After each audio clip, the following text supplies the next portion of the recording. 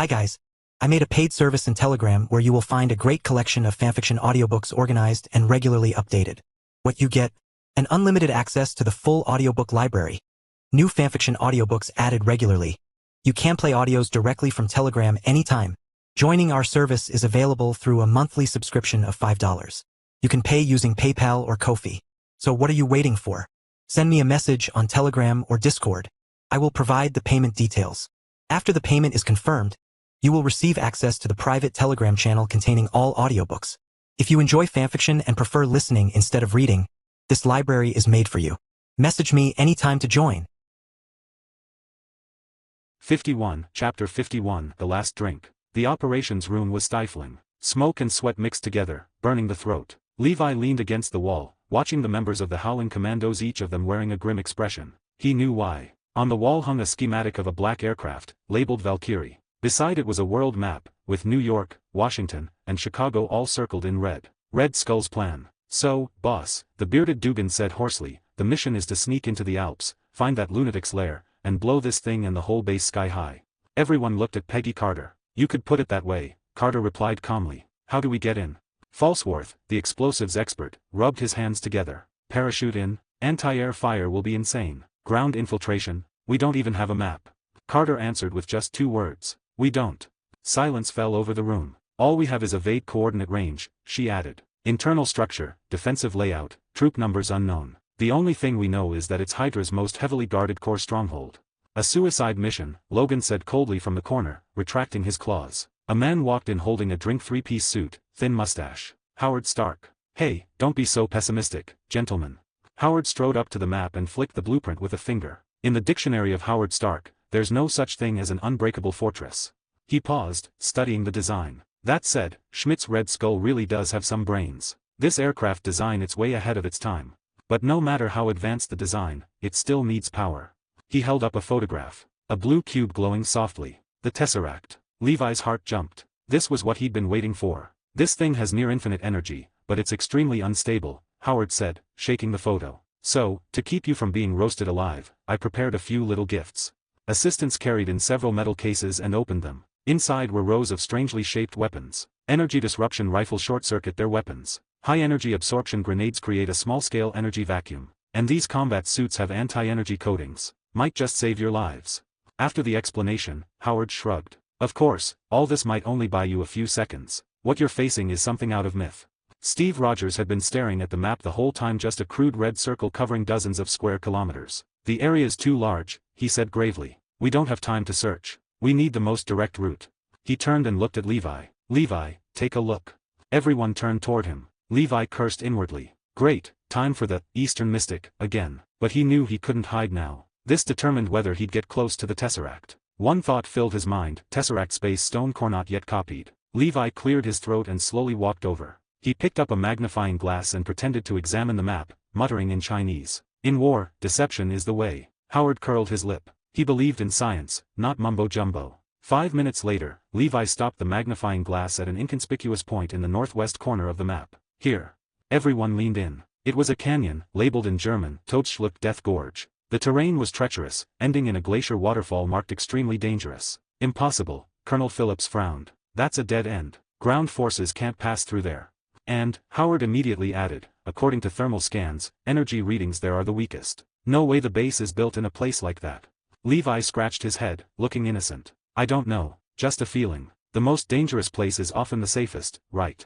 Another feeling. The Howling Commandos believed it. They trusted Levi's instincts more than intelligence reports. Steve glanced at Levi, then turned to Colonel Phillips. Colonel, I trust him. We go in from here. Phillips exchanged a look with Carter, then nodded. All right, he said, checking his watch. Transport plane leaves at 5 tomorrow morning. Good luck. That night, in a London officer's bar, the Howling Commandos took over the biggest table, covering it with alcohol. This was probably their last peaceful meal. No one mentioned tomorrow's mission. No one said goodbye. They bragged loudly, told dirty jokes, and drank glass after glass. Levi sat in the corner, wiping down a modified M1911 pistol. A compact energy absorption device had been added to the frame custom work he'd asked Howard for. Valkyrie's fall. Blow the base. Stop the plane. Damn. Hey, Eastern kid, what are you thinking about? Logan sat down across from him with a glass of whiskey. Tomorrow's mission, Levi said, holstering the pistol. You look excited, Logan said. Not afraid of dying. I'm afraid, Levi smiled faintly, raising his glass. If I die, I can't drink anymore. But fear's useless. Might as well think about how to profit a bit. Profit. Like finding a few bottles of 1928 German dark beer in Red Skull's base. They clinked glasses. Logan didn't respond. He drained his drink. He knew Levi was lying but didn't bother asking. Nearby, Steve stood talking quietly with Peggy Carter. You still owe me that dance, Steve said softly. We'll dance when I get back. All right. I'll wait, Peggy said firmly. Don't be late, soldier. Levi sighed inwardly. That wait would last 70 years. On the other side, Howard Stark slipped free of the crowd and approached with a drink. Hey, intuition kid. He said, sitting down. That thing you said today make the empty seem full. Which Eastern witchcraft book was that from? The Art of War. Never heard of it, Howard sniffed. But I'm more interested in you. You seem to know a lot of strange things. That transistor you mentioned last time I looked into it, very inspiring. What else do you know? A little of everything, Levi said with a grin, then smoothly changed the subject. By the way, Howard, any new discoveries about that blue cube? Is it really that amazing? Amazing? My God, it's the holy grail of physics. Howard leaned in and lowered his voice. Its energy density, spatial structure completely beyond our era. I even suspect it comes from another universe. And how do you channel its energy? Levi asked. Sounds unstable. One wrong move and boom, right. Excellent question. That's exactly what I've been studying. Howard lit up, launching into an enthusiastic lecture about energy properties, controlled activation, and storage methods. Levi memorized every word. Piece by piece, the scattered information formed a plan in his mind. A plan to steal the Tesseract's power right in the middle of gunfire and explosions. They drank until midnight. Arms slung over shoulders, they left the bar and returned to base. No farewells, just exchanged looks and firm nods before heading to their rooms. Levi returned to his room and stood by the window, gazing at the London night. His palm was damp with excitement. Tomorrow would be the most important day since he arrived in this world and the most dangerous. Success meant soaring to the heavens. Failure meant starting over. Red Skull, Captain America, Wolverine, the Tesseract. He whispered the names and grinned. The cast is complete. The stage is set. Let the show begin. 52, Chapter 52, Death Gorge. 4:30 a.m., outskirts of London. The cold was bone deep. Levi pulled his military greatcoat tighter around himself, silently cursing Colonel Phillips 10,000 times over. Again with this hour. These old fossils had no concept of sleep. At the end of the runway, a C-47 transport plane rumbled dully. Under the yellowish lights, the members of the Howling Commandos stood there like statues. The atmosphere was oppressive. No farewells, only the cutting wind. Levi curled his lips slightly, his gaze sweeping over this group of temporary comrades. At the very front stood Steve Rogers, the future Captain America. He was carefully checking the clasps on his shield, his sharp-featured face calm and focused, eyes filled with nothing but the mission. A single-minded idealist, Levi thought. Not far away, a temperamental man sat on an ammo crate, using one bone claw to grind another. Logan. The screeching friction made teeth ache. Levi's eyes lingered on Logan's hand for a second longer. Good thing he'd copied the healing factor back then. That ability alone was the reason he'd survived in this hellhole. As for the others, the demolition expert Dugan, the British gentleman Falsworth, in Levi's eyes, they were just firepower providing background characters. He slipped his hands into his pockets and touched the M1911 at his waist. Under the barrel hung a palm-sized silver metal box, etched with circuitry drawn by Howard Stark himself. At its center was a small blue crystal. Portable energy condenser, Stark had named it. A piece of junk, Stark's final verdict. According to him, the device's only function was to absorb 1,000th of a second of energy upon contact with a high-energy reaction and then immediately burn out. Junk? Levi sneered inwardly. Howard's mind was 50 years ahead of his time, but he still didn't understand the nature of certain powers. Levi knew better than anyone. This junk was his trump card for this operation. He could feel the Tesseract's energy inside his body, like an unstable flame. Ever since he'd impulsively touched that thing, his body had become a bomb that could explode at any moment. And Howard's junk was the fuse he'd prepared. And also the detonator. Time's up. Board the plane. Colonel Phillips's shout shattered the silence. The Howling Commandos turned and filed into the dark belly of the C-47. Levi brought up the rear. A large hand landed heavily on his shoulder. Kid. Colonel Phillips stared at him, complicated emotions swirling in his one good eye. His voice was low. Bring them all back alive. Levi froze for a moment. He knew there were the colonel's relatives in this unit, hand-picked elites. That request carried real weight. He nodded without speaking and stepped into the cabin. The hatch slowly closed. Red emergency lights flicked on, painting everyone's faces with a blood-like hue. The plane taxied, accelerated, then lurched into the air, plunging into the night. 2 hours later, the aircraft reached the skies above the Alps. The C-47 flew almost skimming the ridgelines. Outside the windows were knife-cut peaks and bottomless chasms. Howard Stark's broken voice crackled over the radio. Steve, listen to me. My scanners show a dead end 30 kilometers ahead, nothing there. Trust me, turn back now and I'll treat you to the best bar in London. Steve ignored him, walked straight to the cabin door, and yanked it open. Huh. Sub-zero wind howled in, ice pellets slicing into faces like knives. Levi squinted and looked down. Below was a bottomless rift, the cliffs on either side nearly vertical. At the center of the canyon, a glacial river churned violently. The most overwhelming sight was at the far end of the gorge. A colossal glacier waterfall, hundreds of meters wide, plunged straight down from the heavens. Ice blocks and meltwater smashed into a deep pool below, the roar penetrating the cabin and rattling eardrums. Prepare to move. Steve roared, the first to clip his hook onto the rail inside the aircraft. Their plan was insane. Not parachuting but rappelling directly from the plane into a canyon hundreds of meters deep. Levi, you're first. Steve turned to him. Why is it always me? Levi protested. We need your judgment, Steve said simply. Go down and scout. Fine. Levi didn't argue. With help from several teammates, he was hung outside the cabin. Below him was the abyss, the gale swinging him violently side to side. Drop. At Steve's command, the winch spun. Whoosh. Levi's body plunged straight into the darkness. The sensation of free fall crushed his organs. Wind screamed past his ears. He forced himself to stay focused, pushing his enhanced perception to the limit. Everything around him slowed in his mind. Halfway down the gorge, a sharp spike stabbed his brain. Danger. He screamed into the throat mic with all his strength. Left. Watch the left. That protruding black rock, something's wrong with it. The instant the words left his mouth, the black rock split open silently, a blue glowing barrel extending outward. Hum. A blue energy beam thicker than a thigh tore through the air, blasting toward Levi in midair. Watch out. Shouts erupted over the comms. Too fast. No time to react. At that moment, a red and blue figure leapt out of the aircraft. Steve. Clang. A thunderous crash echoed through the canyon. The vibranium shield slammed into place in front of Levi. The energy beam struck the shield head-on. The terrifying energy was absorbed, then dispersed outward, forming a ring of blue light. Wherever the ring swept, the cliff walls burned red-hot. Steve was thrown into a violent spin by the impact, but he stabilized himself, gripping the shield with iron determination. Take it out. He roared at the plane. Copy. Up above, Falsworth shouldered an energy disruption rifle, locked onto the turret, and pulled the trigger. An invisible ripple hit the emplacement. The turret's blue glow faded rapidly. Black smoke poured out as it retracted back into the rock. You all right? Steve swung over to Levi, his voice tight with lingering fear. I'm fine, Captain, Levi gasped. Good thing you reacted fast.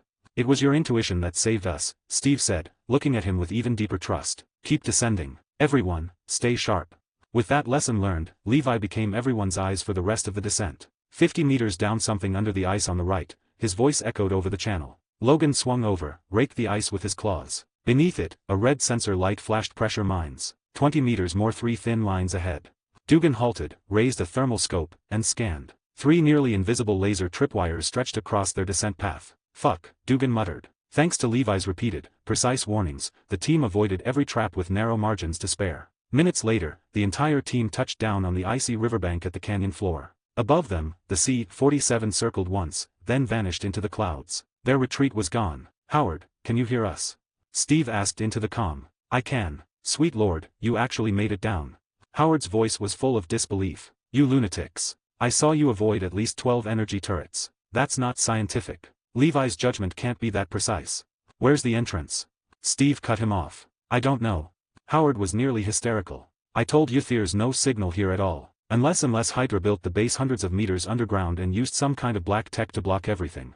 Steve frowned and instinctively looked at Levi. Everyone's eyes turned to him again. Levi said nothing. Under the pressure, he walked up to the massive glacier waterfall. The thunderous roar nearly tore eardrums apart. Freezing mist slammed into his face. He reached out and touched the seemingly indestructible ice wall. Biting cold spread from his fingertips. But in his perception, this wasn't ice at all. It was a hologram. Behind it lay an absurdly thick alloy gate. Defense rating? Indestructible. It required higher dimensional energy. Levi took a deep breath and reached for the junk condenser beneath his pistol. He turned around, looking at the shivering teammates behind him, and spoke calmly. Gentlemen, entrust your eyes.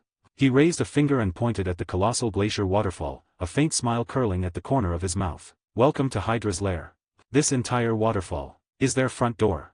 53, Chapter 53, the truth smashed out by a shield. The whole waterfall was a door. What kind of insane nonsense was that supposed to be? Had this kid stayed in the frozen wilderness for too long and gotten his brain turned into an ice block? What kind of goddamn international joke is this?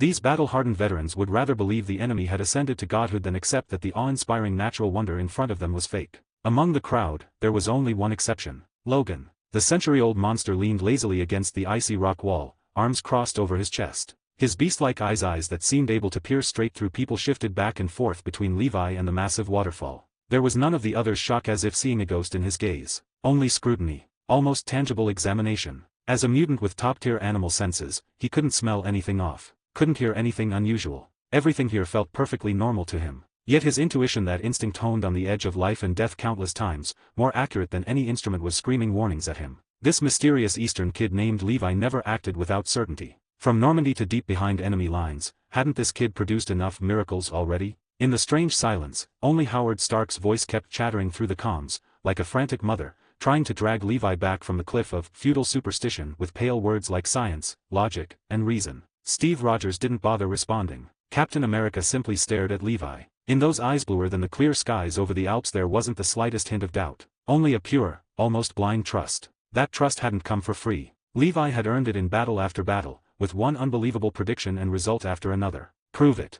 Steve finally spoke. His voice wasn't loud, but it was rock-steady, like an anchor driven into the ground. In an instant, it suppressed Howard's ranting over the channel and the unease in everyone's hearts. Prove it. When Levi heard those two words, he nearly burst out laughing inside. That was exactly what he'd been waiting for. Otherwise, instead of blowing up a Hydra base tomorrow, he'd be wrapped up and delivered straight to Howard Stark's lab, strapped to an operating table and sliced open as a research specimen. So he needed proof that was simple, brutal, and intuitive, something that would shut everyone up, especially that science-obsessed maniac Howard. Levi turned back to Steve, grinning broadly, his teeth looking especially white in the cold air. Captain, the proof couldn't be simpler. He pointed at the red, white, and blue shield on Steve's arm, the iconic star emblazoned disc, and spoke as casually as if asking a guy on the street for a light. Take that precious pot lid of yours and smash it into that thing with everything you've got. Steve froze. The howling commandos froze. On the other end of the comm, Howard outright exploded. That's it. Levi, are you actually insane or just pretending? His voice went hoarse with agitation. That shield is vibranium, a miracle metal, the only one of its kind on Earth, but it's still just a shield. You want Steve to throw it into a waterfall. Are you trying to make us lose our only super soldier's most important and only weapon before the mission even starts? What if it falls into the pool behind it and we can't get it back? You paying for it? Try it and you'll know. Levi shrugged indifferently, wearing the calm expression of someone thinking you mortals really worry too much. Steve studied Levi deeply. In those pitch-black eyes, he saw absolute confidence, control. His doubts vanished. All of you, fall back. He barked the order, then stepped back several paces himself, giving enough room to wind up. He removed the shield from his arm and gripped it tightly. Beneath the tactical suit, muscles reinforced to the human limit by the super soldier's serum bulged instantly, like a hunting leopard coiled to strike. Hips twisted, core engaged, power surged up the spine and into the arm. His entire body became a fully drawn bow. The next instant, the bowstring snapped free. Whoosh! The red and blue circular shield turned into a near-invisible blur, screaming through the air as it traced a perfect arc of death, spinning, howling, and smashing straight toward the seemingly soft but secretly lethal glacier waterfall. Everyone present, including Logan, instinctively held their breath, eyes locked on the spinning afterimage. In their expectations, the shield would pass straight through the water curtain, splash a little, then plop into the pool behind it. But what happened next shattered decades of understanding like a hammer from God. Clang! A metallic crash so sharp and deafening it didn't seem like it belonged on Earth detonated throughout the canyon without warning. This wasn't the dull thud of shield against ice or rock. It was something purer, harder, more terrifying, as if two neutron stars had collided at light speed, screaming out the universe's lament. The vibranium shield thrown with enough force to smash a tank hit the waterfall and rebounded as though it had slammed into an invisible, God-forged absolute barrier. It flew back faster than it had come, carrying even greater force. At the point of impact, the once seamless, roaring waterfall suddenly erupted into violent energy distortion. The holographic projection flickered like an ancient TV kicked in rages now, static, warped data. And in that less than a tenth of a second gap, a massive, pitch-black metal wall flashed into view behind the waterfall. No reflection. Smooth as a mirror. Though only a glimpse, its cold, anti-life texture and the enormous, grotesque Hydra emblem carved into it, mocking the world, was burned into everyone's retinas. My God. Howard Stark's voice over the comm sounded like someone choking, half-air, filled with disbelief and the collapse of faith. That material, that energy reaction, impossible, absolutely impossible. The howling commandos stood frozen, as if Medusa herself had glanced their way. Shock gave way to horror, then to deep, almost worshipful awe as they looked at Levi. This was no longer something good luck or sharp intuition could explain. This was a miracle. A prophet. Steve twisted and caught the rebounding shield cleanly. The force still sent a numb tremor through his well-trained arm. He glanced down. The shield was flawless, not a scratch on it. He looked back up at the now perfectly normal waterfall, eyes heavy with gravity. "How did you know?" he asked Levi. The question everyone wanted answered. "Guessed."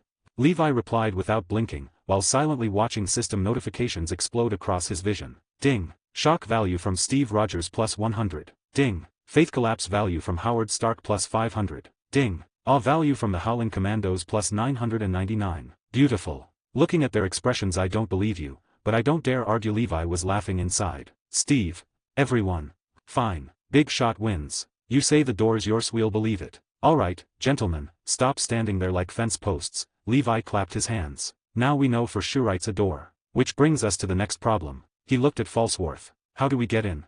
Falsworth jolted as if electrocuted, rushed to the waterfall, and pulled out a ridiculous number of blinking instruments from his bottomless pack, scanning the impact point like a madman while rattling off incomprehensible data. Minutes later, he shut everything down and turned around, his face paler than the ancient ice beneath them. "Captain," his voice was dry, desperate. "We're screwed."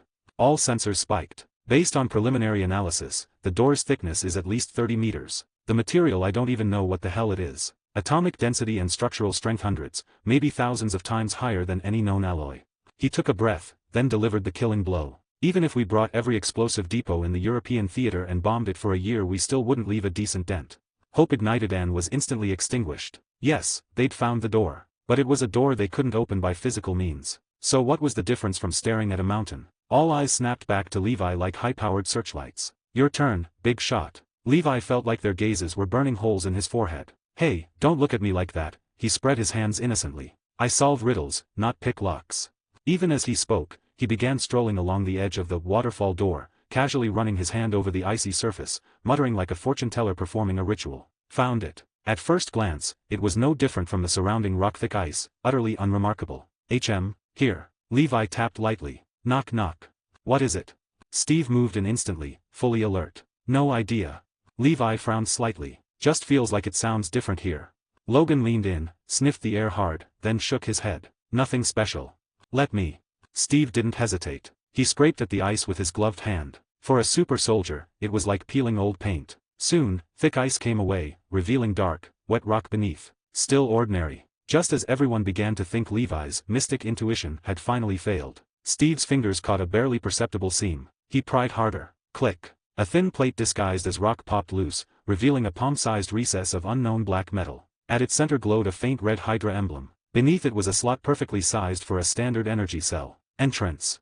Dugan whispered excitedly. "No," Falsworth corrected immediately, studying it. "More like a keyhole."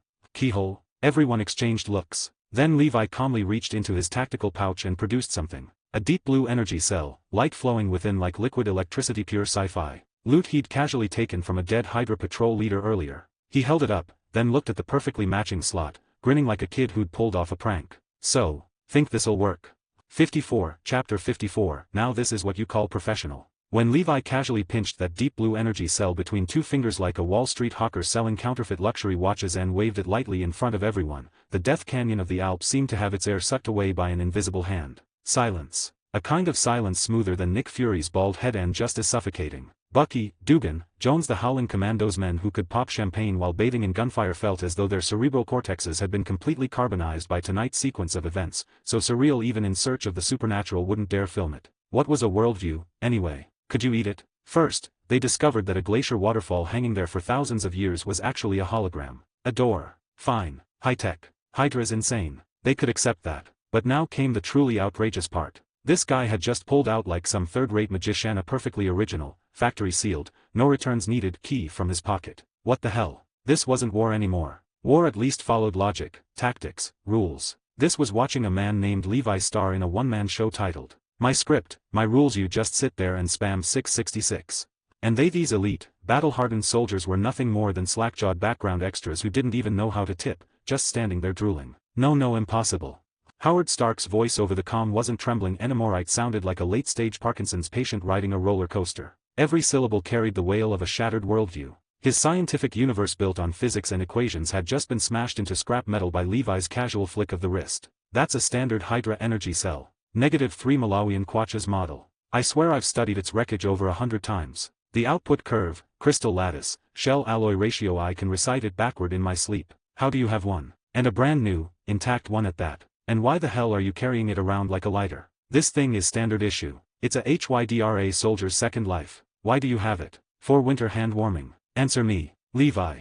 Howard's roar exploded in everyone's ears like a string of firecrackers. And yet no one could answer him. Because everyone present, including Steve Rogers, wanted to shout those exact same words at Levi. The way they looked at him. No, he wasn't a comrade, nor a freak. He was an alien wearing human skin. A bug sent back from the future. A walking, breathing why? Oh, this. Faced with questioning intense enough to make any polygraph self-destruct, Levi merely weighed the energy cell in his hand, utterly unfazed, like he was saying, "Oh, I found a penny on the street.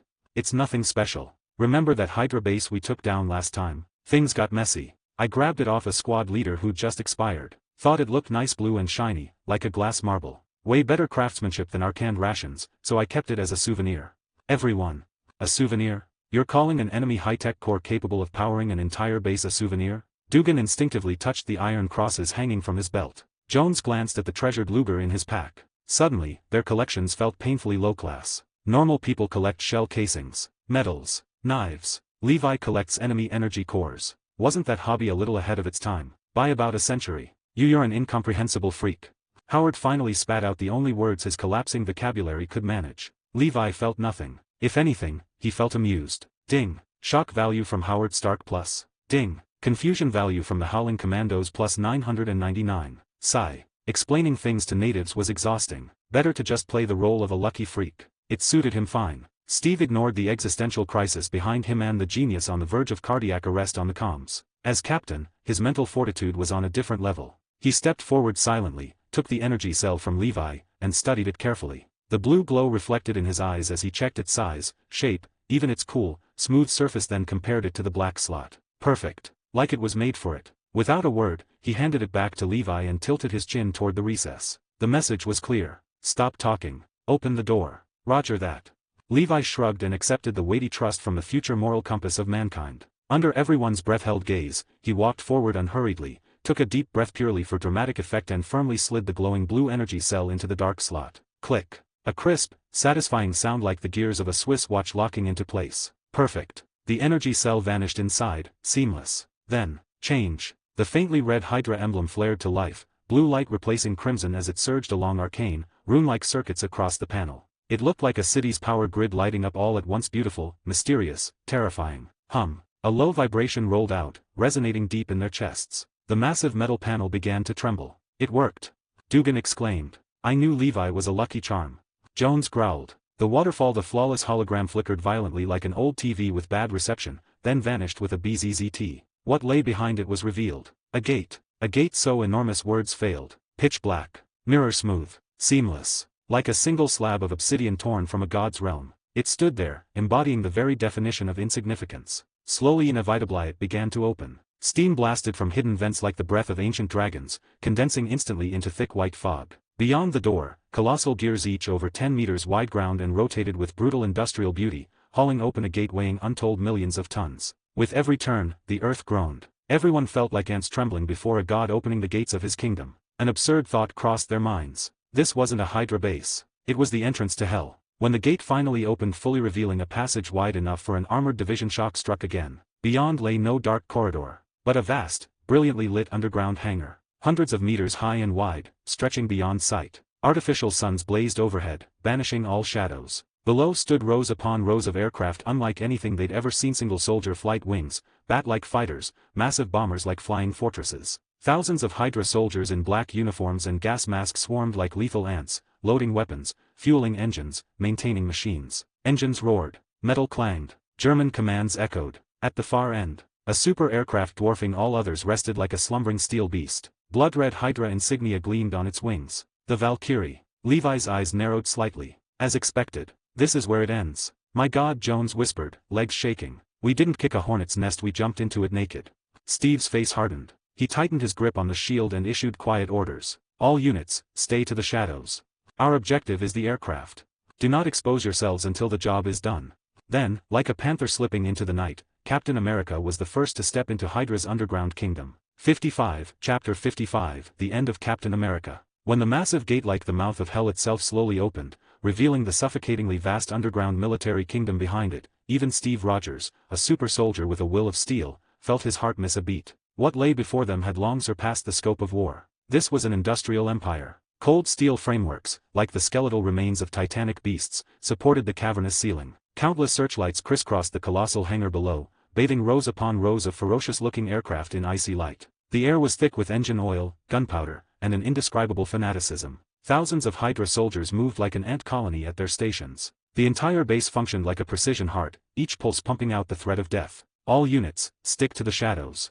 Steve's voice was pressed low, sharp as a dagger dipped in ice, cutting straight through the slight disorientation in his men's minds. His gaze was frighteningly calm, as if the steel hellscape before him were just another ordinary fortress to be conquered. Our objective is that aircraft. He nodded toward the enormous black bomber deep in the hangar, the Valkyrie, the core of Hydra's doomsday plan. Remember to not expose yourselves before we succeed. Before his words fully settled, he was already moving. Steve bent low, every muscle in his body taut, and slipped forward like a panther melting into darkness, silently stepping into Hydra's underground kingdom. The Howling Commandos lived up to their reputation as battle-hardened elites. After a brief moment of shock, they snapped back into professional focus. No wasted words, just exchanged glances filled with resolve as they followed Steve, using massive aircraft and machinery as cover, silently infiltrating deeper into the hangar. Their movements were fluid and synchronized, like a single organism advancing through darkness, each step perfectly timed between the roar of engines and the footsteps of guards. Steve guided them with simple hand signals, an upraised palm, a clenched fist, a pointed finger, each gesture carrying instructions precise down to the second. They slipped through long shadows, bypassed patrols, avoided rotating cameras. The entire operation flowed flawlessly. Falsworth, those small aircraft are yours, Steve murmured, gesturing toward the bat-like single-soldier flight wings parked on the tarmac. Understood. James Montgomery Falsworth, the gentleman soldier from Britain, had a glint of excitement in his eyes. He immediately pulled out adhesive explosives from his pack, his hands moving with a watchmaker's precision as he silently attached charges to the engines and fuel tanks of the aircraft. The plan was simple and brutal. Create chaos. Set off the biggest, brightest fireworks this underground kingdom had ever seen, draw all of Hydra's attention away. Then, Steve and Levi, the two sharpest blades in the team, would strike straight for the ultimate targets, Red Skull and the Valkyrie. A few minutes later, when Falsworth flashed an OK from the shadows, Steve took a deep breath. His gaze cut across the noisy hangar, past countless moving figures, locking onto a distant elevated platform. There, a man in a black leather trench coat was addressing a group of Hydra officers. Red Skull. Johann Schmidt. Even from afar, the aura of arrogance and cruelty rolling off him was unmistakable. Execute, Steve whispered. Falsworth pressed the detonator. Boom boom boom boom. A chain of violent explosions erupted across the hangar without warning. Dozens of freshly fueled flight wings instantly became towering fireballs.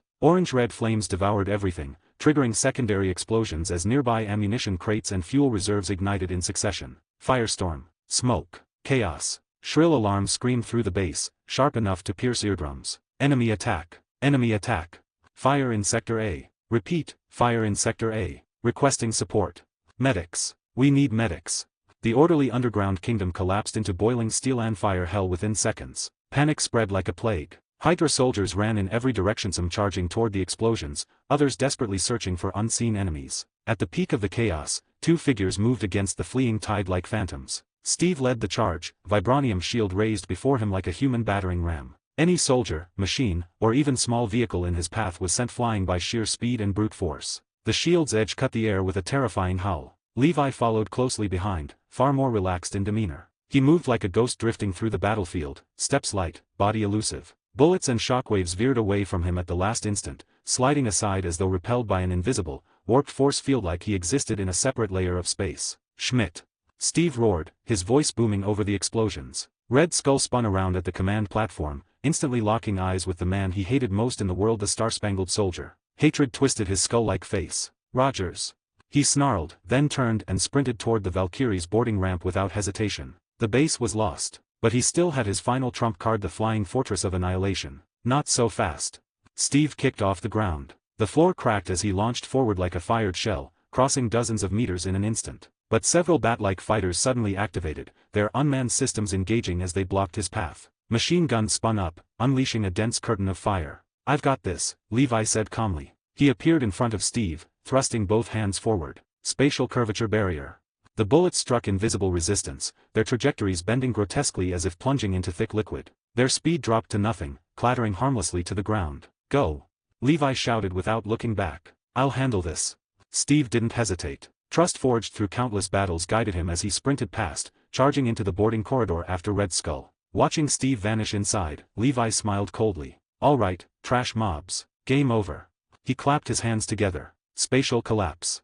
The space around the attacking fighters crumpled inward as if seized by an invisible fist. Alloy hulls shrieked and twisted, crushed into sparking wreckage in under a second. With the path clear, Levi didn't spare the battlefield another glance. He turned and ran into the Valkyrie. Inside, Steve and Red Skull were already locked in brutal combat. The massive cabin echoed with the thunder of fists and shattered metal. Each collision dented the walls, leaving horrifying impressions. Levi didn't interfere. This was Steve's fight, the ultimate clash of ideals. Hope versus fascism. Instead, Levi's eyes locked onto the center of the cockpit. There, suspended in an energy apparatus, glowed a cube of pure blue light. The Tesseract. This was his true objective. You can't win, Rogers. Red Skull laughed maniacally after forcing Steve back. I wield the power of the gods. Of the universe itself. You're nothing but a clown in a costume, selling cheap hope.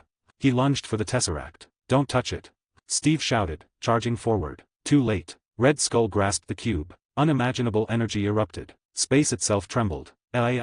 His scream was no longer human. His body disintegrated into light, torn apart by cosmic force, drawn into a blinding beam that punched through the aircraft's hull and into the heavens. When the light faded, the Tesseract fell, unstable, burning through the metal floor before plunging into the frigid Arctic Ocean below. The Valkyrie spiraled out of control. Systems failed. Bombs capable of destroying cities lay armed. Steve fought the controls in vain. Levi barely noticed. His attention was fixed on the hole left behind, residual spatial energy lingering like a forbidden nectar. His system screamed with desire. One chance. System now. Copy it.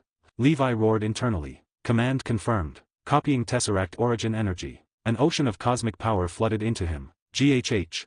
His body felt like a glass vessel under crushing pressure. Every cell screamed. Every power he had was overwhelmed. Darkness took him. The last thing he heard was Steve's voice over the radio, gentle and full of regret. Peggy, I think I'm going to miss our dance. Steve.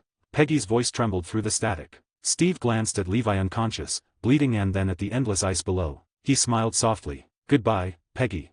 The Valkyrie plunged into the ice like a falling star. A final, silent explosion of frost. And then, nothing. 56, Chapter 56, One Sleep Straight to the 1990s. For Levi, time had lost all meaning. He felt as though he had sunk into an endless abyssal sea, absolute zero darkness wrapping around everything. There was no light, no sound, no sensation, even the spark of thought itself was extinguished the instant it fell into that void. Who was he? Where was he? How much time had passed? He didn't know. There was only nothingness. The energy he had forcibly copied from the Tesseract, vast as a sea of stars, was now wreaking the most primitive and brutal destruction inside his body. Like a caged beast trapped in a porcelain shop, it tore and crushed every cell, trying to erase his very existence from the material plane. Yet within Levi's body, two other forces stubbornly resisted this annihilation. One was the S-rank regeneration factor, the foundation of his survival. It was like a tireless repairman. The instant a cell was destroyed by cosmic energy, it immediately went to work repairing it. Though the repair speed lagged far behind the destruction, it never stopped, stubbornly maintaining the basic integrity of Levi's body so that he wouldn't instantly disintegrate into cosmic dust. The second force was the super soldier serum. It acted more like an indestructible internal framework, reinforcing every aspect of his body from bone density to cell membrane toughness far beyond human limits. If an ordinary human body was a wooden house, Levi's was a reinforced concrete fortress. The cosmic energy was terrifying, yes, but destroying this fortress required far more time and effort. And so, within his body, a horrifying balance formed. Destruction. Repair. Destruction again. Repair again. This endless cycle continued in darkness and ice for a very, very long time. Long enough for oceans to change and empires to turn into dust in history books. No one knew how much time had passed. The ice that initially encased Levi, carried by glacial movement and fragmentation, eventually broke away from Greenland and became a drifting iceberg in the Arctic Ocean. Carried by unknown currents, it wandered south in lonely silence. Then, a powerful warm current altered its fate. The iceberg drifted farther south, melting rapidly in increasingly warm waters, shrinking day by day. Finally, in 1995, near the coast of California, the iceberg that had once imprisoned two legends reached its end and shattered completely. The wreckage of the Valkyrie, along with Steve Rogers, sank into the deep, dark ocean, waiting decades to be discovered by Howard Stark's son. Levi, however, was luckier. A massive chunk of ice containing him was caught by a strong undersea current and violently pushed toward the nearby shore. Crash. With a heavy impact, the ice broke apart. Levi's body, like discarded debris from another era, was thrown onto a deserted beach by the waves. Warm Californian sunlight fell for the first time on his face, a face frozen in youth for 50 years. That warmth shattered the fragile balance inside him. The regeneration factor and super soldier serum surged forward like reinforcements, while the cosmic energy after 50 years of constant erosion finally showed signs of exhaustion. Levi's eyelids trembled. Then his eyes snapped open. He gasped for air like a drowning man. Cough, cough. Icy seawater mixed with blood spilled from his lungs. He collapsed on the sand, every cough burning like fire inside his chest. Who am I? Where am I? Am I still alive? Memories flooded back. World War II, the howling commandos, Steve's resolute back, Red Skull's mad laughter, the Tesseract, the crashing plane, endless cold. He struggled upright, staring around blankly. A strange beach, cliffs behind him, endless blue sea ahead. Everything seemed normal. Then he noticed what wasn't. A deafening roar tore through the sky as a sleek jet streaked overhead, far too advanced for World War II. Far out at sea, a colossal steel ship moved slowly across the horizon, like a floating city. Levi looked down at himself. His World War II uniform was torn, soaked, reeking of mold and salt. He staggered up a dune. On the other side, a wide black highway. Cars of all colors and smooth designs speeding past. Where is this? He muttered hoarsely. Before he could process it, two black sedans screeched to a halt nearby. Men in black suits and sunglasses poured out, weapons raised, moving with silent precision as they surrounded him. Two figures approached. One was a tall black man in his 30s, expression cold, eyes sharp as a hawk. The other, a younger white man with a perfectly measured, polite smile standing subtly in a protective position. Don't move. Raise your hands, the younger man said calmly, gun unwavering. We just want to ask a few questions. English. Levi understood and relaxed slightly. He raised his hands. Right now, he could barely stand. The black man stepped forward, eyes lingering on Levi's World War II uniform and unnaturally young face. Who are you? He asked calmly. Why are you here? This is a restricted military zone. Levi opened his mouth and realized he had no answer. I don't know, he said truthfully. I woke up on this beach. The black man crouched, collected a blood-stained ice fragment, sealed it in evidence. Then he looked Levi straight in the eyes. One last question, he said evenly. What year is it? Levi froze. 1945. The younger man Phil Coulson looked shocked. The black man Nick Fury looked grave. Target confirmed, Fury said into his comm. Identity unknown. Claims to be from 1945. Activate Level A containment. As Levi was escorted away, he overheard. Fury, do you think he's telling the truth? That's not the point. A man in a 50-year-old uniform appearing here is not normal. 50 years. Levi finally understood. He hadn't crossed worlds. He had simply slept for half a century. Days later, in a white room, Levi pieced together the truth. It was 1995. This place was SHIELD. The project was Project Pegasus. And today, the beginning of Captain Marvel's story. Levi stood as alarms blared. His eyes burned with resolve. His chance had arrived. 57, Chapter 57. This chance only once. The alarm sounded like a rusted blunt saw, dragging back and forth across Levi's eardrums. Slow, cruel, relentless. Each flash of the blood-red emergency lights turned the pristine white cell into something like a slaughterhouse, light and shadow interlacing until the air itself seemed to carry the stench of blood yet to come. Explosions. Gunfire. Screams laced with terror and despair. They surged in waves from outside, drawing closer and closer, like the tides of hell crashing against his lone, fragile boat. Levi stood in the center of the room. His body, frozen for half a century and only recently awakened, was still gripped by deep weakness, trembling uncontrollably. Yet the gaze within those frail limbs burned with startling brightness, sharp enough to pierce the cage around him. It was the look of a traveler who had crossed a boundless desert for months, dying of thirst, only to finally glimpse a patch of green on the horizon. Madness, greed, and a resolve that would pay any price. An opportunity. No one understood SHIELD's methods better than he did. Once this sudden chaos subsided, what awaited him would never be freedom, only tighter confinement, deeper experimentation. They would dissect him like a rare lab rat, layer by layer, squeeze every last secret tied to the Tesseract out of him, and then seal him away as a specimen forever. He could not allow that future. He had to escape. Now, this very moment. Boom. A roar deeper and heavier than all previous explosions thundered nearby, as if a primordial beast had turned over beneath the earth. The entire room shook violently. Dust poured from the ceiling like falling snow. Levi staggered, nearly collapsing as the weakness surged again. But within that destructive shockwave there was life. The white door before him, forged from high-strength alloy and symbolizing absolute confinement, shrieked as metal warped. Cracks spider-webbed where the frame met the wall. The electronic lock panel erupted in a shower of sparks, then went dark with a sharp ZZZT. The door opened a crack, just wide enough for a person to squeeze through. A slit that led to hell air to heaven. Levi's pupils shrank to pinpoints. He did not hesitate for even a fraction of a second. The instant the lock died, he gathered every shred of remaining strength and hurled himself forward like an arrow loosed from the bow. His shoulder slammed into the door, forcing it open as he squeezed through. Outside the cell was a vision of purgatory. Emergency lights flickered erratically, snapping between light and darkness, tearing the world into fragments. The air was thick with gunpowder, burning plastic, and an overwhelming stench of blood. The once white walls were riddled with bullet holes and scorched black, and several SHIELD agents lay sprawled across the floor, their warm blood pooling into dark, irregular stains. Surviving agents took cover behind corners and fallen debris, trading fire with unseen enemies. Bullets screamed through the narrow corridor, each impact blasting sparks and concrete dust from the walls. Levi's glaring white prison uniform made him a walking target. He lowered his body, eyes rapidly tracking the rhythm of gunfire. Now, in the brief lull between two volleys, he executed a forward roll fluid, instinctive, guided by the super soldier serum and slipped precisely behind a still warm corpse. Though weak, combat instinct was etched into his bones. His hands moved fast, searching the body. A pistol heavy, solid, 2 spare magazines into his pocket. A malfunctioning radio crackling with static discarded. Enough. He holstered the gun behind his waist, pressed his body flat against the cold floor, and slithered through the chaos like a snake in the shadows, using toppled filing cabinets and debris as cover. He wasn't charging for the exit. He was moving against the flow toward the heart of the chaos. Because only there lay his true chance to live. Attention all units. Target moving toward Archive Zone B7. Repeat target in B7. Director Fury. We've lost contact with Dr. Marvell. Damn it. Patch me through to the Air Force now. I want to know who the hell is up there. Broken, static-ridden radio chatter echoed from around the corner. Levi peeked out and spotted a familiar figure, Nick Fury, advancing with Phil Coulson and a squad of heavily armed agents, firing with precision as they pushed deeper into the corridor. Fury's face was as taut as ever, his single eye blazing with cold intent. Every shot he fired was calm and deliberate, his voice issuing crisp orders without pause. The younger Coulson stayed close, weapon up, one hand at his earpiece, efficient, composed. That's it. Levi's heart slammed hard. He remembered clearly this was the place. In the movie, the battle between Carol Danvers and the Kree, the explosion that changed everything, began right here in Archive Zone B7, where the Lightspeed engine was stored. He followed at a careful distance, ghost-like, close enough to observe but far enough to avoid notice. The path to hope was anything but smooth. As he rounded a corner stacked with clutter, he collided head-on with a SHIELD agent running in haste. Sorry.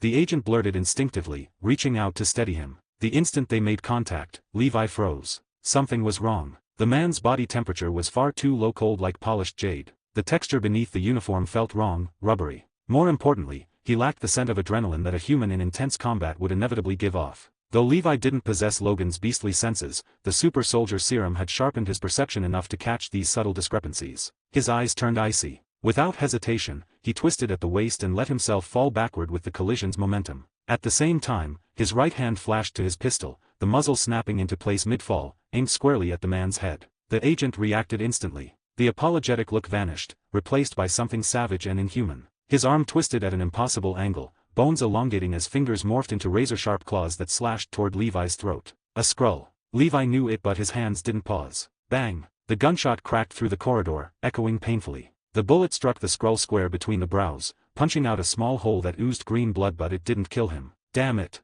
Levi cursed inwardly. He'd forgotten how tough Skrulls were. The Skrull shrieked, enraged, lunging again. Levi rolled aside just in time, then kicked off the wall with all his strength, smashing into the fire extinguisher case. Glass shattered. A red cylinder clattered free. He grabbed it and slammed the trigger. Hiss! A dense cloud of white powder erupted, engulfing the Skrull's face. Blinded and choking, the creature roared in confusion. Now, Levi discarded the empty extinguisher, surged forward, and jammed the gun barrel straight into the Skrull's open mouth. Then he pulled the trigger. Bang, bang, bang. Every remaining round emptied into its skull. The shots detonated from within, turning the Skrull's head into a slurry of green blood and bone. The body crashed to the floor, convulsed briefly, then reverted to its true green-skinned, long-eared form. Levi braced his hands on his knees, gasping. That brief exchange had drained nearly all the strength he'd regained. Inside him, the cosmic energy dormant for 50 years began to stir again, burning like magma in his veins. He couldn't stop. Forcing himself upright, he staggered onward toward B7.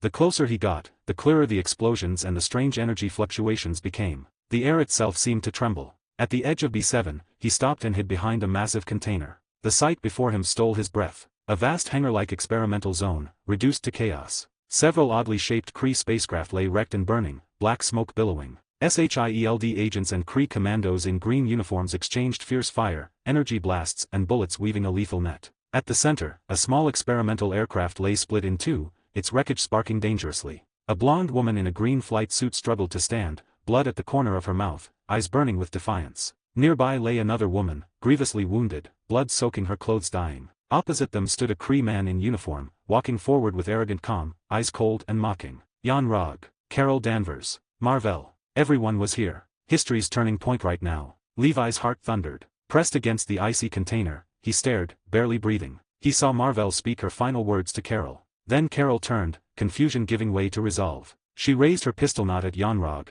but at the damaged engine in the wreckage, glowing with unstable blue light. The light-speed engine. The Tesseract's energy core. Don't, Levi almost shouted. Don't shoot it, you idiot. Shoot the man, not the engine. But he swallowed the words, locking them in his throat. Because he knew. That shot had to be fired. It was Carol Danvers' destiny to become Captain Marvel. And it was his Levi's only chance to break free and truly live. At the very instant Carol's eyes hardened and her finger tightened on the trigger. The cosmic energy dormant within Levi, born of the Tesseract, resonated violently with its source. It roared awake, humming and vibrating at an unprecedented frequency. Every cell in his body seemed to awaken to crave, to rejoice, to welcome a coming feast of destruction and rebirth. Pain tore through his nerves, yet buried deep within it was an intoxicating, almost blissful sensation. The herald of annihilation. And of new life. Levi clenched his teeth until blood seeped from his gums, eyes bloodshot with agony and anticipation. Through the narrow gap, he stared at the blonde woman, at her slender finger pressing down. Here it comes. The next second. The entire world was swallowed by a blinding, pure, all-devouring blue light. 58, Chapter 58, This Gamble Won.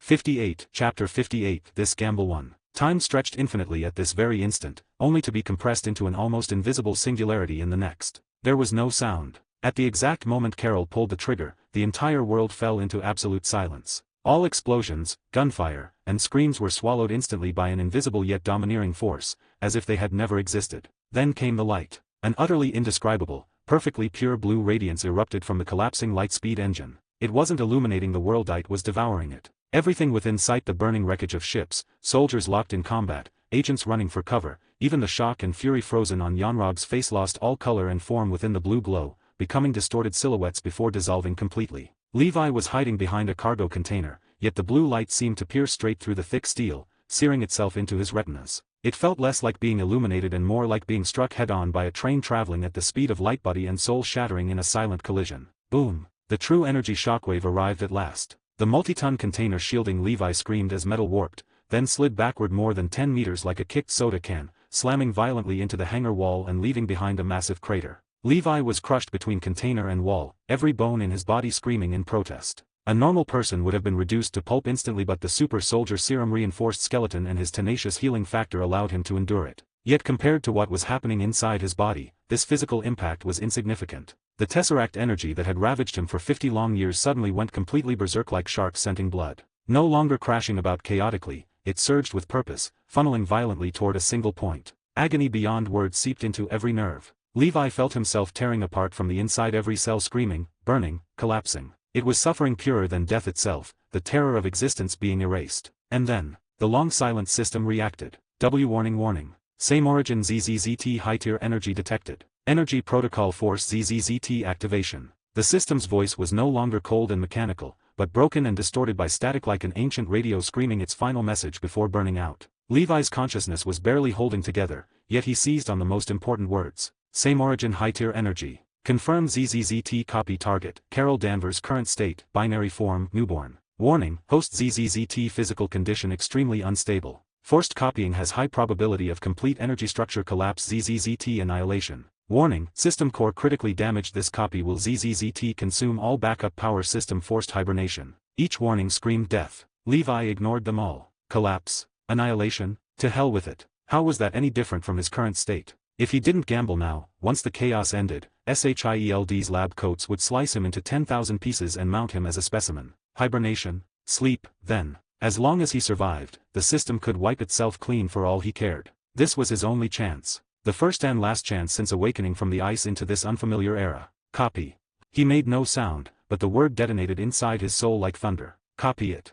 Command confirmed. Initiating copy binary form. In the next instant, a brand new energy vast and majestic was forcibly torn from the heart of that blue radiance and violently poured into Levi's body. If the original Tesseract energy within him was a feral beast that knew only destruction, then this newly arrived binary energy was a master tamer, calm, precise, absolute. When the two same origin forces met, there was no greater explosion. Instead, something miraculous occurred. Ka!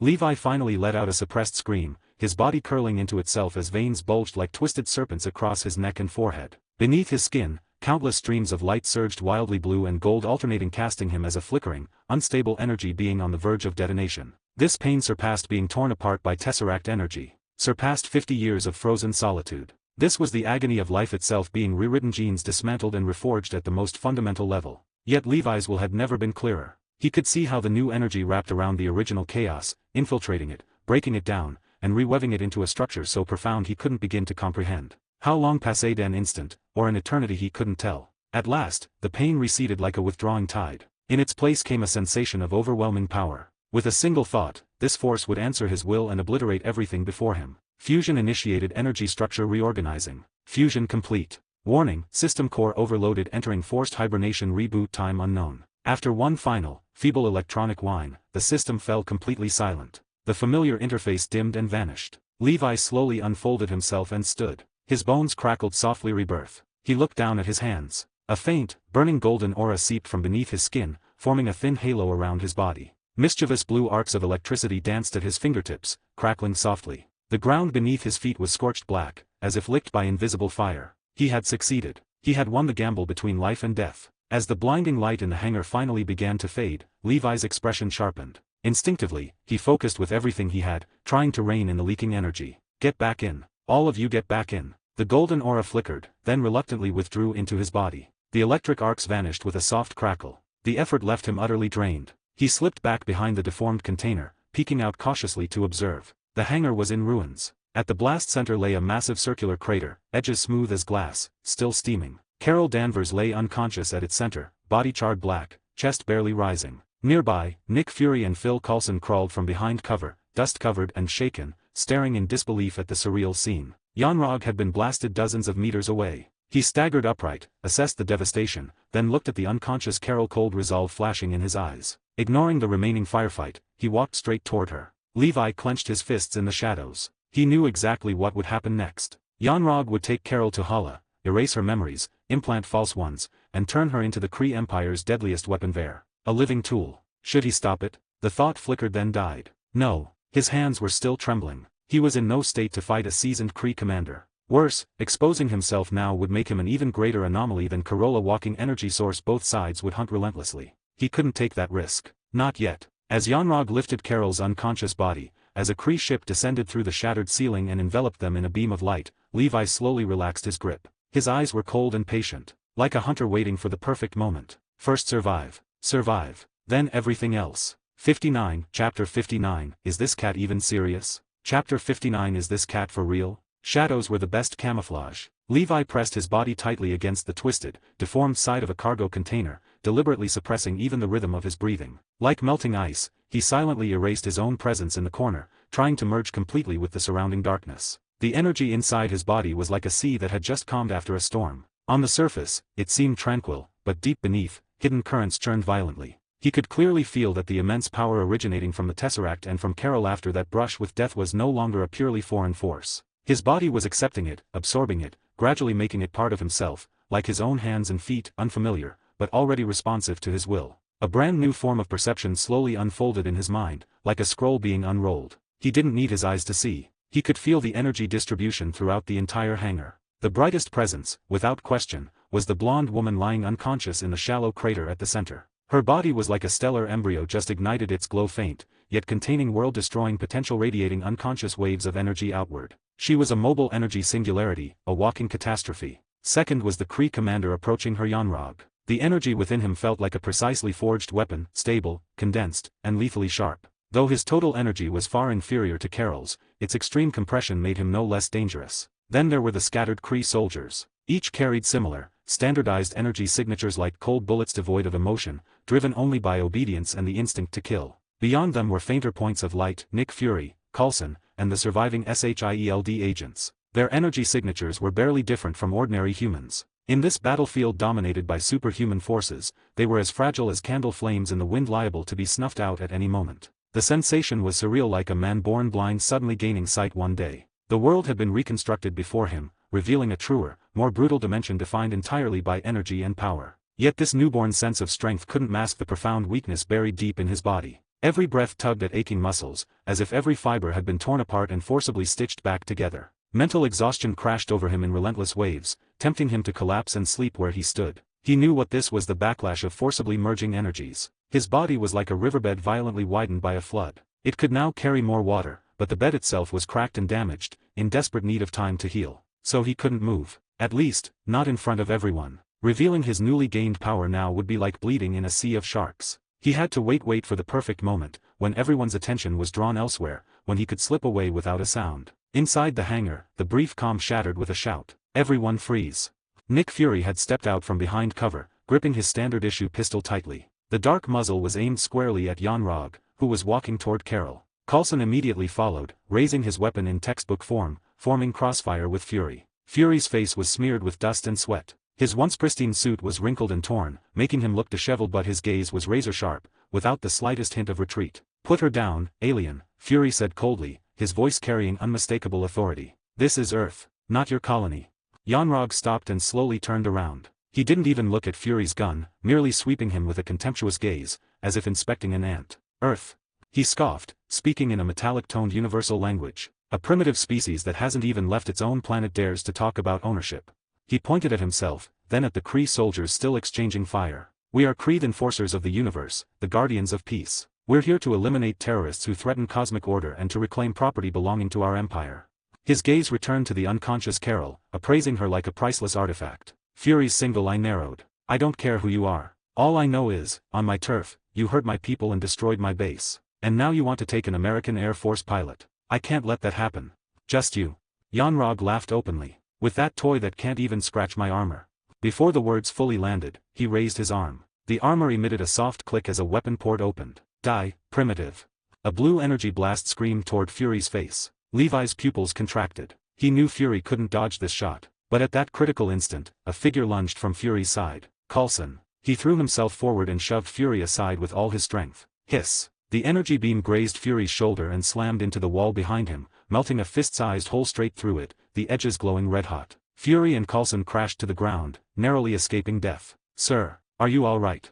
Coulson asked urgently, ignoring the pain in his own arm. Fury rose to his feet, staring at the smoking hole in the wall, his expression darkening. His combat experience. His weapons. All of it seemed laughable before this alien. This wasn't a fair fight. This was dimensional suppression. Yon-Rogg lost patience. He ignored the two ants and turned back toward Carol, preparing to lift her. Then, meow. A soft, lazy cat's meow echoed through the smoke-filled hangar. It was jarringly out of place. Everyone turned. An orange cat strolled out from behind a pile of burned wreckage, its gait elegant and unhurried. Its fur was pristine, untainted by dust, as if the earlier explosions had been nothing more than fireworks. It padded over to Marvel's cold corpse, gently rubbing its head against her hand, purring softly in apparent grief. Fury froze. He loved cats. And in that suffocating moment, seeing such a harmless little creature eased his tension just a fraction. "Hey, little guy," he said softly. The cat looked at him with innocent, glassy eyes, then turned its gaze toward Yon-Rogg. In the next instant, its body lowered, a deep, threatening hiss rumbling from its throat. Its fur stood on end, all cuteness gone, replaced by raw predatory menace. Yon-Rogg noticed it too, frowning in irritation. He didn't know why this animal was hostile, but he had no time for nonsense. He bent down to grab Carol. The moment his fingers were about to touch her, the cat moved. It didn't pounce. It opened its mouth. What followed shattered every Earth human's worldview. The tiny feline mouth split open in a grotesquely impossible way. Thick, slime-covered pink tentacles burst forth, lined with barbs, whipping through the air like alien horrors, lunging straight at Yon-Rogg. What the hell? Levi, watching from the shadows, nearly popped his eyes out. He knew this Catgusua's no ordinary cat. It was a flurkin, one of the most dangerous creatures in the universe. But knowing it from books or movies was nothing compared to seeing this nightmare unfold live. This cat was absolutely not normal. Yon-Rogg reacted instantly, leaping back while firing his arm-mounted energy weapon at the writhing tentacles. Hiss, hiss, hiss. The blast struck true, scorching black marks into the tentacles but failed to sever them. They showed no sign of pain, only growing more aggressive, weaving through the air and sealing off every escape route. Fury and Coulson were completely stunned. They stared in disbelief as a cat unleashed tentacles 10 times larger than its body, whipping a powerful alien across the hangar. What the hell is that thing? Coulson whispered, his voice trembling. Fury didn't answer. He stared at the cat, shock and terror mixing with a strange, undeniable excitement. His understanding of the universe had just been obliterated. Meower. The flurkin shrieked. One tentacle lashed around Yon-Rogg's guard and snapped across his face. Smack. Yanrog staggered, blood streaking down his cheek. He was furious. Damned beast. His energy flared, forming a blue shield that blasted the tentacles back. Abandoning Carol, he charged the Flurkin, intent on killing it first. As they clashed, Fury noticed something else. The Flurkin, annoyed that Fury was too close, casually flicked a smaller tentacle toward him. Fury instinctively raised his hand. Pain exploded in his left eye. He groaned and clutched his face. When he pulled his hand away, blood poured between his fingers. 3 deep, parallel claw marks crossed his eye socket, one of them tearing straight through his eyeball. The pain was blinding, but Fury didn't scream. He didn't even look at the wound. He simply stared at the surreal battle, burning the image into his memory. From the shadows, Levi saw everything. This was its true reason Fury lost his eye. Not a heroic scar from saving the world, but a careless swipe from a cat-shaped alien monstrosity. If that story ever got out, it'd become the joke of the century at SHIELD. But for Levi, it was perfect. The Flurkin's appearance had completely shattered the battlefield. Yanrog was tied down. The remaining Kree soldiers shifted fire to support him, easing the pressure on the agents. The hangar descended into absolute chaos. And chaos was exactly what Levi had been waiting for. His eyes swept the area as his mind, boosted by the super soldier serum, calculated at impossible speed. An escape route formed instantly, through the burning wreckage, around the far side of the hangar, to a ground crew maintenance tunnel. From there, into the base's drainage system. Once inside, he'd vanish like a fish into the sea. His body moved. No dramatic flare. No glowing effects. He hunched like an ordinary survivor, using firelight and smoke as cover, slipping step by step out of the heart of the chaos. When he passed Fury and Coulson, their attention was fully on the Flurkin. They never noticed the corpse in a white prison uniform move. Bullets and energy blasts whizzed past his head, but he didn't blink. At last, he reached the maintenance door, a thick steel slab secured with a heavy lock. Levi glanced back. Yanrog had clearly decided the Flurkin wasn't worth it. Fainting back, he retreated toward the Kree dropship. Retreat. All units, retreat. He roared into his comm. A beam of light enveloped him and the unconscious Carol, pulling them into the ship. Engines thundered as it ascended and vanished through the hole in the hangar roof. With their commander gone, the remaining Kree withdrew rapidly. The hangar fell silent, leaving only wreckage, shaken SHIELD agents. And the orange cat. It retracted its tentacles, returned to its harmless appearance, yawned, licked its paws, and patted over to Fury, rubbing affectionately against his leg while purring. Fury looked down at the creature that had just rewritten reality for him, his expression utterly conflicted. Levi turned away. Captain Marvel's story had begun, and his own story was about to enter a new chapter. He faced the locked door and extended his right hand. A faint golden glimmer flashed across his palm. Crack. The internal structure of the alloy lock twisted and shattered silently. Levi opened the door, didn't look back, and slipped into the deep darkness beyond. On the path to freedom. 60, Chapter 60, Regaining Freedom. The iron door slammed shut behind him with a dull thud. The echo rolled several times through the dark passage before finally fading away unwillingly. That sound was like a fermata forced full stop, cutting off the insane symphony of explosions, energy beams, and writhing monster tentacles behind him. The world was split cleanly in two, on one side, hellish chaos on the other, the deep, silent darkness of the tunnel before him. Levi didn't look back. He collapsed against the cold iron door, his chest heaving as he gulped down foul, stale air. The adrenaline drained from his body like a receding tide, leaving behind a bone-deep exhaustion that nearly crushed him. His legs felt as heavy as if they were filled with molten lead, no longer truly his own. Every muscle screamed in aching protest after being pushed far beyond its limits. His head was a tangled mess, like a swarm of bees buzzing madly inside his skull, leaving him dizzy and disoriented. That final act, violently twisting apart the locked core, had looked crude and simple, but it had nearly drained the very last trace of energy he could still muster. Right now, he felt like an ancient battery that had been completely discharged, the casing intact, the inside utterly empty. Sliding down the icy wall, his body gave out entirely. He ended up sitting heavily on the freezing concrete floor. The tunnel was pitch black, pure darkness without the slightest impurity, so deep he couldn't see his own fingers. The air carried a nauseating mixture of smells, rusty metal, greasy machine oil, and the damp mold of old dust. Somewhere above, liquid gurgled through pipes with a hollow glub-glub sound, adding an eerie sense of life to the stillness. Farther away, the base's alarm, monotonous and unrelenting, hummed faintly, like the heartbeat of a dying man, stubbornly reminding him that danger had not truly passed. He was safe, but only for now. Levi closed his eyes and sank his mind inward, assessing his condition. That newly fused, overwhelming power lay dormant within him like a hibernating serpent, vast, heavy, coiled through every inch of his body, from muscle fibers to the depths of his bones. He could clearly feel its presence, an oppressive vastness in and of itself, yet he could no longer command it as freely as he had in the hangar. It felt sluggish, distant, almost wary of him, as if suspicious of its new host. The system interface in his mind remained a lifeless gray. No matter how he called out, there was no response. The cheat he had relied on for so long was truly drained and dormant now. Wiener if it would wake again was completely unknown. Without the system's guidance, he felt like a farmer who had never seen modern technology, suddenly tossed into the cockpit of the world's most advanced fighter jet. He knew the machine beneath him could level cities, but he couldn't read a single gauge, let alone start the engine or pull the controls. Everything would have to be figured out on his own. Energy perception, he murmured silently, repeating the name of his new ability. Fortunately, this power seemed fully integrated into his senses, a passive instinct that required no conscious activation. With a slight shift of thought, a new world unfolded in his mind. He could see coolant fluids flowing through thick overhead pipes, carrying faint energy signatures. He could see the dense network of cables hidden within the walls, radiating steady, rhythmic pulses like the veins of a steel leviathan. The massive underground base gradually formed a crude three-dimensional map in his mind, woven from countless intersecting energy lines. A small blessing amid disaster. At least he wouldn't wander this subterranean labyrinth like a headless fly. He sat there for what felt like 5 minutes or maybe longer. Time had lost its meaning. Forcing himself to move, he fished out the last bit of food from his pocket, an energy bar he'd swiped from a SHIELD holding cell. It was rock hard and tasteless. He chewed and swallowed mechanically. A faint warmth spread in his stomach and into his limbs, restoring just a sliver of strength. He couldn't stay here. The thought surfaced clearly in his mind. Levi knew better than anyone what kind of man Nick Fury was. That one-eyed bastard's paranoia and obsession with control bordered on pathological. A missing prisoner like him would immediately become Fury's biggest red flag.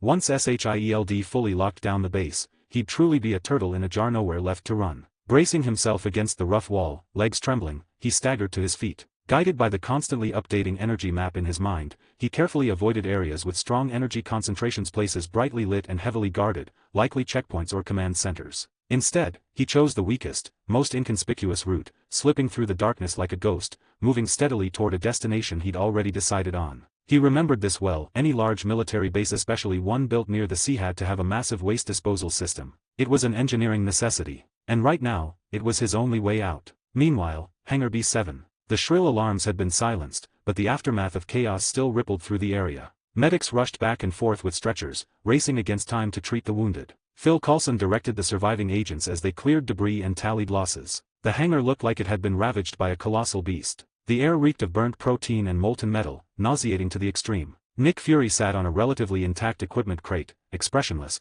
while a young female medic carefully treated his left eye with disinfectant-soaked cotton swabs. "Sir, the wound is very deep. It penetrated the eyeball. The internal tissue is completely destroyed." "I'm afraid," her voice trembled, unable to finish the sentence. "Just tell me the result," Fury said calmly. So calm it sent a chill down the spine. The medic took a deep breath. "Your left eye can't be saved." Fury fell silent. There was no rage, no scream of pain. He simply raised a hand and lightly touched the fresh scar running from his forehead down his cheek. The skin still burned fiercely, like it was being pressed again and again with a hot iron, an unrelenting reminder of how real, and how absurd, everything that had just happened was. Aliens, energy weapons, and an orange cat that could sprout countless grotesque tentacles. The worldview he'd spent decades building, rooted in logic and reality, had been smashed to pieces in a single night. Coulson hurried over, his face pale under the hangar lights. "Sir, casualty report is in. 17 agents dead, 34 injured. As for the Kree, they left no bodies. It's like they vanished into thin air." Fury nodded. He'd expected that. "And?" Coulson hesitated, then leaned closer and lowered his voice so only the two of them could hear. "There's one more thing. The prisoner we recovered from the glacier, Levi. He's gone." Fury's remaining right eye snapped sharp, like a blade drawn in an instant. "Gone?" "Yes, sir." Coulson handed him a tablet. "His cell is empty. The lock was forcibly destroyed from the inside. Surveillance shows that during the chaos, he entered the B7 hangar area and then nothing. No further footage. We searched the entire hangar. No body. No blood."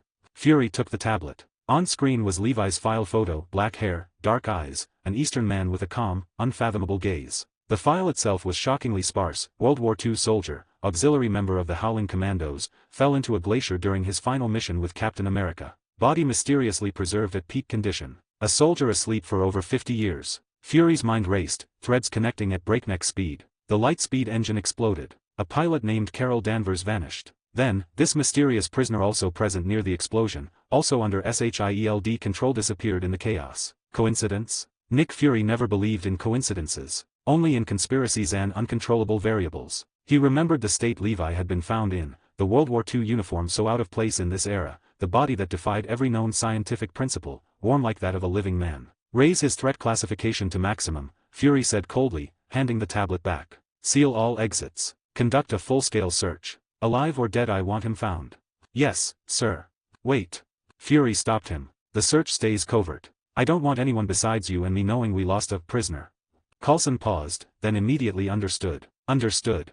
Watching Coulson hurry away, Fury slowly stood and walked toward the orange cat. Goose looked utterly exhausted, sprawled lazily on the ground, meticulously licking its paws as if the earlier carnage had nothing to do with it. When Fury approached, it merely lifted its head and gave an innocent meow, green eyes pure and guileless. Fury stared at it for a long time. His gaze was impossibly complex, wary, curious, and even longing. I think I'd better keep an eye on you, he murmured, half to himself, half to the creature. The world had grown far more dangerous and far stranger. He needed more weapons, more trump cards, to face the threats lurking in the shadows and beyond the stars. A man pulled from the ice, shrouded in mystery, vanished without a trace. And a cat that could swallow an elite alien squad whole. Fury's gaze drifted through the massive hole in the hangar roof, up into the endless, star-filled night sky. Avengers, he whispered, voicing a word long buried in his heart. Maybe it was time. Levi had no idea how long he'd been wandering the maze of underground pipes. An hour. Maybe 2. In this sealed darkness, time blurred into something dull and meaningless. The tunnels grew wider, the stench heavier, shifting from mold to the fermented reek of chemicals and human waste.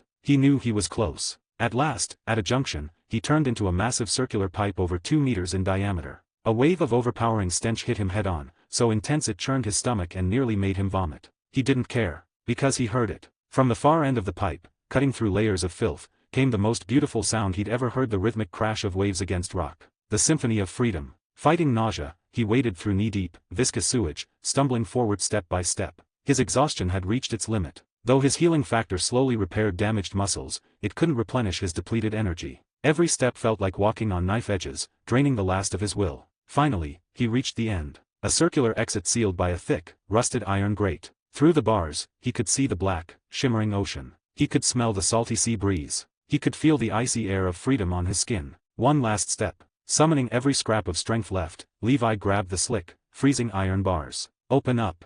He clenched his teeth, veins bulging along his neck as a beast-like growl tore from his throat. Muscles surged, coiling like ancient tree roots. The power granted by the super soldier serum was squeezed to its absolute limit, every cell burning. Creak groan. The grate screamed under the strain. Cracks spread through the concrete base like spiderwebs, dust and rubble raining down into the sewage below. His arms felt like they were about to tear apart, but he didn't let go. Instead, he leaned in harder, throwing his full weight into it. Crack. A sharp, resounding snap echoed through the pipe. The entire iron grate was ripped straight out of the wall. The backlash sent him flying backward. Grate and man tumbled together, crashing into the open sea outside. Icy water swallowed him whole, the freezing shock stabbing into his brain and snapping his foggy mind awake. He broke the surface, gasping desperately, sucking in salty air like a drowning man revived. He looked back at the dark, reeking drainage outlet, then up at the bright moon and endless stars. He made it. He was free. Completely spent, Levi floated on the cold waves, abandoning all resistance, letting the gentle surf carry him toward a nearby beach.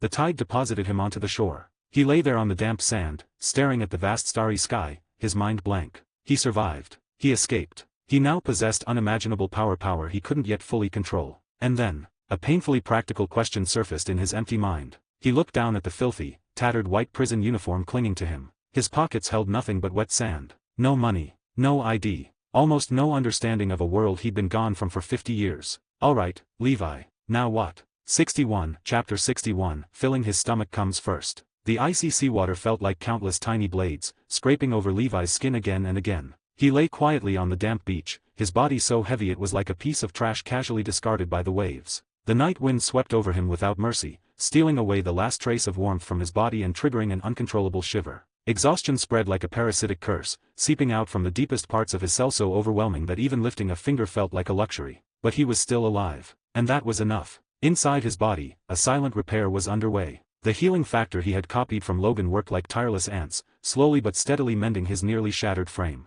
The super soldier serum, meanwhile, functioned like a loyal engine, desperately squeezing every last bit of nutrition from the scraps of food still in his system, converting them into a pitiful amount of energy just enough to maintain a sliver of body heat against the encroaching cold of the sea. As for the newly acquired, Star-Sea vast cosmic energy, it remained aloof and godlike, slumbering deep within him, utterly indifferent to its host's brush with death. Levi lay there without moving. Time seemed to lose all meaning. Perhaps 10 minutes passed, perhaps far longer. He greedily savored this brief calm after disaster, letting his body's instincts take over, carrying out the most primitive form of self-repair. Only when the bone-deep cold began to fade, replaced by a stiff, frozen numbness, did he finally gather a trace of strength. Bracing himself with his elbows, he struggled upright and sat on the soft sand. He lifted his head and looked around. This was a typical California beach. In the distance, the city lights carved out a hazy yet dazzling outline against the deep night sky, like a faraway and illusory sea of stars. Closer by, a handful of seaside villas with private docks glimmered faintly, their scattered lights radiating a hard-to-describe loneliness amid the boundless darkness. Levi lowered his head and examined himself.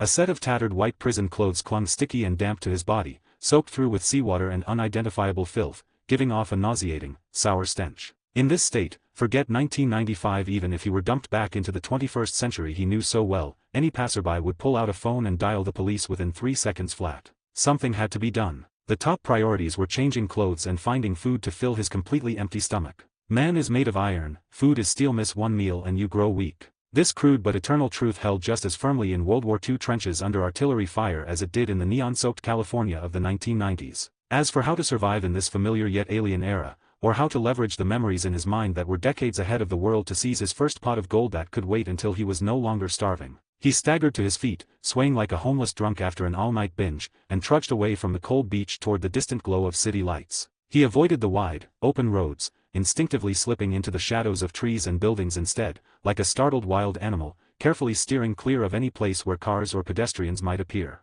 His condition was terrible. Though the healing factor was still working, severe energy depletion had left him dangerously weak. Any unnecessary attention could spell fatal trouble. After moving through the darkness for more than half an hour, he finally reached the city's outskirts. This area was more like a chaotic no-man's land. Low, dilapidated buildings packed tightly together, narrow and cluttered streets, walls covered in garish, meaningless graffiti. The air was thick with the sour stench of rotting garbage mixed with the sickly sweet smell of cheap marijuana smoke, enough to turn anyone's stomach. Just as he turned into a dimly lit alley, his steps suddenly halted. His super soldier-enhanced hearing picked up sounds from around the corner ahead, muffled arguments, coarse curses, and a woman's tearful pleas. "Hand over all the fucking money. Now, bitch." A hoarse male voice barked. "Please let me go, I really don't have any money." The woman's voice trembled with despair. "Cut the crap. Search her."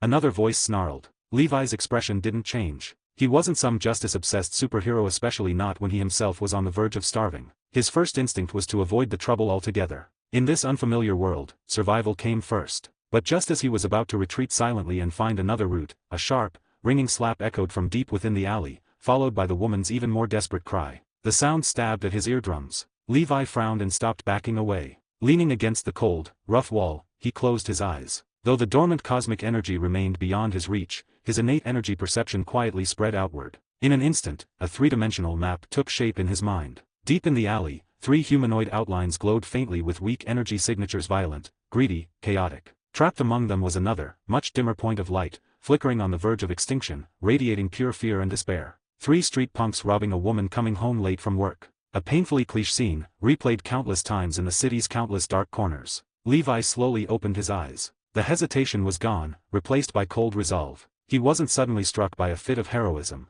He simply realized that this so-called trouble was, in fact, the fastest solution to all his current problems. He needed clothes. He needed money. He needed a hot meal. And these 3 men looked like they'd be generous enough to provide all of that. He didn't hesitate any longer, striding toward the depths of the alley. His steps were impossibly light, silent as a shadow, like a predator stalking through the night. At the end of the alley, 3 young men in baggy t-shirts and sagging pants, thick metal chains hanging from their necks, had a woman in a restaurant server's uniform pinned against the wall. One yellow-haired punk was roughly tearing at her shoulder bag. A burly black man grinned lewdly, reaching out with filthy hands toward her face. A tall, skinny guy leaned lazily against the opposite wall, cigarette in his mouth, enjoying the spectacle. Lost in their cruelty, none of them noticed the ghostly figure that had already appeared behind them. The skinny smoker was the first to sense something wrong. It felt as though a shadow had materialized behind him out of thin air, a bone-chilling cold racing up his spine. He spun around. All he saw was a blank face and a fist rapidly filling his vision. Thud. A dull, horrifying impact, like a sledgehammer smashing a watermelon.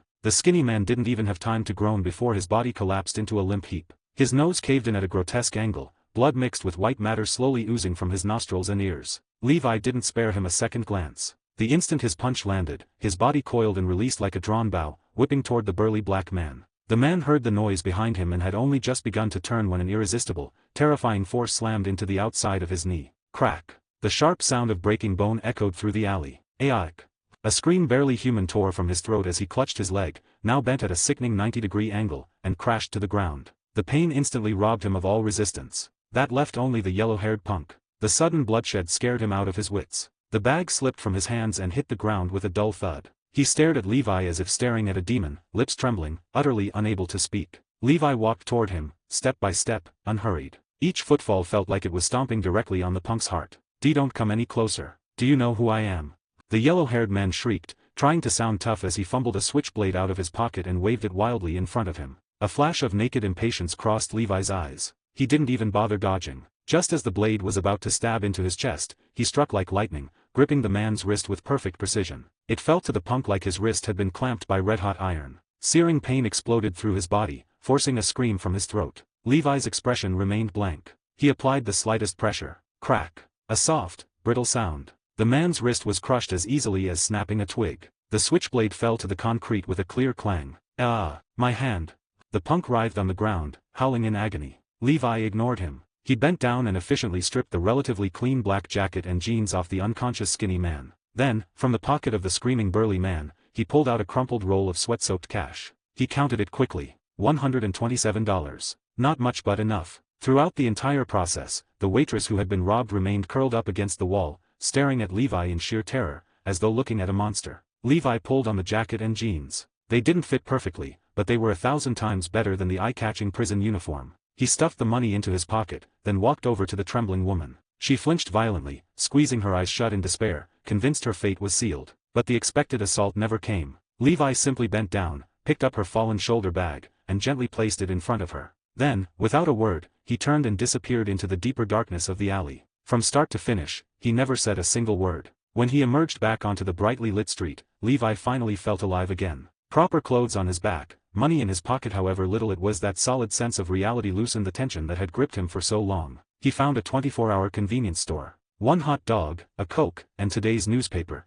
he said to the drowsy clerk behind the counter, his English a bit rusty. Soon, he was sitting on the cold steps outside the store, wolfing down his first hot meal in this era. The hot dog tasted cheap, the bun wasn't soft enough, but to someone who'd been hungry in body and mind for nearly 50 years, it was an unparalleled delicacy. The icy Coke slid down his throat, the fizzy sweetness shooting straight to his brain, making him let out a long, satisfied breath. After eating, he unfolded the newspaper, the smell of fresh ink rising from the pages. The front page was a deep dive into Middle Eastern geopolitics of no interest to him. He flipped straight to the center and found today's date, May 8, 1995, almost exactly when he'd expected. His eyes skimmed the paper, landing on names both familiar and distant. Microsoft, Apple, Netscape, names that would soon shape an era and shake the world sat quietly in front of him. Then he noticed a small, easily overlooked article tucked into a corner, reporting that a small internet company called Yahoo had just secured a new round of funding and was preparing for an IPO the following year. The corners of Levi's mouth slowly curled into a knowing smile. He knew where his first pot of gold would come from. The night wind was still bitterly cold, but a blazing fire had ignited in his chest. The immediate crisis of survival was over. Next, it would be time for this relic awakened from half a century of sleep to claim a little something from this brand new, opportunity-filled world, something he was long overdue. He drained the last half bottle of Coke, folded the priceless newspaper carefully, slipped it into his pocket, then stood up and straightened his spine, disappearing into the deepest darkness before dawn. 62, Chapter 62, the first pot of gold of this era. A sleepless night. Yet Levi felt no trace of fatigue. When the first faint light of dawn pierced the darkness and draped the sleeping city in a hazy golden edge, he was standing in a cheap roadside motel room, staring at the mirror and examining a brand new version of himself. The hot shower not only washed away all the grime and the nauseating stench of sewage pipes, but seemed to rinse off as well the coldness and numbness that had clung to him for nearly 50 years. A disposable razor bought from a corner convenience store scraped away the unruly stubble on his face, revealing sharp, well-defined features. It was a strange face, still carrying the clean-cut outline of his former life as an overworked office worker, yet carved by the merciless fires of World War II and decades of frozen sleep into something far more weathered, colder, and harder than his age suggested. The man in the mirror had black hair and black eyes, his gaze calm like a bottomless ancient well, utterly undisturbed. He wore the black jacket and jeans stripped from a street thug, slightly oversized, but on a body reforged by the super soldier serum into a near-perfect frame, they instead gave him a relaxed, unruly air. He was no longer the old soldier sleeping beneath the ice, nor the office drone who had dropped dead at his desk. He was Levi, a ghost living in 1995, carrying unimaginable treasure in his mind while being flat broke in reality. He pulled the crumpled roll of cash from his pocket and spread it out on the bed, counting carefully. After deducting the motel room fee and last night's ravenous meal, he was left with $103. $103. Levi looked at the money and let out a self-mocking smile. What could this amount do? Forget investing in something like Yahoo stock, he couldn't even afford a computer capable of accessing the internet. In this era, he had no identity, no bank account, and no startup capital. All those business plans in his head that were decades ahead of the world were nothing more than treasure maps printed on scrap paper, worthless jokes. He needed money. A lot of it. What was the fastest way to get rich? Countless ideas flashed through Levi's mind. Robbing a bank? Too risky, too loud. What he needed most right now was to stay low, to blend into the world like a true ghost. Becoming a mercenary? That was familiar territory, but he had no immediate connections and didn't want to expose himself to certain organizations too early. His gaze finally fell on his own hands, long, powerful fingers with clearly defined joints. These hands, enhanced by the super soldier serum, possessed strength, speed, and neural reaction time far beyond any ordinary human. His brain was nothing less than a human supercomputer, its processing speed and memory capacity terrifyingly efficient. That left only one answer: gambling. To ordinary people, casinos were bottomless pits that devoured wealth and lives. But to him, they were nothing less than ATMs with their vault doors wide open. He carefully folded that precious newspaper again, tucked it into the inner pocket of his jacket, and walked out of the motel. During the day, he didn't rush into action. He spent a few dollars on lunch at a roadside fast food joint, then wandered the streets like a real tourist, seemingly aimless. As he walked, he greedily observed this world that was both familiar and alien, stuffing every useful detail into his mind: the car brands on the streets, prices in store windows, the clothes people wore. All of it helped him rapidly fill in the 50-year gap in his understanding, transforming him from a living fossil of a bygone era back into a modern man. Night fell once more. Levi entered a bar on the outskirts of the city, nestled in a rough neighborhood where all kinds of people mingled. The moment he pushed open the door, dim lighting, deafening heavy metal music, and a thick stench of alcohol, cigarettes, and hormones hit him head-on. On the dance floor, bodies twisted wildly, venting the pressure built up during the day. Levi went straight to the bar and ordered the cheapest beer. "Hey, buddy," he nudged a fat white man sitting beside him, drinking alone, and lowered his voice. "Want to make some extra cash?" The fat man squinted at him drunkenly and waved him off irritably. "Get lost, kid. I'm not in the mood." Levi didn't get angry. He quietly slid a $20 bill next to the man's glass. The green Franklin looked especially tempting under the dim lights. The fat man's eyes lit up instantly. He casually covered the bill with his large palm and slipped it into his pocket like a magician, then glanced around warily before leaning closer. "What do you want to know?" "Anywhere around here where people play cards?" Levi asked. "The kind where the stakes are high." The fat man sized him up, suspicion and disdain barely concealed in his eyes, as if saying, "You, playing big?" Still, money talked. "Down the street out back, there's a basement called the Queen of Spades," he whispered. "Owner's name is Butcher. Bad temper. Kid, I'd advise you not to go looking for trouble there." "Thanks." Levi set down his barely touched beer and left the bar. Following the directions, he quickly found the so-called Queen of Spades. The entrance was an abandoned dry cleaner, with only an inconspicuous side door left ajar. Two hulking men stood guard outside, built like iron towers, watching everyone who approached with cold, emotionless eyes. Levi walked up. "Member?" one of the men asked, extending an arm thick as a tree trunk to block him. "Friend sent me," Levi replied calmly, his gaze unwavering. The man studied him for a few seconds, apparently finding nothing threatening in his slightly lean build, then stepped aside to let him through. The moment Levi pushed open the heavy iron door, a hotter, denser wave of air rushed over him, reeking of sweat and cigar smoke. The basement was packed, noisy, and smoky enough to sting the eyes. The space was small but fully equipped: dice games, roulette wheels, but the most crowded area was the blackjack tables in the center. Levi's goal was clear. He walked straight to the table with the smallest minimum bet and exchanged all the money he had left, $83 for chips. He sat down quietly, like a stone dropped into a lake, stirring no ripples. The game began. The dealer was a middle-aged man with a blank expression and long fingers, dealing cards with practiced, mechanical precision, as if he'd repeated the motion tens of thousands of times. Levi didn't rush to bet. He simply watched, appearing like a cautious newcomer. In reality, his mind was running at a terrifying speed. Every card dealt was memorized instantly. The subtle rhythm of card friction during shuffles, the fleeting micro-expressions on other players' faces when they hit or stand, even the slight changes in their heartbeats driven by tension or excitement, everything was captured by his enhanced senses, then integrated, analyzed, and calculated in his brain. To him, this was no longer gambling. It was a math problem, one where all the variables were already known. After observing 2 rounds, he began to bet. His wagers were small, just the minimum chip each time. Yet at every critical moment, he chose perfectly when to hit and when to stand. His hand always beat the dealer by the narrowest, most improbable margin, either 21 or 20. 5 consecutive rounds she won them all. The money wasn't much, but a 100% win rate had begun to draw the dealer's attention. The dealer's movements grew slightly stiff, his eyes flicking toward Levi more and more often. Levi didn't care. He pushed all his winnings forward, increasing the bet. What followed was a pure solo performance. His stack of chips grew like a snowball rolling downhill. The other players, initially indifferent, shifted to shock and curiosity. A few gamblers already down on their luck started following his bets and won a few rounds themselves, looking at him with awe, as if he were a walking god of fortune. Half an hour later, the chips in front of Levi had grown from a pitiful $83 into a small mountain worth over $5,000. Sweat beaded on the dealer's forehead. He cast a subtle plea for help toward a suited floor manager standing nearby. The manager walked over, casually patted the dealer's shoulder, and personally took over. "Lucky kid," the new dealer said with a professional smile that didn't reach his eyes. His shuffling was faster, flashier, clearly a veteran. Levi smiled faintly and said nothing, simply pushing half his chips forward. A new round began. The manager's hands moved like lightning, with a nearly imperceptible twitch of the wrist during the Diala classic casino trick. But under Levi's dynamic vision, every movement played out like slow-motion film, crystal clear. "Hit," Levi said calmly. "A card. Again. Another card. Stand." The manager's expression changed. He inhaled deeply and flipped his whole card. 19. A solid total. Levi turned over his cards. An ace. A 10. Exactly 21. A wave of suppressed gasps rippled through the room as all eyes locked onto the mysterious Eastern man. The manager's smile vanished completely. He stared at Levi as if trying to bore a hole through his face. "You're cheating." He slammed the table, shouting, trying to overwhelm him with sheer intimidation. Levi lounged back in his chair, spread his hands innocently. "I'm just lucky. And good at math."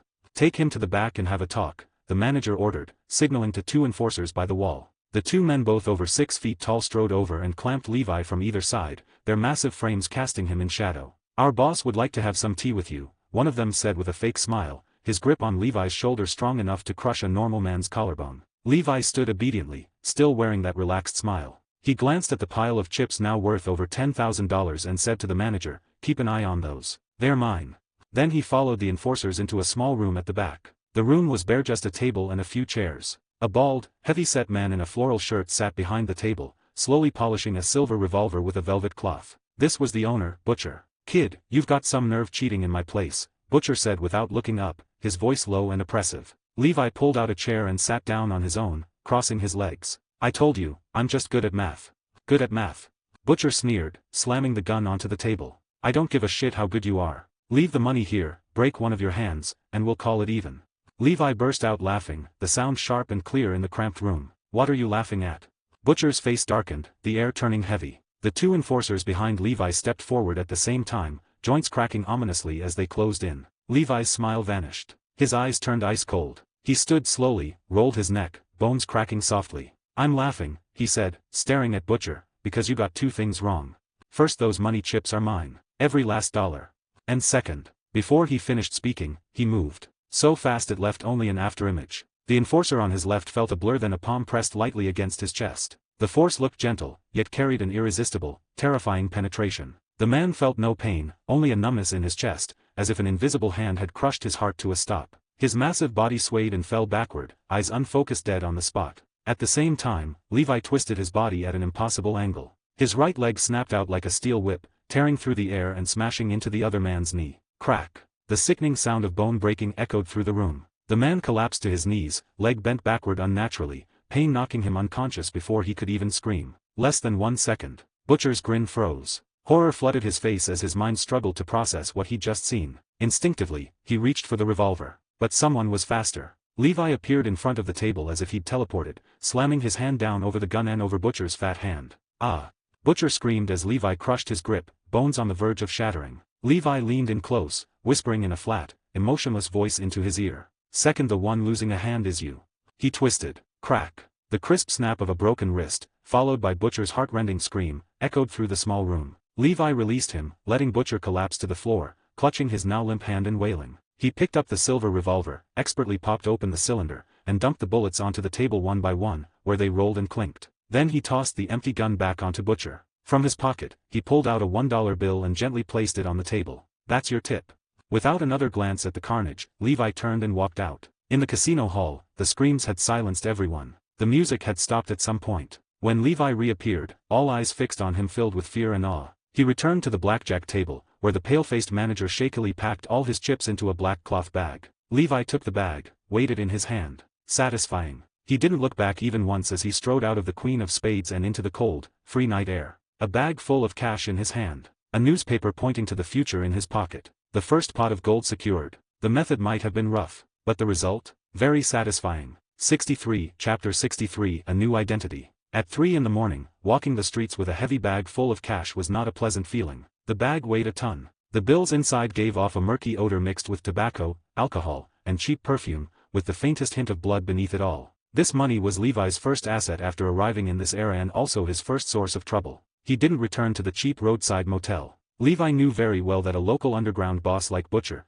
someone who had survived for years in the shadows, would never have only 2 useless enforcers under his command. Last night's thunderous show of force might intimidate for a while, but there was no guarantee the man wouldn't lash out in humiliation and use dirtier connections to strike back. The simplest move would be calling the police. An Asian man carrying over $100,000 in cash, with no identification whatsoever, was nothing less than walking prey in the eyes of the police, prey that practically came with its own criminal record. He needed to change locations. Somewhere safer. Somewhere more discreet. He stopped by a 24-hour drugstore and bought some basic disguises, non-prescription glasses, a baseball cap. Then he hailed a taxi and crossed most of the city, arriving in a completely different area. Tree-lined streets, clean sidewalks, and neat single-family house, a classic middle-class neighborhood. He checked into a far more respectable and far more expensive chain hotel. When he paid the room fee in cash, the sleepy blonde receptionist glanced at him twice but didn't ask any questions. In a country ruled by money, as long as you could pay, no one truly cared who you were or where you came from. Once inside the room, the first thing Levi did was lock the door and draw the curtains. Then he dumped the entire bag of cash onto the soft bed. Stacks of green Franklins formed a small hill under the warm yellow light, radiating a sinful, seductive glow. Levi sat at the edge of the bed, grabbed a notepad and pen from the nightstand, and began counting bill by bill. It was tedious but necessary. His fingers were steady and strong, his movements mechanical and precise, while his mind functioned like a high-speed computer, automatically categorizing and adding. The final number, $156,300. More than he'd expected. It seemed Butcher's business had been doing quite well. Levi stared at the pile of money without much joy. He knew better than anyone that until this cash was converted into legitimate capital, it was nothing more than kindling that could burn him at any moment. What he needed was an identity, a real, legal identity that could withstand scrutiny from any institution. An identity that would let him open bank accounts, register companies, and walk openly into the stock exchange. That was far harder to obtain than money. He lay back on the bed, hands folded behind his head, constructing his next steps in his mind. Time was tight. He remembered clearly Yahoo's IPO was next year. Missed that window, and he'd have to wait years for another low-risk, high-return opportunity like it. He needed people to handle the dirty work. Levi thought of the fat guy at the bar who'd taken his $20. People like thought low-level locals with good information were nodes in a complex network, always connected to deeper, wider webs. The next day, Levi slept until he woke naturally. He went to a nearby mall and used cash to buy himself several clean, well-fitting outfits. When he changed into a plain white t-shirt, khaki pants, and brand new sneakers, then put on the glasses, he looked like a freshly graduated college student, clean-cut, bookish, and harmless. Nothing like the murderous demon of the night before. Disguise was the first lesson of survival. That was true on the battlefield and just as true in a city lit by neon. That evening, he returned to the neighborhood bar called the Screaming Skull. This time, he didn't look for the fat guy. He went straight to the counter, slid a crisp $100 bill beneath a coaster, and pushed it toward the bartender. The bartender was a thin young man with a snake tattoo on his arm. The moment he saw the bill, the wariness and irritation in his eyes melted into enthusiasm. "What can I get you, sir?" "I'm looking for someone," Levi said quietly, leaning in. "I need a document broker. The best kind. Someone who can turn a dead man into a living one and a man with no papers into a citizen." The bartender's smile stiffened. He wiped the already spotless counter, eyes darting away. "I don't think I know what you mean," he said, playing dumb. Levi wasn't in a hurry. He lightly tapped the $100 bill and said calmly, "I'll only ask once. If you don't know, I'll ask someone else. Consider the money a tip for your drink." His tone was flat, but the unshakable composure and the fleeting chill in his eyes made the bartender shiver. He remembered the fat guy from last night, beaten and pale, asking about a mysterious Asian man. He remembered hearing that Butcher from the Queen of Spades had had his hand ruined and his place torn apart by one person. The bartender swallowed, cold sweat forming on his forehead. He glanced around quickly, then whispered, "There's only one place. West Side, Ivy Road. A used bookstore called Yesterday's Books. The owner's name is Elias Strange Old Man. Go to him and say you want to buy a travelogue that doesn't exist."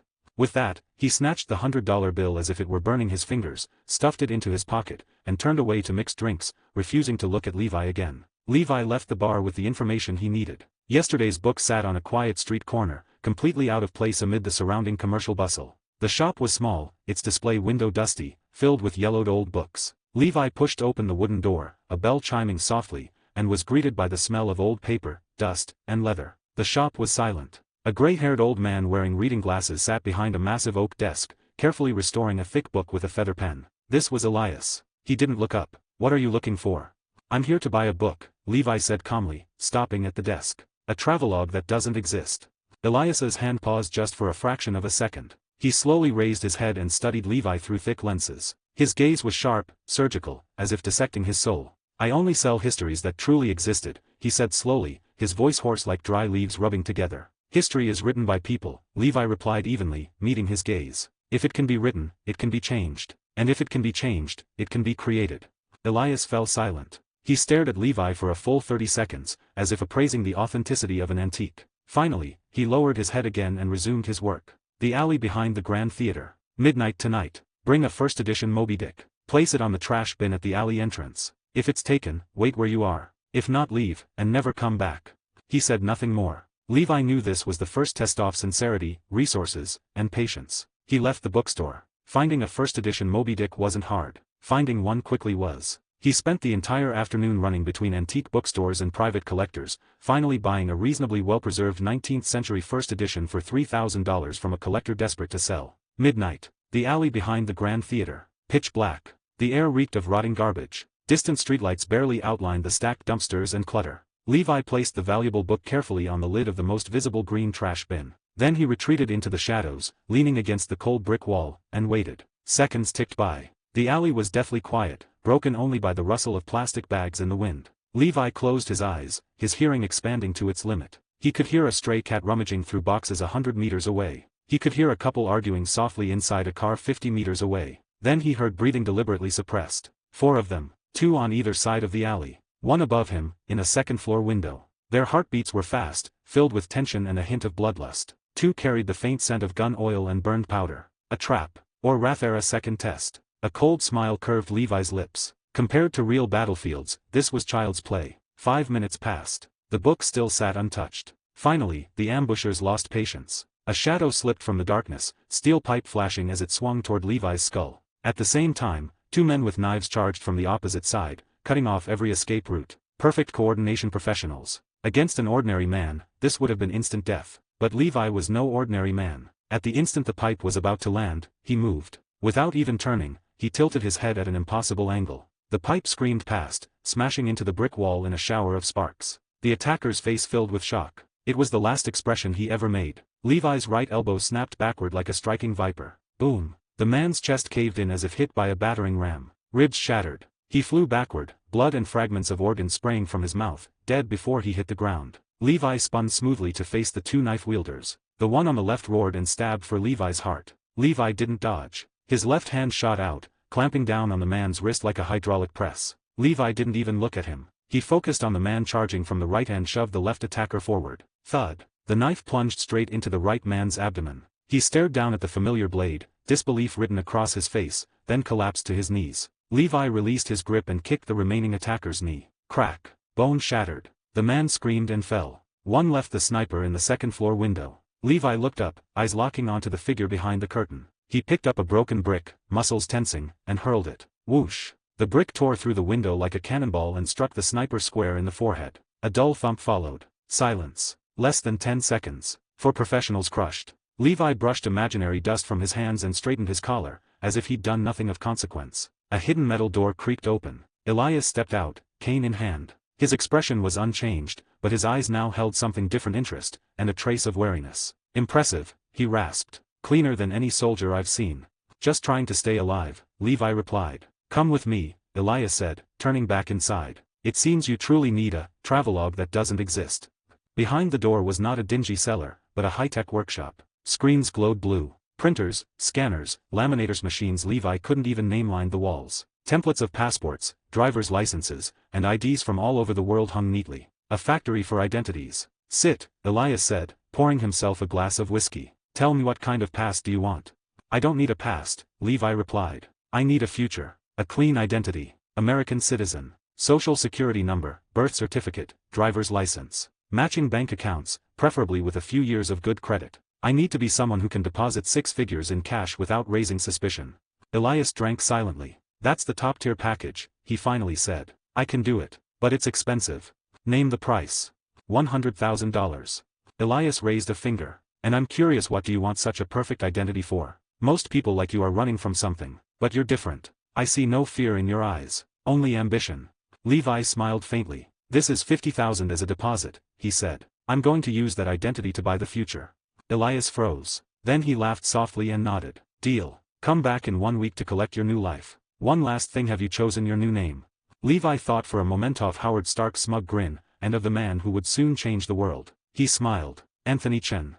64, Chapter 64, Spatial Abilities. A week wasn't long, but it wasn't short either. To ordinary people, it was just 7 mundane cycles of day and night. But to Levi, these 7 days were the crucial period in which he transformed from a ghost of a bygone era into a newborn of a brand new age. He wasted not a single minute. He found a motel that didn't require ID and paid $1,000 up front for a week-long stay. By day, he was like a dried sponge thrown into the ocean, greedily absorbing everything this era had to offer. The city library became his second home. From post-Cold War geopolitics and emerging economic theories to the rapidly developing field of computer science, he buried himself in mountains of books, desperately filling the 50-year gap in his knowledge. He even took a few bills and stepped into what was still considered a novelty at the time, mean internet CAF. Amid the maddeningly slow screech of dial-up modems, he saw the embryonic form of the internet with his own eyes. The tidal wave that would one day sweep the globe had begun with these crude, clunky web pages. When night fell, his hotel room became his dojo. He no longer needed the brutal physical training of his World War II days to squeeze every last ounce of potential from his body.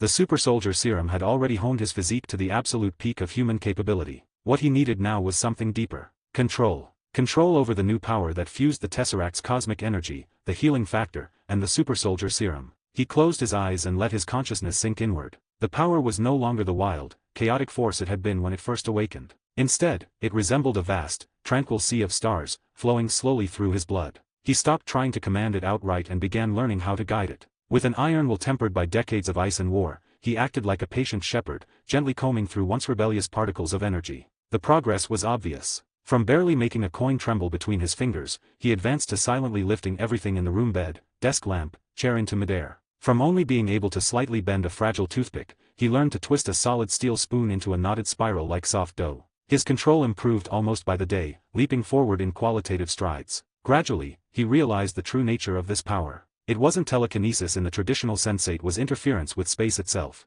At a basic level, he could distort light and make himself visually disappear. On a higher level, he could compress space and perform short-range blink jumps. In theory, none of this was impossible. In practice, it required terrifying levels of calculation and mental endurance. At his current level, the most he could do was slightly bend the trajectory of an incoming bullet or perform a rapid jump within 3 to 5 meters. Each attempt left him mentally exhausted, as though a piece of his soul had been carved away. This became his deepest trump card, a power capable of overturning life and death itself, yet one that could never be casually revealed. 1 week later, just before midnight, Levi returned to Elias's workshop. The same old bookstore with its tinkling wind chimes. The same narrow aisles between shelves. The same heavy iron door leading to another world. Elias looked far more haggard than before, his eye socket sunken as though he hadn't slept for days. Yet his eyes shone brightly, almost fanatically, like an artist admiring a masterpiece he'd just completed. Without any pleasantries, he slid a thick manila envelope across the table. "Your new life," he said hoarsely, pride evident in his voice. Levi unclasped the metal fastener and took out the contents one by one. A brand new social security card. Name, Anthony Chen. The number was crisp, the texture and security patterns indistinguishable from the real thing. A birth certificate that looked convincingly old, the paper slightly yellowed and smelling faintly of aged pulp. The typography and doctor's stamp perfectly matched the era. It recorded that Anthony Chen was born in 1973 at a public hospital in San Francisco, the child of Chinese immigrants who had died in an accident years earlier. A spotless orphan background. A California driver's license, the photo taken just days ago, natural expression, calm eyes, standard pale blue background. Several credit and debit cards from different banks, along with a fabricated credit report showing years of responsible payments and an excellent credit score. Elias had even thoughtfully included a community college diploma in business administration. Everything was flawless, almost frighteningly so. With godlike skill, the man had created a living person from nothing, weaving a full 22 years of life history. From this moment on, Levi ceased to exist. Only Anthony Chen remained. The rest of the money, Levi said, placing a backpack containing $50,000 on the table. Elias didn't even check it. He nodded casually and stowed it away, then poured himself a glass of amber whiskey and slid another toward Levi. "This is the most perfect work I've ever done," Elias said after a sip. I reactivated some old connections I hadn't touched in years and embedded you into the records of a real orphan who was officially erased. From a system standpoint, Anthony Chen has existed since birth. Even if the FBI digs through everything, they won't find a single flaw. Thank you, Levi said, lifting the glass but not drinking. One last piece of advice, Elias said, studying him with a complex look, admiration mixed with pity. What you're holding is both a ticket to the upper class and an invitation to hell. It can give you everything or destroy you in an instant. How you use it is up to you. Good luck.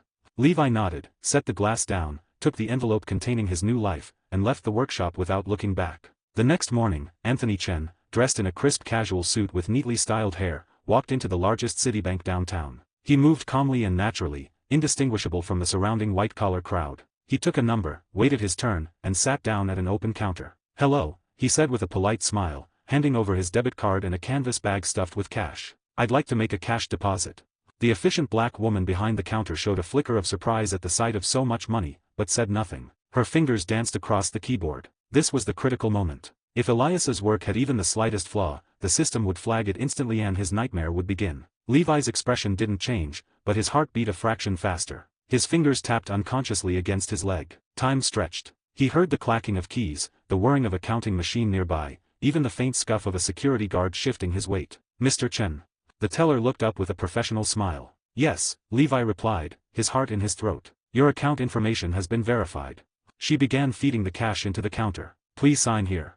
It worked. When Levi signed Anthony Chen on the deposit slip, he knew that for the first time, he truly existed in this era, standing in the sunlight, not hiding in the shadows. $55,300 was deposited without issue. He thanked the teller, pocketed his receipt and card, and turned toward the exit. His mood was light, almost buoyant. Next came opening a brokerage account, then waiting for Yahoo's IPO. 10,000 could become a million. A new future beckoned. Then, as he pushed open the heavy glass doors and sunlight flooded his face, he froze. His pupils shrank to pinpoints. Across the street stood two men he least wanted to see. One was tall, imposing, dressed in a black suit. His shaved head and black eye patch made him unmistakable. Nick Fury. Beside him stood a younger agent with sharp eyes and a composed demeanor. Phil Coulson. They appeared to be talking to someone, their gazes occasionally sweeping the bank entrance as if searching. SHIELD hadn't given up, and somehow they'd found this place. Levi's mind raced. Coincidence? Or had they uncovered something he didn't know? Were they here for him? A cold chill shot up his spine. The freedom and rebirth he'd just achieved felt like a soap bubble glittering in sunlight, beautiful, fragile, ready to pop. Stay calm. Panic was the enemy. He turned smoothly back into the bank, walking to an ATM as though checking his balance. With his back to the door, he watched Fury and Coulson through the reflection in the glass. Fury finished speaking and scanned the entrance again. His one good eye lingered on Levi's back for a fraction of a second. In that instant, Levi felt like an icy needle pierced his spine. But Fury looked away. Apparently, he found nothing suspicious in this well-dressed, mild-mannered office worker. At most, the silhouette felt vaguely familiar but not enough to place. After all, Anthony Chen bore little resemblance physically or in bearing to the soldier frozen in ice 50 years ago, or the gaunt prisoner from the Pegasus facility. Fury and Coulson got into their car. The black Chevrolet merged into traffic and vanished. Only then did Levi exhale slowly, realizing his back was soaked in sweat. He stayed in the bank for another 10 minutes, confirming no one was watching, then slipped out through a side exit and disappeared into the maze of streets. Walking among the crowd, his expression returned to calm. But the ease he'd felt moments ago was gone. From this point on, he knew one thing with absolute clarity. His new life had begun, but the hunt had never truly ended. 65, Chapter 65, Cat and Mouse. He didn't return to the hotel. Instead, he stepped into an old public phone booth, the cold receiver pressed against his ear. Dropping a few coins in, he dialed the hotel's number and, in the briefest possible terms, informed the front desk that an emergency required him to check out early. Any personal belongings left in the room could be discarded. The crisp click when the call ended marked his farewell to a short-lived comfort. He didn't look back, walking straight toward the other end of the city, toward an unknown hideout. He needed a new nest, one that was more inconspicuous, harder to trace. This time, hotels' temporary shelters by nature were no longer an option. Flipping through the dense rental listings in the newspaper, his gaze finally settled on an old industrial district, chaotic, crowded, and with a high population turnover. There, he found an apartment for rent. The landlord was a greasy, pot-bellied middle-aged man whose eyes held nothing but greed for money. He showed zero interest in his tenant's background, which was exactly what Levi needed. Levi presented his brand-new identity, Anthony Chen. He signed a one-year lease under that name and paid 6 months' rent up front in cash. The almost ostentatious ease of payment made the landlord grin from ear to ear. Afraid the fat sheep might escape, he shoved the keys into Levi's hand without asking a single extra question. The apartment was small, a standard one-bedroom unit. The furniture looked like relics from a bygone era, the wallpaper peeling to reveal blotchy stains beneath. But it was clean enough, and more importantly, the windows overlooked a noisy, chaotic alley with more than one quick escape route.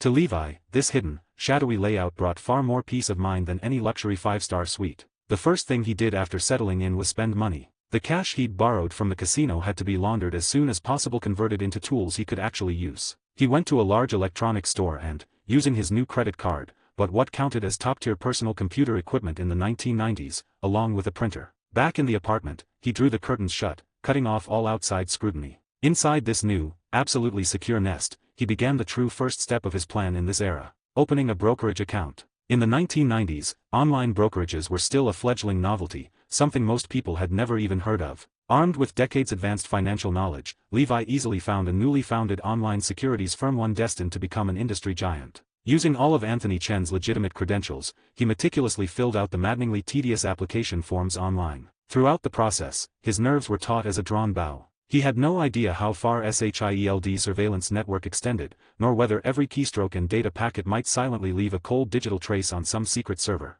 It felt like dancing on the edge of a cliff, every step fraught with unseen danger. 3 days later, an envelope bearing the brokerage's logo lay quietly in his mailbox. Inside was confirmation the account had been successfully opened. Levi didn't hesitate. He immediately transferred the remaining $50,000+ from his bank account into the brokerage account. Only when the screen displayed transfer successful did he finally exhale, the tension draining from his body. The money had completed its metamorphosis. From traceable cash, to bank deposits, to a string of numbers in a securities account. After these two critical transformations, the difficulty of tracing it increased exponentially. Even for SHIELD, linking this money to the mysterious Asian man who vanished from the Queen of Spades casino would be nearly impossible. For now, he was safe. At the same time, a black Chevrolet sedan cruised smoothly through the city streets. Phil Coulson handed a file to Nick Fury in the back seat, frustration clear in his voice. "Sir, we lost him. The Asian man who caused the incident at the Queen of Spades just vanished. We reviewed all nearby surveillance footage, nothing."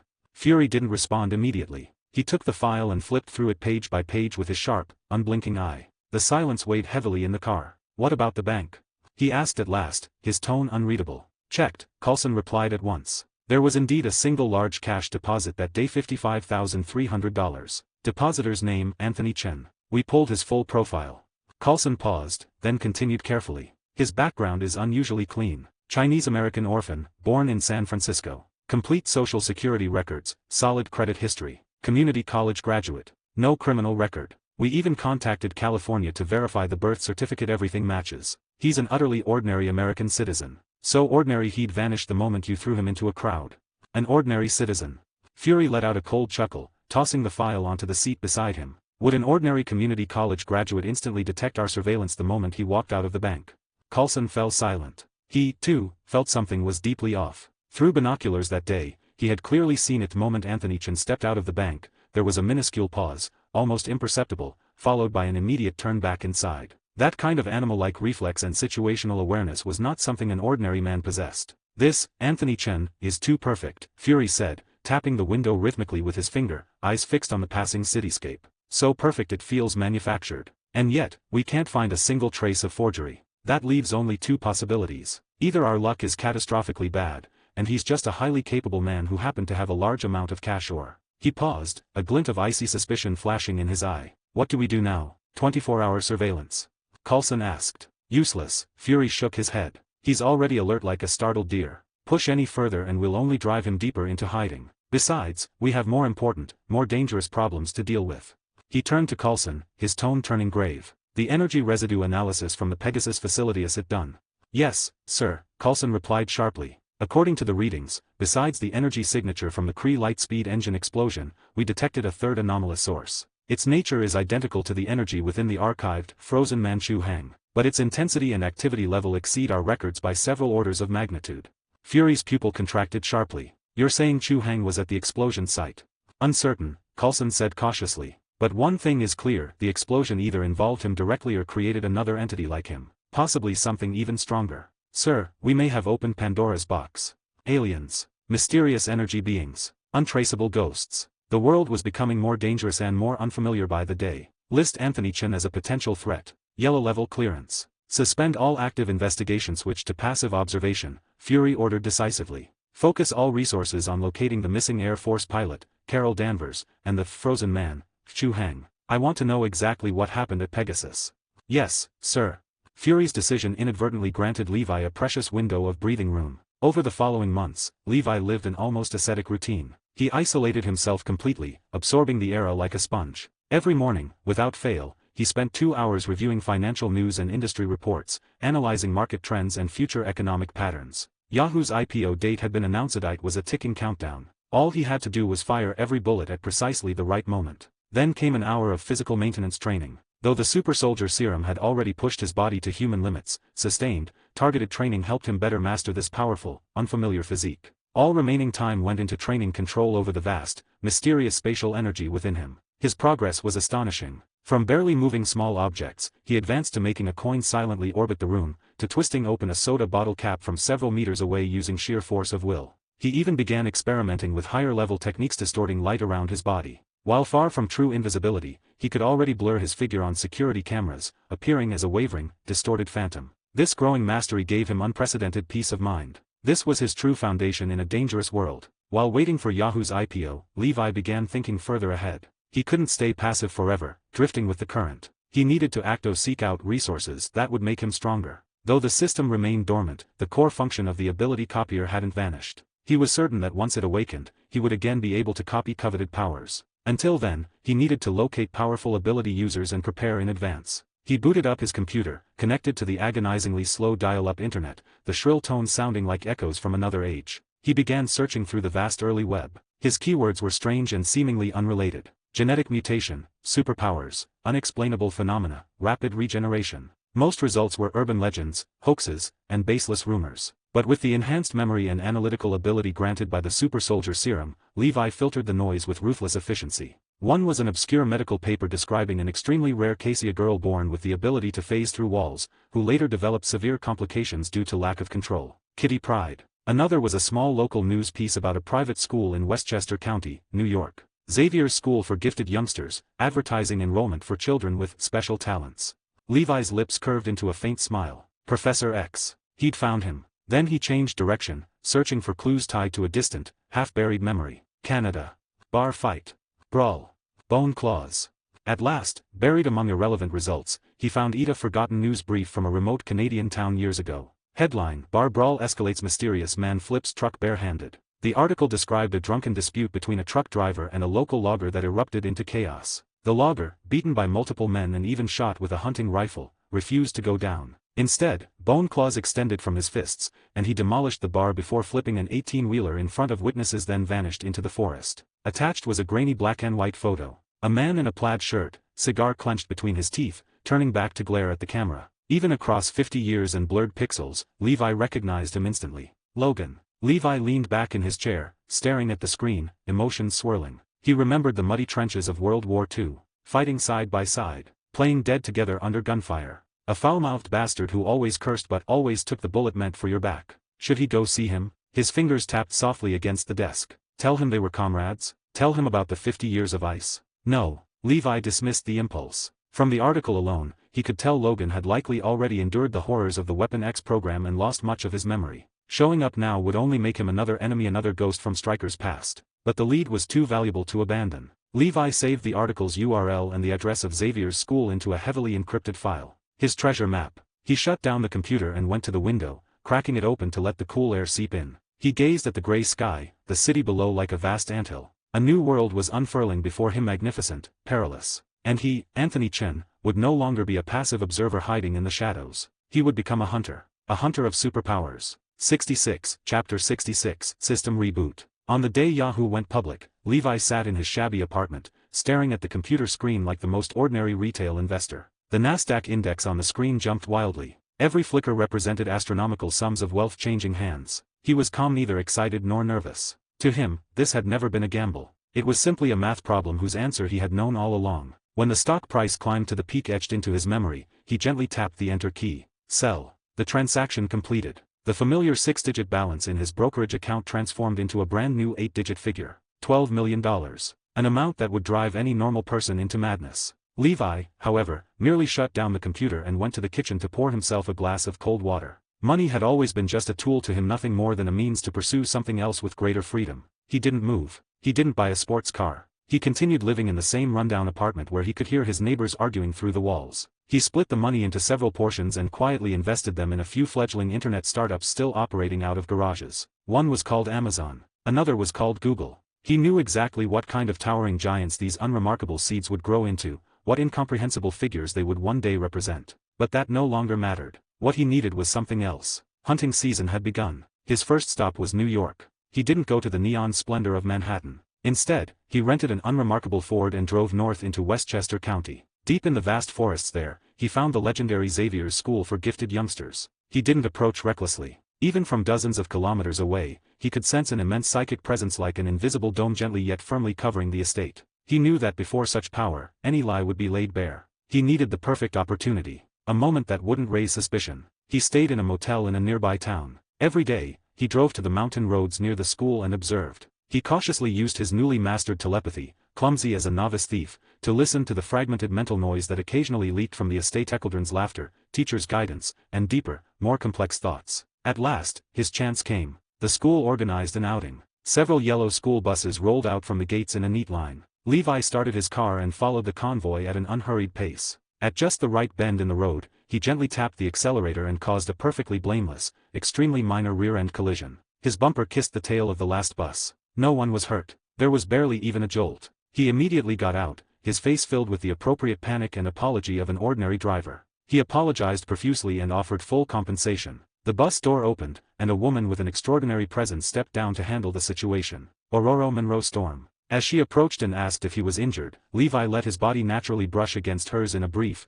nearly imperceptible contact. Now, copy successful. Acquired ability, basic atmospheric control. At the time, Aurora was unconsciously maintaining clear weather, making her power the easiest possible target to duplicate.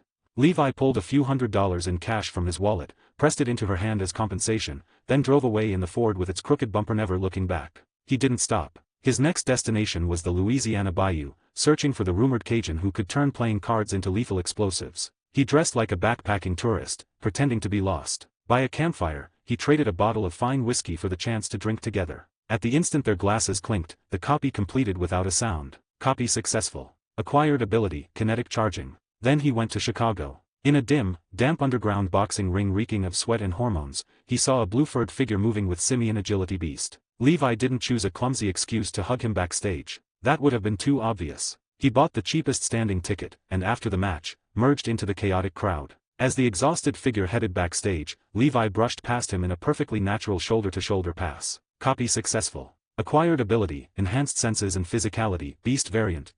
He grew more and more adept, like a top-tier hunter lurking in the city's shadows. He no longer obsessed over only the most top-tier, strategic-level powers. Instead, he assembled abilities like pieces of a massive puzzle, collecting those that made him more complete, harder to track, and better at hiding. The most critical hunt occurred in Baltimore. For 3 full months, he tracked a legend whispered about in mutant underground circle, saw a ghost who could become anyone. At last, in an abandoned harbor warehouse, he cornered her. Mystique, Raven Darklam. It was a real fight. No tricks. Her combat skills far exceeded his expectations. Every strike went straight for vital points. Her flexibility and agility were almost inhuman. Levi was forced to draw on every scrap of battlefield instinct he had forged in war. Only after a dangerous close-quarters struggle did he manage to seize her wrist in an iron grip. Copy successful. Acquired ability, morphological mimicry. It was the most valuable ability he had gained since awakening. Without hesitation, right there in front of Raven's shocked, distorted gaze, Levi transformed into her exact likeness, then calmly turned and vanished into the warehouse shadows.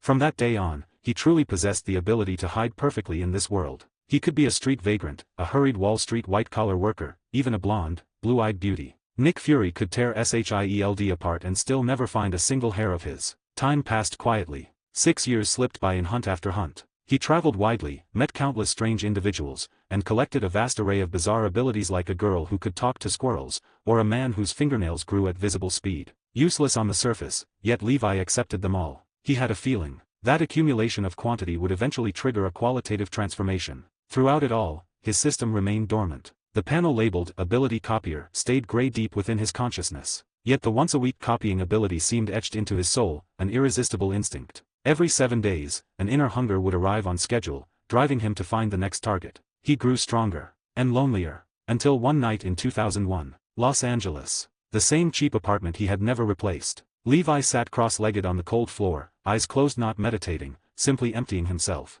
In 6 years, he had collected too many abilities. His body was like an overcrowded warehouse. He needed time to organize, to master each tool. Suddenly, his eyes flew open. He hadn't heard or seen anything. It was a resonance deep in his blood, undeniable. The cosmic energy within him, dormant for 6 years and long since tamed, suddenly boiled. Like water reaching a rolling boil, violent energy surged through his veins, bringing a searing, familiar pain. He would never forget this sensation. 6 years ago, in the Pegasus Project hangar, at the instant the light-speed engine exploded, it had felt exactly like this. He stood at once and strode to the window. He didn't look at the quiet street below. Instead, he lifted his gaze, as if piercing the ceiling, the atmosphere, straight into the endless stars. His energy perception pushed to its absolute limit. He saw it. Against the pitch-black canvas of space, a blazing golden point of light was forcing its way into Earth's gravity, well, brutal, unreasonable, unstoppable. That wasn't a conventional craft. It was a mass of pure, violent energy, filled with rage and confusion. Its energy frequency matched his own perfectly. Carol Danvers.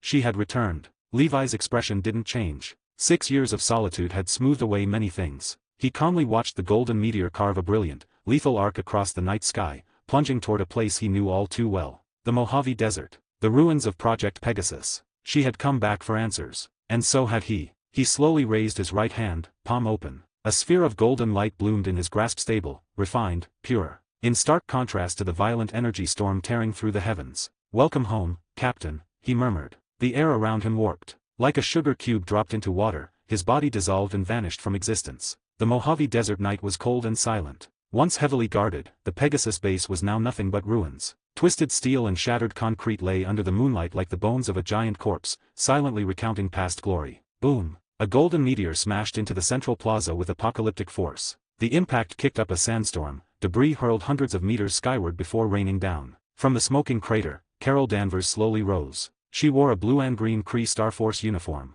Golden hair whipped wildly in the energy aftershocks. Her eyes were filled with confusion, rage and a sorrow she herself didn't yet recognize. She scanned the familiar yet alien ruins as shattered memories surged like knives through her mind. She remembered nothing, only that this place mattered. That she had lost something here and gained something too. "Who are you?"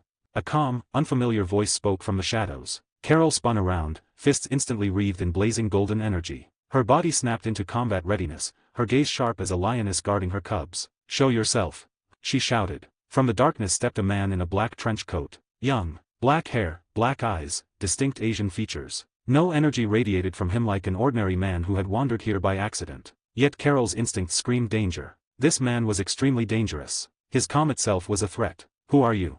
she demanded. "Kree, Skrull." He shook his head, a faint smile touching his lips. "Neither," he said. "I'm just a fellow traveler." "A fellow traveler?"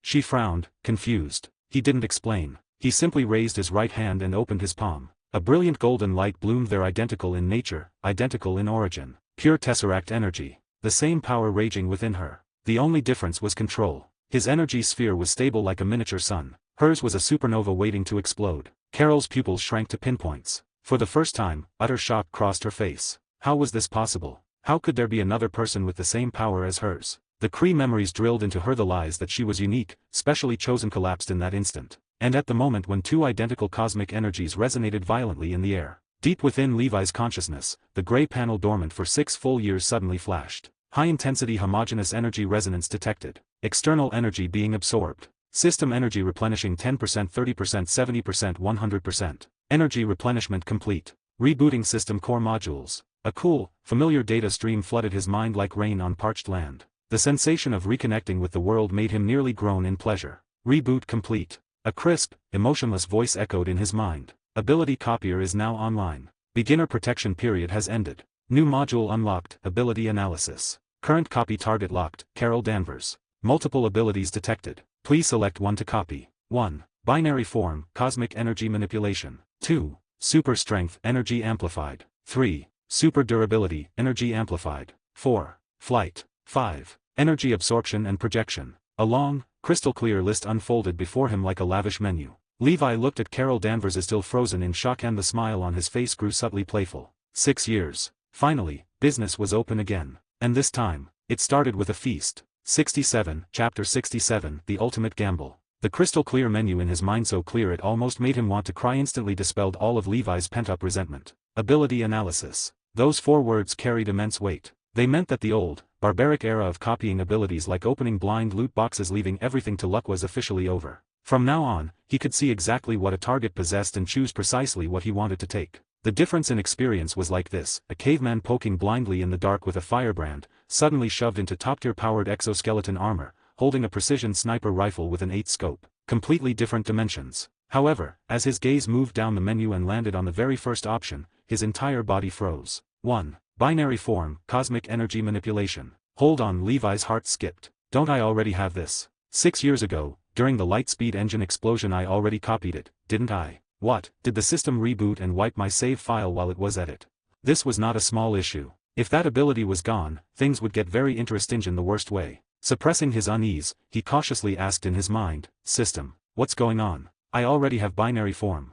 Answering host. The system's voice was the same as ever, cold, mechanical, utterly devoid of emotion. But this time, instead of a brief prompt, it delivered a long, detailed explanation that made his scalp prickle. 6 years ago, due to severe damage to the system core during temporal transition, and because the copy target, Lightspeed engine explosion, was in an extremely unstable state of energy overflow, the binary form you copied was an incomplete data fragment, with a completion rate of only 17%. This fragment caused the original Tesseract energy within your body to remain in a long-term unstable state, continuously conflicting with your regenerative factor and super soldier serum, severely draining your life essence. During this reboot, thanks to resonance with a high-intensity, stable, homogeneous energy entity, Carol Danvers, system energy has been fully restored. The current option, binary form, is a complete data template. Selecting it will repair and upgrade the fragmented data within your body, using it as a framework to fully integrate the Tesseract's original energy. Upon completion, you will gain perfect control over this energy.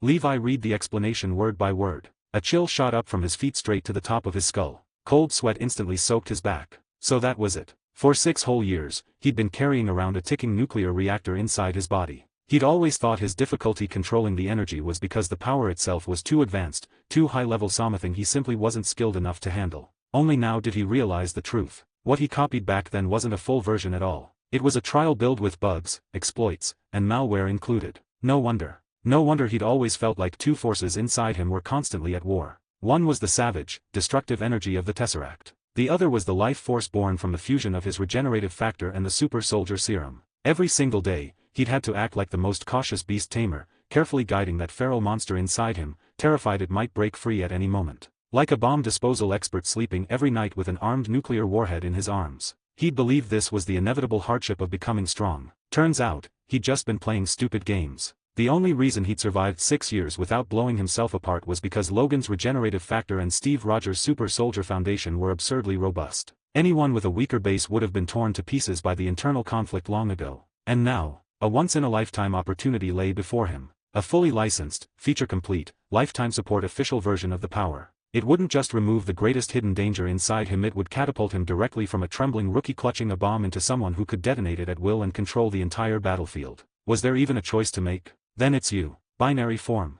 Levi practically roared in his mind. Command confirmed. Initiating copy and integration of binary form, complete data template. The moment the system's prompt sounded, an unprecedented sensation swept through him. A completely different energy flow was precisely extracted from the invisible resonance field between him and Carol. This time, it wasn't the savage agony of being electrocuted by billions of volts like 6 years ago. Instead, it was a gentle, orderly warmth, slowly flowing into his body, into his very soul. If the first copy had been a brutal, reckless energy infusion, this felt like microsurgery. Perfect code. A flawless genetic sequence. It was engraved directly into the deepest logic of his existence. He could see it, feel it. The Tesseract energy that had raged within him for 6 years, wild and uncontrollable, was like a herd of untamed horses finally encountering their destined rider. Under the guidance of the new data template, the chaotic energy began to rearrange itself in elegant, arcane patterns. The violent, destructive particles were soothed, domesticated, and absorbed into a new, stable, immensely powerful cycle. Levi closed his eyes. Every cell in his body resonated in joyful harmony. His regenerative factor finally laid down its burden, no longer needing to guard against constant meltdown. The super soldier serum at last found its perfect match, fully integrating with the cosmic level power instead of clashing with it. It was as if he'd been running a pirated operating system for years, lagging, overheating, blue screening daily, and now had finally installed the fully optimized official release. The world itself felt different. Before, his control over space energy had been crudely forcing it, bending and twisting reality like a blacksmith smashing iron with a sledgehammer. Now, with a single thought, he felt like a master surgeon holding a scalpel, precisely editing space itself. The sensation of absolute control was intoxicating. But while Levi was undergoing his rebirth, Carol's experience was the exact opposite. The instant he began copying, she felt an indescribable connection form between them. Information something she couldn't comprehend was flowing out of her, or rather, out of the very source of her power. She didn't feel weaker. The sensation was stranger than that. It was as if she had become an open book being read, page by page. Then memories that weren't hers flooded into her mind without warning.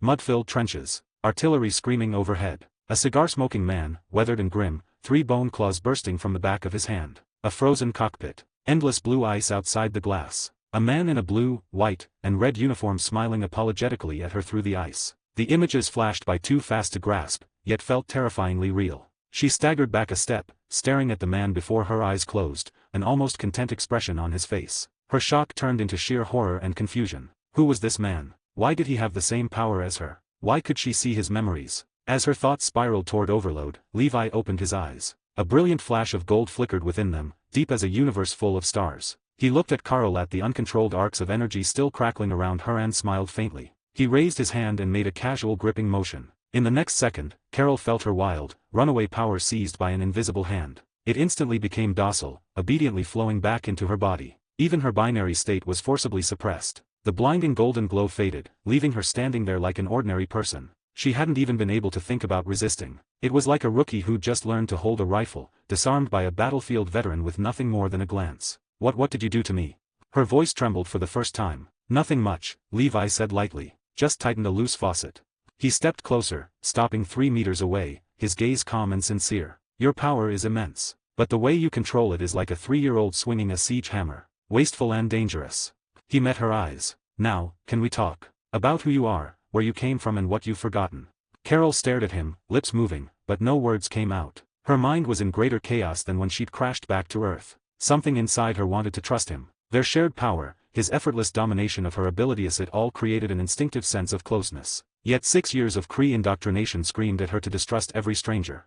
She began. A sudden roar of engines tore through the ruins. Blinding headlights flared to life at the base's entrance, slicing through the Mojave night and locking onto them. Levi frowned slightly. He didn't need to look. Nick Fury, SHIELD, had arrived faster than expected. "Looks like we're out of time," Levi said, glancing at the encircling black Chevy Suburbans. He turned to Carol. "If you want answers, trust me. Now hold on."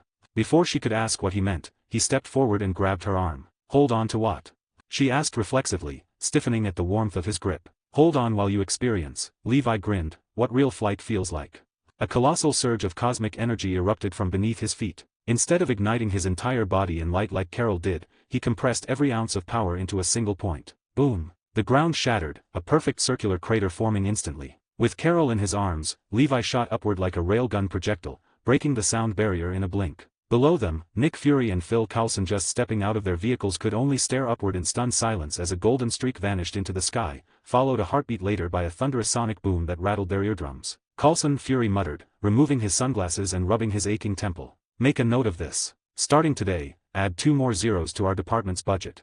68, Chapter 68, True Flight. Weightlessness. Now worse than weightlessness. It was the sensation of being forcibly ripped out of reality itself. Carol felt like a stone snapped from a slingshot, launched in 0.01 seconds. Everything around her dissolved into blurred, infinitely stretched streaks of light. Wind was no longer wind, it was a solid wall hard enough to tear steel apart, crushing her body from every direction. Her instincts triggered instantly, cosmic energy forming a protective barrier around her, yet even so, the sheer acceleration wiped her mind blank. She couldn't even scream. Reflexively, she looked at the man gripping her arm. And then she saw a scene she would never forget for the rest of her life. Levi's expression was calm, so calm it was almost absurd. As if he were taking a leisurely walk through his own backyard. The hem of his coat didn't even flutter. The storm capable of shredding everything in its path might as well not exist for him at all. Unlike her, he didn't cloak himself in blazing energy armor. He simply stood there, or rather, hovered, surrounded by a nearly invisible force field, rippling faintly like water disturbed by a pebble. Every gale, every ounce of resistance, every terrifying spike of acceleration slid off that thin layer as though striking a perfectly smooth mirror,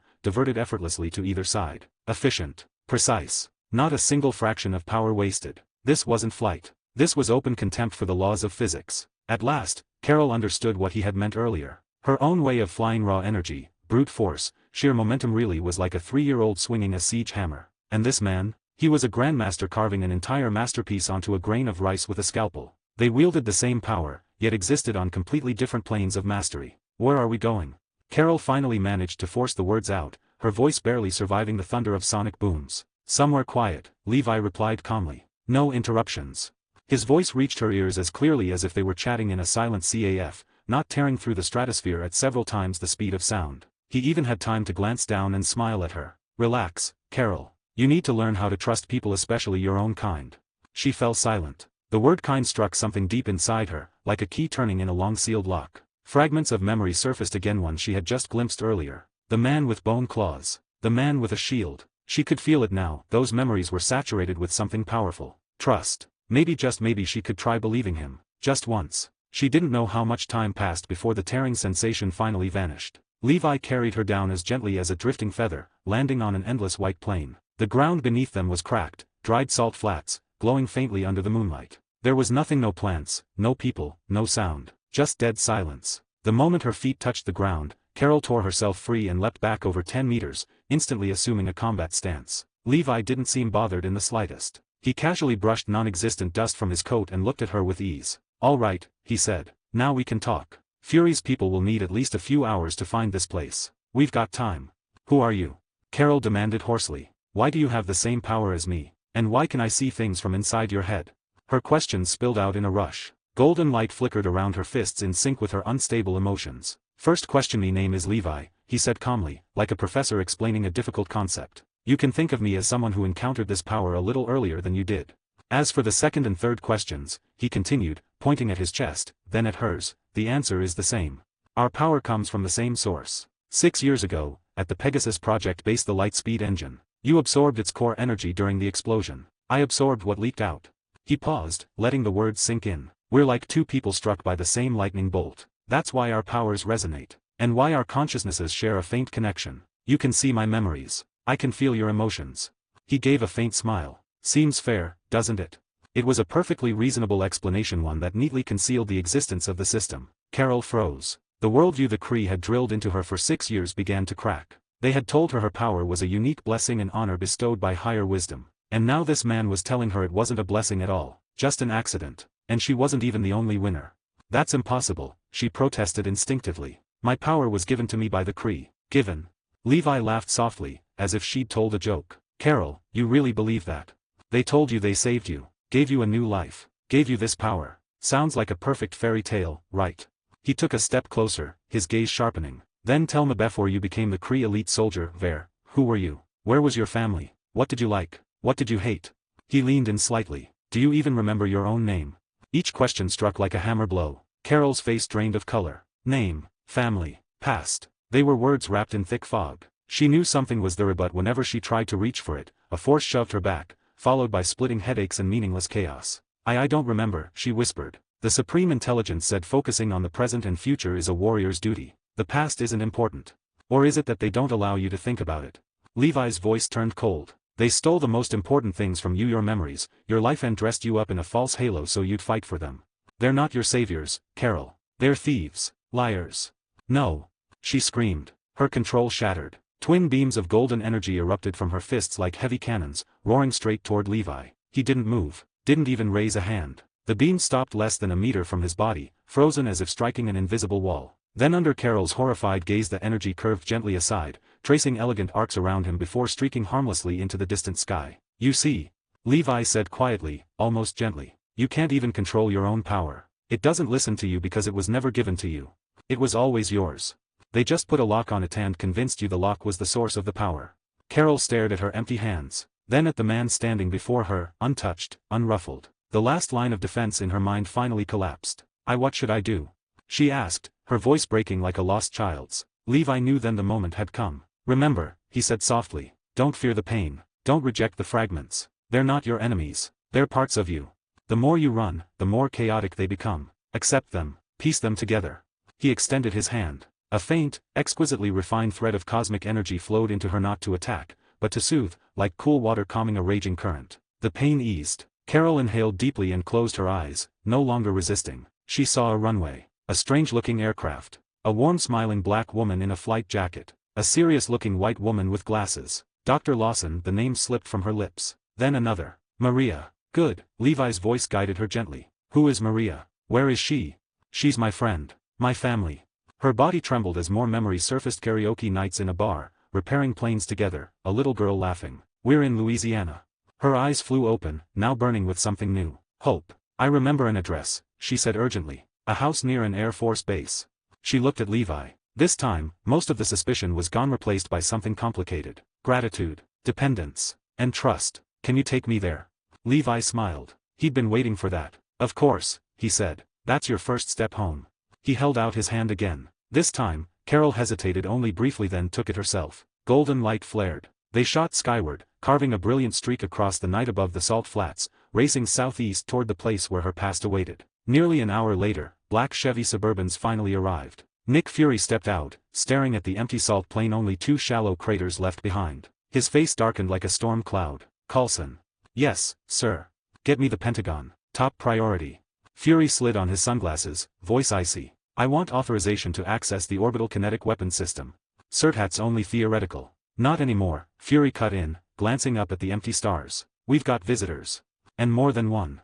69, Chapter 69, You want to talk to me, are you worth it? 69, Chapter 69, You want to talk to me, are you worth it? The night in Louisiana was damp and stifling. The air was thick with the earthy stench of rain-soaked soil mixed with the fermented rot of unknown plants, clinging to the skin in a sticky, unpleasant film. Levi and Carol descended slowly from several thousand meters in the air. The entire process was completely silent, no sound, not even a gust of wind. Their toes touched down lightly on a neatly trimmed lawn, like 2 leaves falling soundlessly in the night breeze. Before them stood a typical Southern American wooden house, 2 stories tall, with a wraparound porch. The white paint looked mottled and weathered under the cool moonlight, carrying the marks of time. On the lawn out front sat an old Ford pickup truck, parked crookedly, with a few empty beer bottles tossed into the bed. Nearby stood a basketball hoop, its net torn and ragged, swaying gently in the night wind. Everything felt so ordinary, so full of everyday life, utterly out of place compared to the supersonic flight and energy resonance they had just experienced. Carol stood there, frozen, staring at the house. Her body trembled uncontrollably, not from fear, but from a deep, soul-level stir. She had been here before. She couldn't remember when, or how, but she knew. Her mind was like an old film projector with bad wiring, flickering wildly with fragmented, silent black and white images. She saw herself wearing grimy work pants, sitting on the porch's rocking chair with a bottle of ice-cold beer in hand, laughing with a black woman whose face she couldn't quite make out, the 2 of them seemingly arguing about something. She saw herself on this very lawn, lifting a little girl with pigtails high into the air. The girl's laughter seemed to cross time itself, ringing in her ears like silver bells. She saw herself lying half reclined on the hood of that old pickup truck with the same black woman, pointing at a sky full of stars, her face lit with a fearless, flamboyant grin. Maria. The name slipped from Carol's throat unconsciously. Her eyes grew wet, her vision blurring. Like a puppet pulled by invisible strings, she began walking toward the house step by step. Her fingertips brushed over the chipped white porch railing, over the familiar rocking chair, until they finally came to rest before the dark green, time-worn wooden door. Levi didn't follow. He remained standing quietly in the shadow of the lawn, like a statue.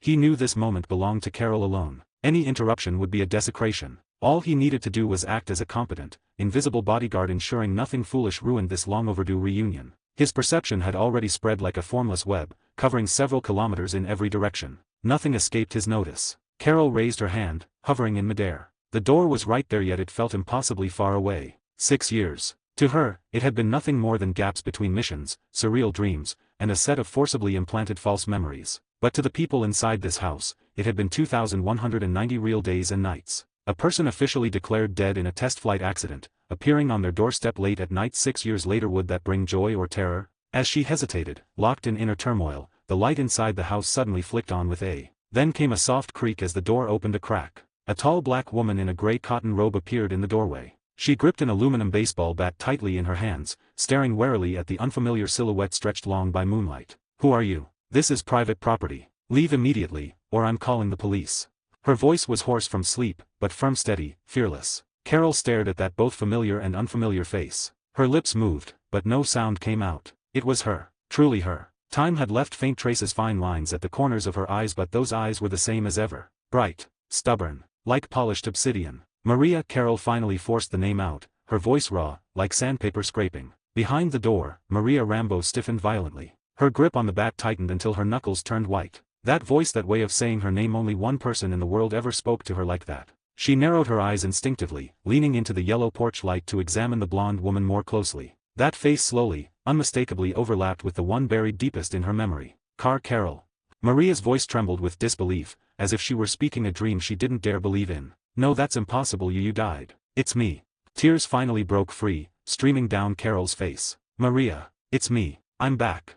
Oh my God. The baseball bat clattered to the wooden floor. Maria clapped both hands over her mouth, trying to hold back a sob, but the tears poured out anyway. She rushed forward and wrapped Carol in a crushing embrace, holding her as tightly as if she were trying to fuse them together, terrified that if she let go, Carol would vanish again just like 6 years ago. Two best friends, separated for 6 years, clung to each other under the quiet night porch, muffled sobs pouring out all the longing, pain, and injustice of those lost years. Mom, what's wrong? Who's outside?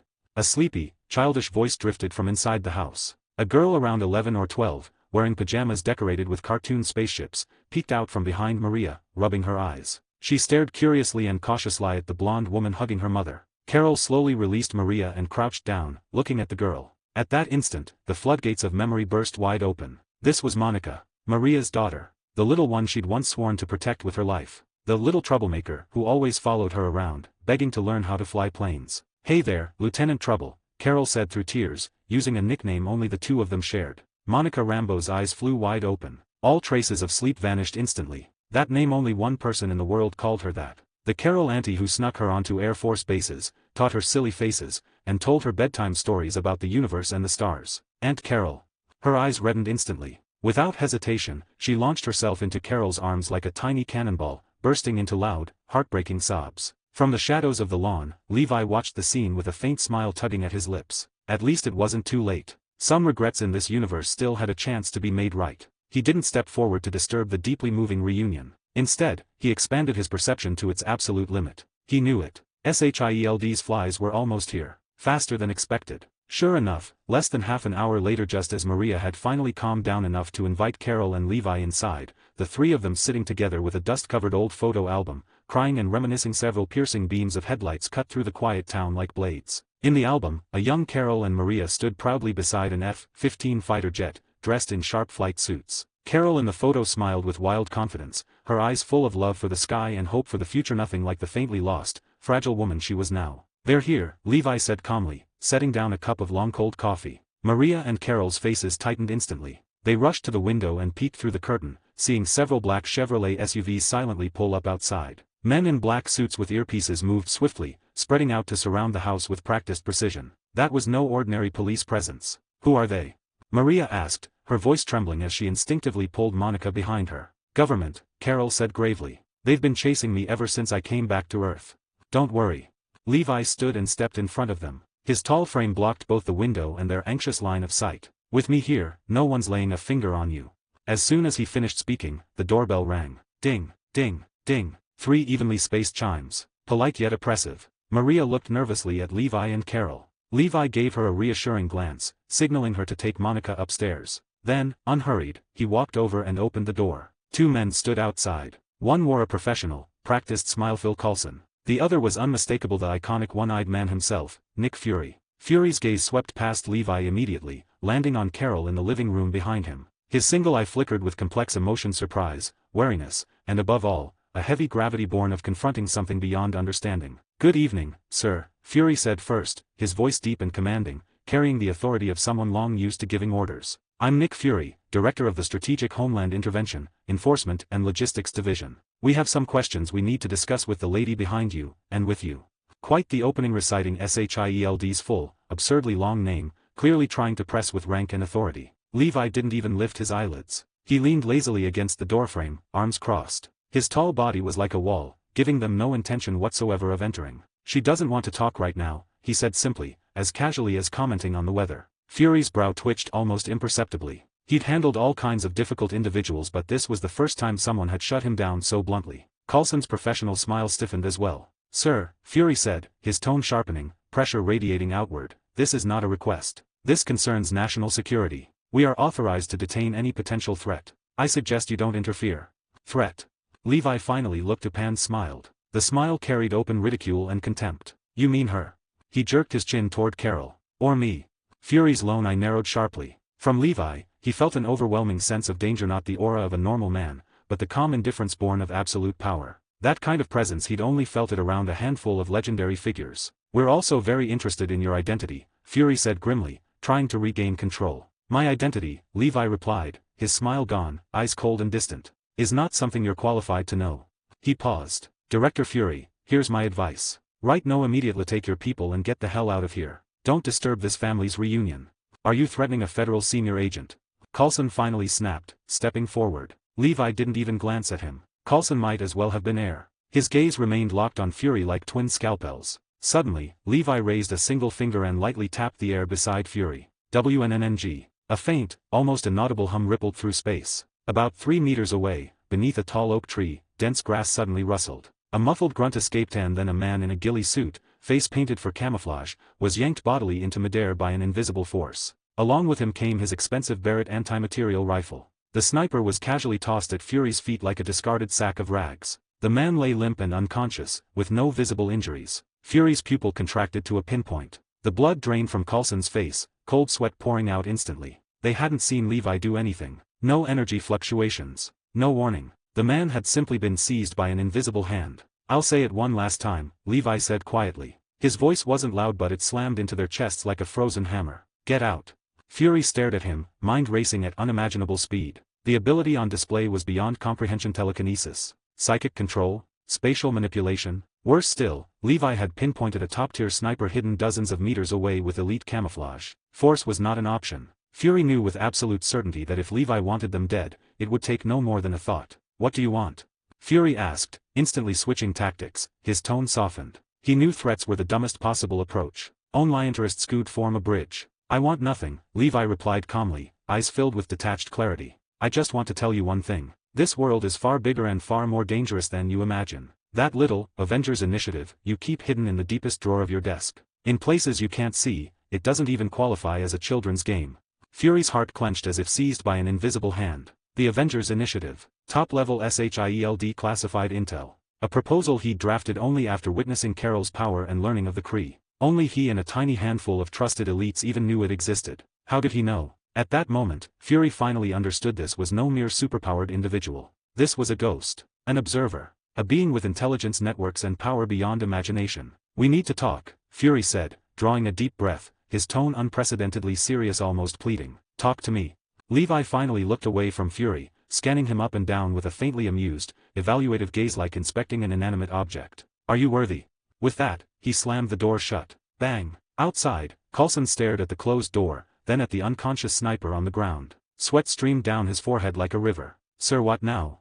"Withdraw," Fury said with a single hoarse word. He turned toward his vehicle. In his lone eye burned a light he'd never felt before, a mix of fear, frustration, and a spark of near-maniacal excitement. The game had just become far more interesting. Chapter 70, Curious Monica. The moment the door slammed shut, the living room fell into dead silence. Maria and Carol stood at the foot of the stairs, the tension and shock still written all over their faces. They hadn't seen everything that happened outside clearly, but the invisible pressure in the air and Levi's casual yet domineering "Are you worth it?" had reached their ears without missing a beat. Especially Carol. She stared at Levi's back, calm as if he'd merely chased away a fly, and her emotions churned violently. She had always known he was strong, but not this strong. That one-eyed man was obviously someone with real authority, the kind who commanded rooms by simply standing in them. Yet in front of Levi, he hadn't even earned the right to step inside, reduced to silence and forced to retreat. That wasn't just suppression through power. It was total domination off status, strength, and mind set in an entirely higher level. "They just left?"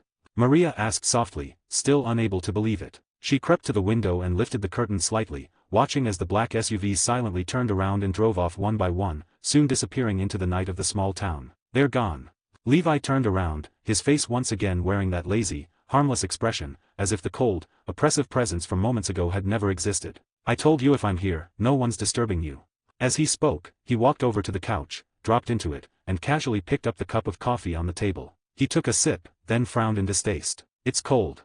Then he pointed at the old photo album spread across the table. "All right, flies are gone. We can continue. I wasn't finished yet. Turns out your hair was even messier when you were young."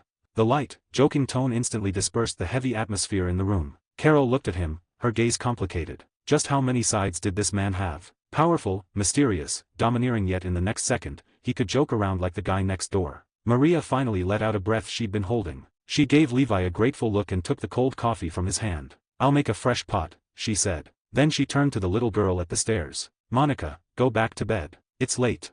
"Okay." The girl responded, but her big, dark eyes stayed glued to Levi, filled with unrestrained curiosity and a hint of awe. She had seen what happened, the sniper being yanked out of nowhere. To an 11-year-old, that was way cooler than anything in a comic book. Nothing happened that night. The next morning, when the first rays of sunlight slipped through the blinds and cast mottled shadows across the wooden floor, Levi had already finished his morning training in the backyard and was sitting at the dining table. A simple American breakfast was laid out, sunny side-up eggs cooked just right, sizzling bacon, golden toast, and a steaming cup of black coffee. Maria's cooking had that unmistakable taste of home. Carol sat at the table as well, but she was clearly distracted. She poked at her eggs absent-mindedly, her gaze unfocused. She hadn't slept well, her mind kept replaying fractured memories, old and new, mixed with Levi's unfathomable strength. "What's on your mind?" Levi asked, chewing on his toast. "The Kree," Carol said, putting down her fork. Her expression turned serious. "Yanrog and the others won't just let this go. They'll find me soon." "I know." Levi nodded calmly, taking a sip of coffee. "That's why you need to get stronger quickly. Not by firing bigger energy blasts, but by learning control. Feel it. Make it part of you, as natural as breathing." "Like what you did?" Carol asked. "Something like that," Levi shrugged. "My situation's special, you can't copy it. But the principle's the same. Your body is an energy reactor. Your will is the control valve. The Kree installed a cheap one with a backdoor. Now you need to rip it out and replace it with one that belongs entirely to you." Carol nodded, half understanding, half not. The following days passed with surprising calm. Levi and Carol stayed at Maria's place like distant relatives visiting for a while. During the day, Carol went out with Maria in the old pickup truck, wandering around town, visiting bars they used to frequent, trying to recover more memories of Carol Danvers through familiar places. She relearned how to use a microwave, got used to Earth food again, and even watched a painfully boring late 90s romance movie with Maria and Monica. Levi, meanwhile, spent most of his time inside the house or on the open lawn in the backyard. To anyone watching, it looked like he was just zoning out or sunbathing. In reality, his consciousness was deep within his mental world, working like an ultra-precise engineer, constantly analyzing, refining, and mastering the fused energy inside him. He could feel his control over space steadily improving, slow, but rock solid. From crude twisting and compression, he had reached the point where he could split a single suspended droplet of water perfectly in half from the inside, without changing its outer shape or causing any energy disturbance. That level of precision was the truly terrifying part. It meant that if he wanted to, he could silently sever someone's artery and the victim wouldn't even know how they died. At the same time, Levi was thinking about his next move. His ability list already included S-rank regeneration, super soldier serum, binary form, basic atmospheric control, kinetic infusion, enhanced senses and physique, and morphological mimicry. Offense, defense, endurance, disguise, AOAA had almost no obvious weaknesses. But Levi never believed in having enough trump cards. This universe ran deep. Even setting aside cosmic gods lurking in the shadows, Thanos alone wasn't something his current toolkit could guarantee victory against. His system allowed him to copy one ability per week. 3 days remained until the next cooldown ended. He needed a new target. Nick Fury hadn't sent anyone else, but Levi knew better. That old fox hadn't given up. There were eyes lingering around the town's outskirts, neither too close nor too far. Once or twice, Levi even picked up extremely faint communication signals, technology that didn't belong to this era. SHIELD was trying to reach him through encrypted channels. Levi ignored all of it. He enjoyed this dynamic enemy in the dark, himself in the light. The more Fury guessed, the more he overthought, the safer Levi became. That afternoon, Levi was lying on a deck chair in the backyard, eyes closed, contemplating spatial folding, when a small figure tiptoed up beside him. It was Monica. She held a glass of lemonade with a straw, carefully offering it to him. "And Mr. Chen?" she asked softly. Ever since learning that Levi's alias was Anthony Chen, she'd been calling him that. "Mom asked me to bring you some water." Levi opened his eyes, smiled, and took the glass. "Thanks, Monica." "You're welcome." She didn't leave. Instead, she stood there, hands clasped behind her back, twisting the hem of her shirt, clearly wanting to ask something. "Something else?" Levi asked. Monica hesitated, then finally gathered her courage. "That night the bad guy, were you the one who knocked him out?" Her eyes sparkled with pure curiosity. Levi looked at her for a moment. He remembered that in the future, this little girl would gain incredible energy manipulation powers of her own and become the hero spectrum. Maybe planting a seed now wasn't such a bad thing. Instead of answering directly, he raised a finger. A single crystal-clear droplet rose from the lemonade, floating against gravity. Monica's mouth slowly formed an O. The droplet began to change shape, first into a tiny butterfly flapping its wings, then it circled her once. Next, it turned into a miniature cartoon spaceship identical to the one on her pajamas. Finally, it became a little stick figure waving at her. Wah! She couldn't help but gasp. It was 100 times cooler than any magic trick she'd ever seen. This isn't mind control, Levi said gently. It's understanding the world on a deeper level. When you can read the code that makes up reality, you can make small edits. He flicked his finger lightly. The watery stick figure floated over and tapped Monica's nose before collapsing back into a cool droplet. She touched her nose instinctively, then burst into giggles, looking at Levi with pure admiration. Just then, Carol and Maria walked out from the house. Carol watched Levi interacting with Monica, her expression softening. Over the past few days, Levi hadn't said much, but he was like an anchor. As long as he was here, people felt inexplicably at ease. Looks like kids really like you, Carol teased. Maybe, Levi replied casually. Suddenly, his smile froze. His eyes sharpened, lifting toward the sky. Before Carol or Maria could react, Levi's figure left a faint afterimage, and in the next instant, he was standing on the roof. What is it? Carol tensed immediately, energy stirring within her. We've got company, Levi's voice came down coldly. And they're here for you. The blue sky above held a tiny black dot rapidly expanding. The next second, a green energy beam tore through the sky like a death ray, roaring straight toward Maria's house. 71, Chapter 71, Onrog. Green light tore through the sky. It wasn't so much a beam as it was a red-hot iron rod hurled straight down from orbit, screaming as it ignited the air in its path. Before it even hit, a scorching shockwave slammed downward. The grass on the lawn withered and curled in an instant, releasing the stench of burning vegetation. Maria clutched Monica, her mind completely blank. The scream stuck in her throat. She was just an ordinary mother when death pressed down so tangibly. All she could do was shut her eyes and hold her daughter as tightly as she could. Carol reacted a beat faster. Every cell in her body screamed. The combat instincts implanted by the Kree kicked in reflexively. Golden cosmic energy seeped from beneath her skin as she bent her knees, ready to hurl herself into the descending death ray with her own body. But she knew it was too late. It was too fast. Too close. At that moment, Levi moved. Standing on the roof, he simply raised his right hand toward the falling green light and spread his fingers. No charging. No battle cry. Not even a hint of energy flare. The motion was calm, like snapping his fingers, or catching a baseball tossed by a friend. Then, he closed his hand. Hum. A deeply suppressed, muffled sound rang out, as if it came from another dimension. Something utterly bizarre happened. The beam, powerful enough to vaporize the house and everything within 100 meters, stopped. It froze less than 3 meters above the roof tiles. Just stopped in midair. It didn't hit anything. It didn't cause even the slightest ripple. The destructive energy at its tip still churned violently, yet it could not advance even an inch further, as if someone had pressed pause on reality itself. On the lawn below, Carol's body stiffened mid-motion. Her mouth fell slightly open. She could feel how terrifying the energy inside that beam was. Pure, refined destruction, the standard output of a Kree ship's main cannon. Even in binary form, taking it head-on would cost her dearly. Yet it had been halted with a single gesture. Then something even more unbelievable occurred. The frozen beam began to twist. It was no longer a straight line of light, but like a venomous snake seized by an invisible hand, folded, coiled,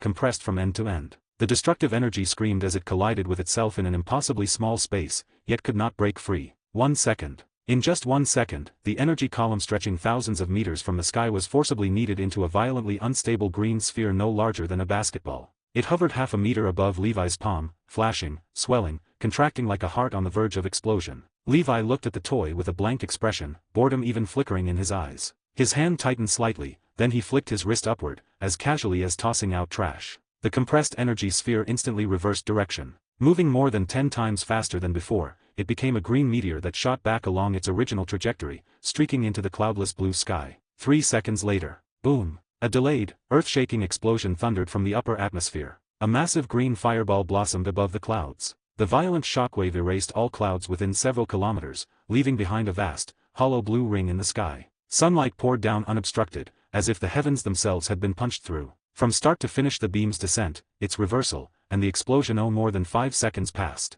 On the lawn, deathly silence reigned. Maria slowly opened her eyes. She was alive. Her daughter was still in her arms. She stared blankly at the enormous void in the sky, then at the figure on the roof with his hands in his pockets, as if he'd done nothing at all. Her mind simply shut down. Carol stood there rigid, the golden light that had surged to her skin slowly retreating. She looked at Levi and, for the first time, truly understood what gap meant. Not a gap in strength, a gap in existence. She could block that attack, but only by burning energy, colliding with it head-on, paying a price. Levi had merely raised his hand. Stay inside. Don't come out, Levi said from the rooftop, his voice calm, devoid of emotion. With that, his figure faded and vanished. The next instant, he was already thousands of meters up in the sky. There, 6 Kree soldiers clad in dark green standard combat armor, metal helmets sealed tight, stood atop hovering boards. They stared in shock at the distant fireball, what remained of their own reconnaissance craft, destroyed by the cannon shot that had been thrown back at them. They formed a semicircle, surrounding Levi. At the front stood Yanrog. His face was ashen, his fingers clenched around his energy rifle, knuckles whitening. He never could have imagined that his carefully calculated opening strike would not only fail, but be casually returned and take out one of his ships in the process. This was humiliation. Absolute humiliation. Who are you? Yanrog locked his gaze onto Levi, his voice cold as the winds of Hala. This is an internal matter of the Kree Empire between us and the traitor Ver. Earthman, get out of the way. Now. Levi kept his hands in his pockets and strolled casually through the air, as if walking through his own backyard. He glanced over the well-equipped Kree soldiers, his gaze like that of a customer assessing goods on a shelf. First, Levi said calmly, his voice carrying clearly to every ear. Her name is Carol Danvers. She's an Earthling, not Ver. He paused, then looked directly at Yanrog, a trace of mocking amusement in his eyes. Second, didn't your emperor ever teach you basic manners when visiting another planet? Levi continued. Opening fire on someone's house without asking questions first, that's a bad habit. It makes your empire look embarrassing. You're courting death. Yanrog snapped, completely enraged. As commander of an elite Kree squad, he had never been insulted like this. The soldiers behind him immediately raised their energy rifles, dark green muzzles glowing ominously as they all locked onto Levi. So you've chosen death, Yanrog hissed. Then die. Fire. At his command, 5 green energy beams erupted from different angles, forming a lethal net that sealed off all possible escape routes. Levi didn't even consider dodging. He stood there, unmoving, his hands never leaving his pockets. When the beams reached within 1 meter of his body, something that shattered every Kree's sanity occurred. They slowed, dimmed. Then, less than half a meter from Levi, they vanished like cigarette embers pinched out in midair. No explosion, no shield, not even a ripple in the air. Spatial curvature absorption. A technique Levi had refined over the past few days, microfolding space around himself at extreme frequency, forming an invisible energy grinding field. Any energy entering it was instantly decomposed by countless spatial folds into its most primitive particles. That's it. Levi clicked his tongue, disappointment perfectly measured on his face. This is the Kree Empire's elite squad. Feels like a massage. Yanrog and his men were stunned. Their attacks had been eaten. Impossible. Those were pure energy weapons, not physical projectiles. Absorbing them outright violated everything they understood about physics. Monster, one Kree soldier finally croaked in terror. Figured it out a little late, Levi replied softly. His voice seemed to echo right beside each of their ears. The next second, he vanished. Yanrog's pupils shrank to pinpoints. His battle-hardened instinct screamed a warning. His mind hadn't processed it yet, but his body reacted, activating the energy shield on his wrist and retreating at full speed. Too late. No alarms sounded. His tactical visor showed no enemy proximity alert. He only felt his shoulder sink. A Hondan ordinary, unloved hand rested lightly on it. The energy shield he was so proud of, capable of withstanding direct blaster fire, popped like a soap bubble, soundless and effortless. Every hair on Yanrog's body stood on end. There was no force, no energy fluctuation. Yet that casually resting hand felt like an immovable mountain pinning him in place. Moving even a finger was impossible. He watched as Levi's form solidified in front of him, a harmless smile on his face. See? Levi grinned, white teeth showing. I caught you.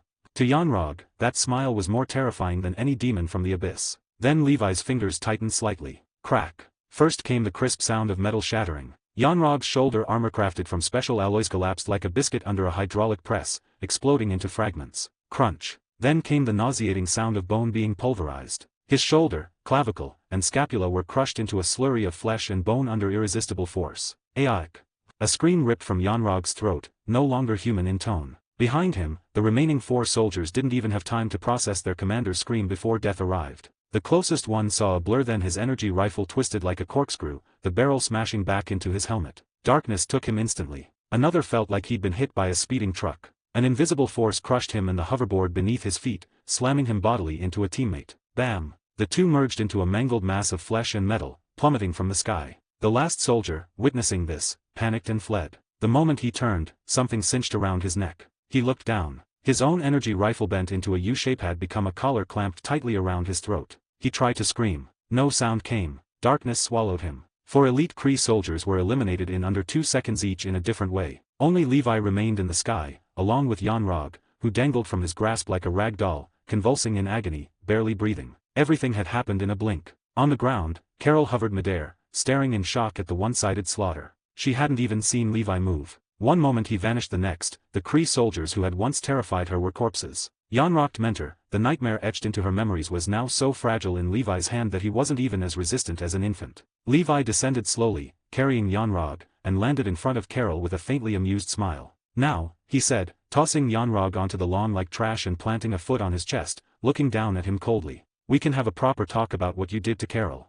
72 Chapter 72 New Spoils of War. The lawn was damp, reeking of mud and blood. Yanrog lay sprawled on the ground like an emptied sack of rice. The alloy chest armor over his torso had shattered, caved inward, and every breath he took came with the wet, bubbling sound of blood breaking in his lungs. Levi's combat boot rested on his chest. He wasn't applying much force, yet it felt as if it had been welded in place. Carol descended from the air, her steps a little unsteady. She stopped a few meters away and looked at the man on the ground. In her memories, he had once been her mentor, her superior and insurmountable mountain. Now, he was nothing more than a puddle of wreckage. The feeling was strange. Like a nightmare that had lasted 6 years, finally ending the moment she woke up. Talk, Levi said. His voice was calm, as if he were asking what to have for lunch. Why did you come to Earth? What does the Supreme Intelligence want? And what did you do to her memories?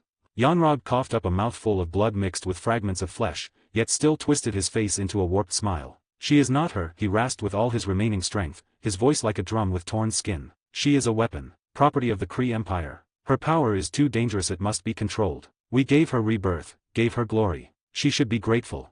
Levi's toe gently twisted against the dented chest armor. CRK. The sound of ribs shifting out of place echoed clearly. Yanrog's roar died in his throat, turning into a suffocated groan. The agony made his blue face flush purplish red, his eyes bulging from lack of oxygen. I'm not interested in your imperialist propaganda, Levi said coldly, each word sharp as ice chips. I ask. You answer. Otherwise, I'll let you personally experience what molecular-level slow disintegration feels like. I'll peel every single cell off your bones and let you watch yourself dissolve into a puddle of protein. He wasn't threatening. He was stating a fact. The phrase molecular level was more terrifying than death itself. The madness in Yanrog's eyes finally faded, replaced by primal fear. He stared at Levi into those eyes so calm they held not a ripple and finally understood that this man was not joking. The Supreme Intelligence, it sensed instability in the energy. Yanrog panted, each word tearing at his lungs. It ordered me to retrieve the weapon and reformat her. As for her memories, we merely helped her unload unnecessary burdens. A soldier doesn't need so many sentimental emotions.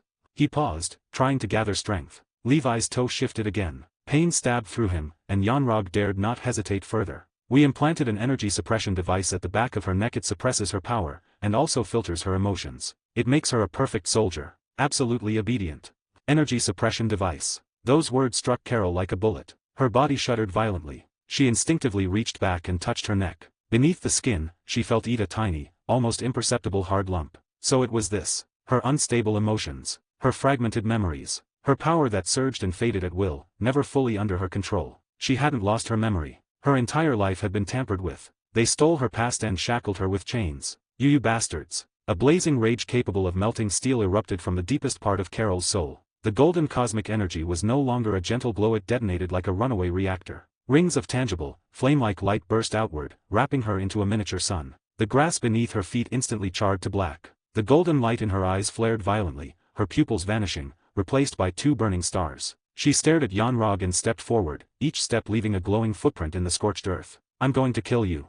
She roared, her voice twisted by fury. She raised her hand as a ball of annihilating energy screamed into existence in her palm. Yanrog's face filled with terror, but beneath it lurked a sick, twisted satisfaction. See, he hadn't been wrong. This weapon was unstable. It deserved a cage, or erasure. Just as Carol was about to strike, a hand gently rested on her shoulder. It was Levi. The hand carried no force and no warmth at all. Yet the rampaging golden energy around Carol instantly calmed, as if doused with liquid nitrogen. The mind-shattering rage receded, soothed by a cool, steady will, like a wild beast being tamed. Killing him would be letting him off easy, Levi said quietly beside her. And a living Kree commander is far more useful than a corpse. Revenge tastes better when it's served cold. Carol gasped for breath, her chest heaving. She looked at Levi's unervingly calm profile as the golden light faded from her eyes and reason slowly returned. Yes. Kill him, and then what? The Kree Empire would just send more Yanrogs. Endlessly. Levi released her and crouched beside Yanrog. Ignoring the hatred and terror in his eyes, he reached to the back of Yanrog's neck, felt around, then pinched hard with 2 fingers like steel clamps. Snap. A faint sound. A silver metal chip no larger than a fingernail was ripped straight out of flesh and blood, a Kree military communication and identification device integrated with biometric data. All right. My turn, Levi said as he stood up, wiping the blood from the chip onto his pants. He looked at the dazed Carol and suddenly smiled. want to see a magic trick?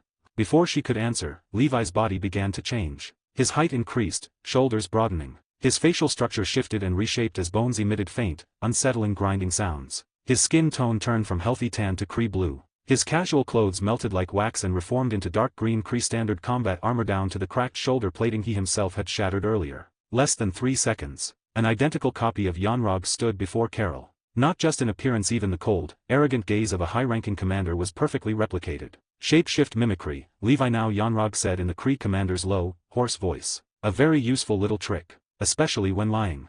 Carol opened her mouth, but no words came out. She knew Levi could transform, but seeing this flawless replication, even down to presence and demeanor, left her deeply shaken. This wasn't disguise. It was creation. Yanrog walked across the lawn, picked up a hoverboard that had survived the battle, and stepped onto it. He activated the communicator. A faint hologram appeared, a helmeted Kree officer whose face was obscured. "Commander, report," the voice said urgently, starship engine hum audible in the background. "Target secured," Yanrog reported crisply, fatigue and injury subtly laced into his tone. Ver was unstable. Resistance was fierce. Entire squad annihilated. "I am severely wounded. I am now escorting her back to Hala for judgment by the Supreme Intelligence."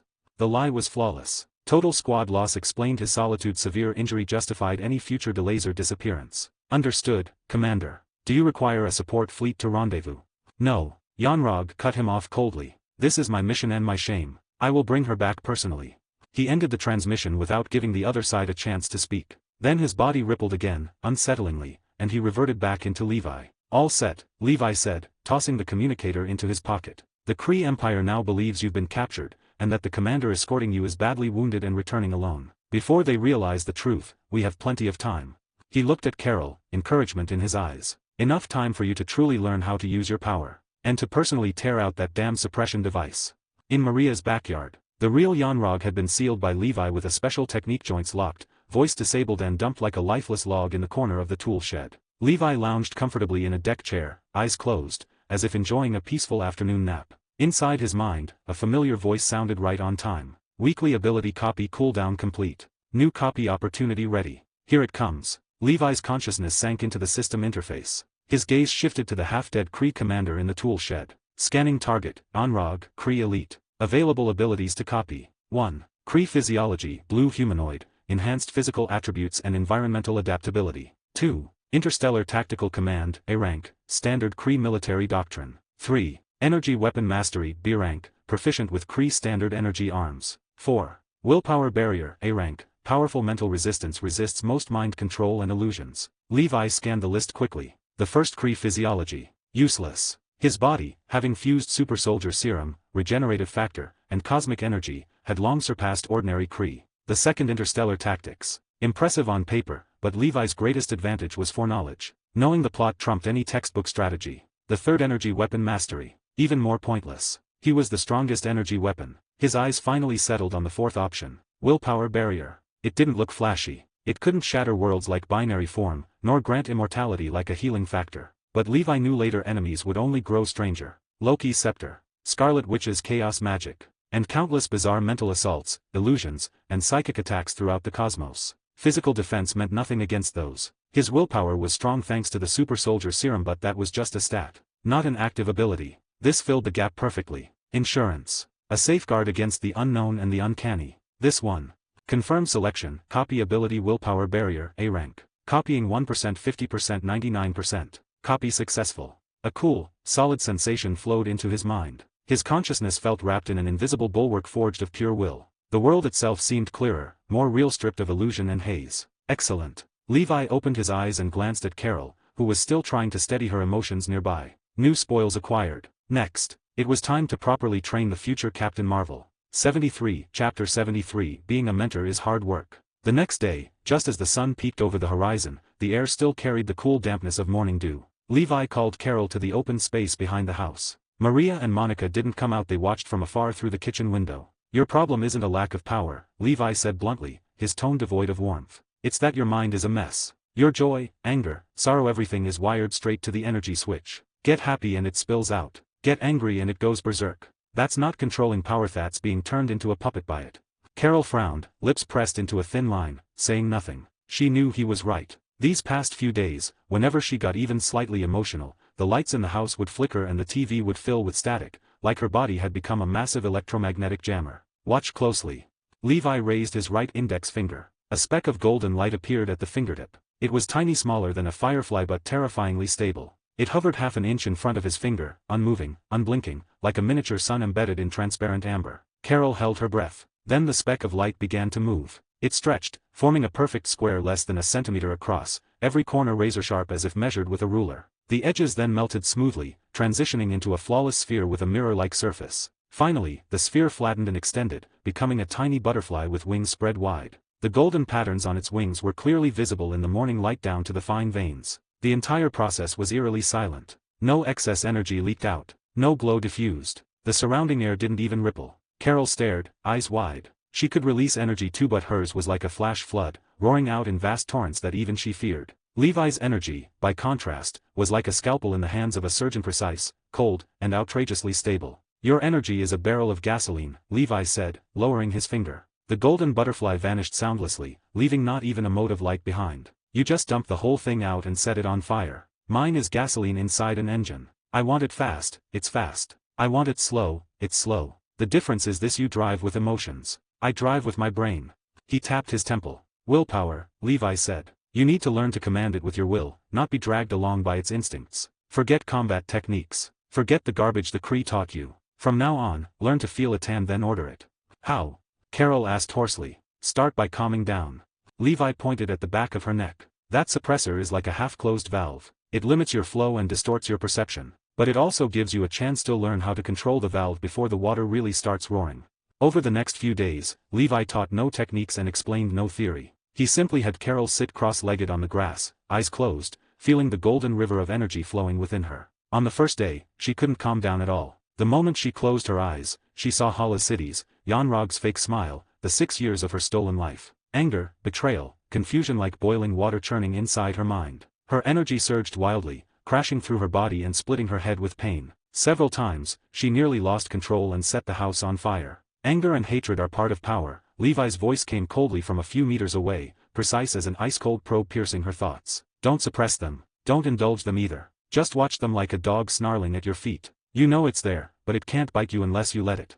Levi had his own eyes closed as well. His newly acquired willpower barrier had turned his inner world into an impregnable fortress. He could project his will outward, forming a thin, invisible buffer around Carol's consciousness. He didn't interfere, he simply filtered out the most violent emotional noise, giving her a relatively quiet space to look inward. Carol, of course, didn't know this. She only felt that, under Levi's cold guidance, the boiling water in her head wasn't quite as scalding anymore. She began trying not to fight the anger, but to observe it, watching it churn and roar, then slowly subside. It was incredibly hard. Like watching someone else go mad inside your own mind. But gradually, she found the rhythm. On the 4th day, she managed to decouple her emotions from her energy fluctuations for a full minute. On the 7th day, she successfully held a thin strand of golden light at her fingertip for 3 seconds. It still trembled like a candle in the wind, but it didn't explode out of control. It's time, Levi said, nodding at last. He took Carol to a much more open wasteland, several kilometers away from Maria's house. There was nothing there but sand and sparse shrubs. That suppressor, Levi said, you remove it yourself. Myself. Carol froze. I don't know how. Use your energy, Levi cut in. It's connected to your central nervous system. Rip it out with brute force and you'll probably be paralyzed. You need to use your energy like the finest surgical blade and sever each connection one by one. This is your final exam. Fail and you'll spend the rest of your life in a wheelchair.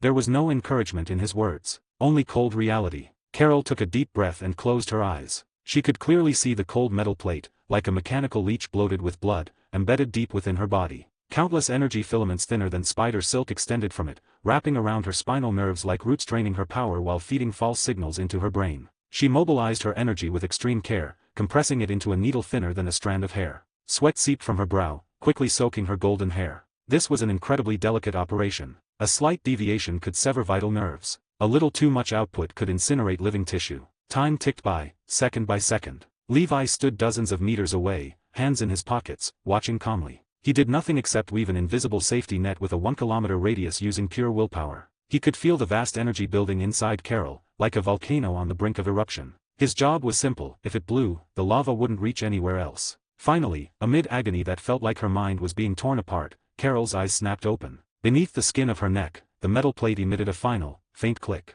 All connection severed. Silence fell. 1 second of absolute stillness. Then, boom, like a cosmic singularity detonating at the birth of the universe. An unimaginable amount of energy, suppressed for 6 long years, erupted from Carol's body. No longer a gentle golden glow, it became a pure, destructive pillar of white light blasting straight into the sky, like a sword of creation tearing through the clouds and leaving a massive black void in the blue heavens, its edges still burning with golden flames. A raging energy storm exploded outward from her, stripping layer after layer from the ground. Grass, soil, rock all vaporized on contact, leaving behind an ever-expanding, glassy circular crater. Ah! Carol collapsed to her knees, clutching her head and screaming in agony. It was too much. Far too much. She felt like an overinflated balloon about to burst, every cell stretched and torn apart by endless energy. Sound vanished. Vision vanished. Her senses were replaced by a pure torrent of power. She saw the universe birth and death of stars, the flow of time, countless parallel versions of herself. Eons of information flooded her mind in an instant, threatening to shatter her consciousness entirely. She was afraid. For the first time, she felt genuine fear toward the power inside her. She feared becoming a monstrous, unthinking mass of destruction. Ah!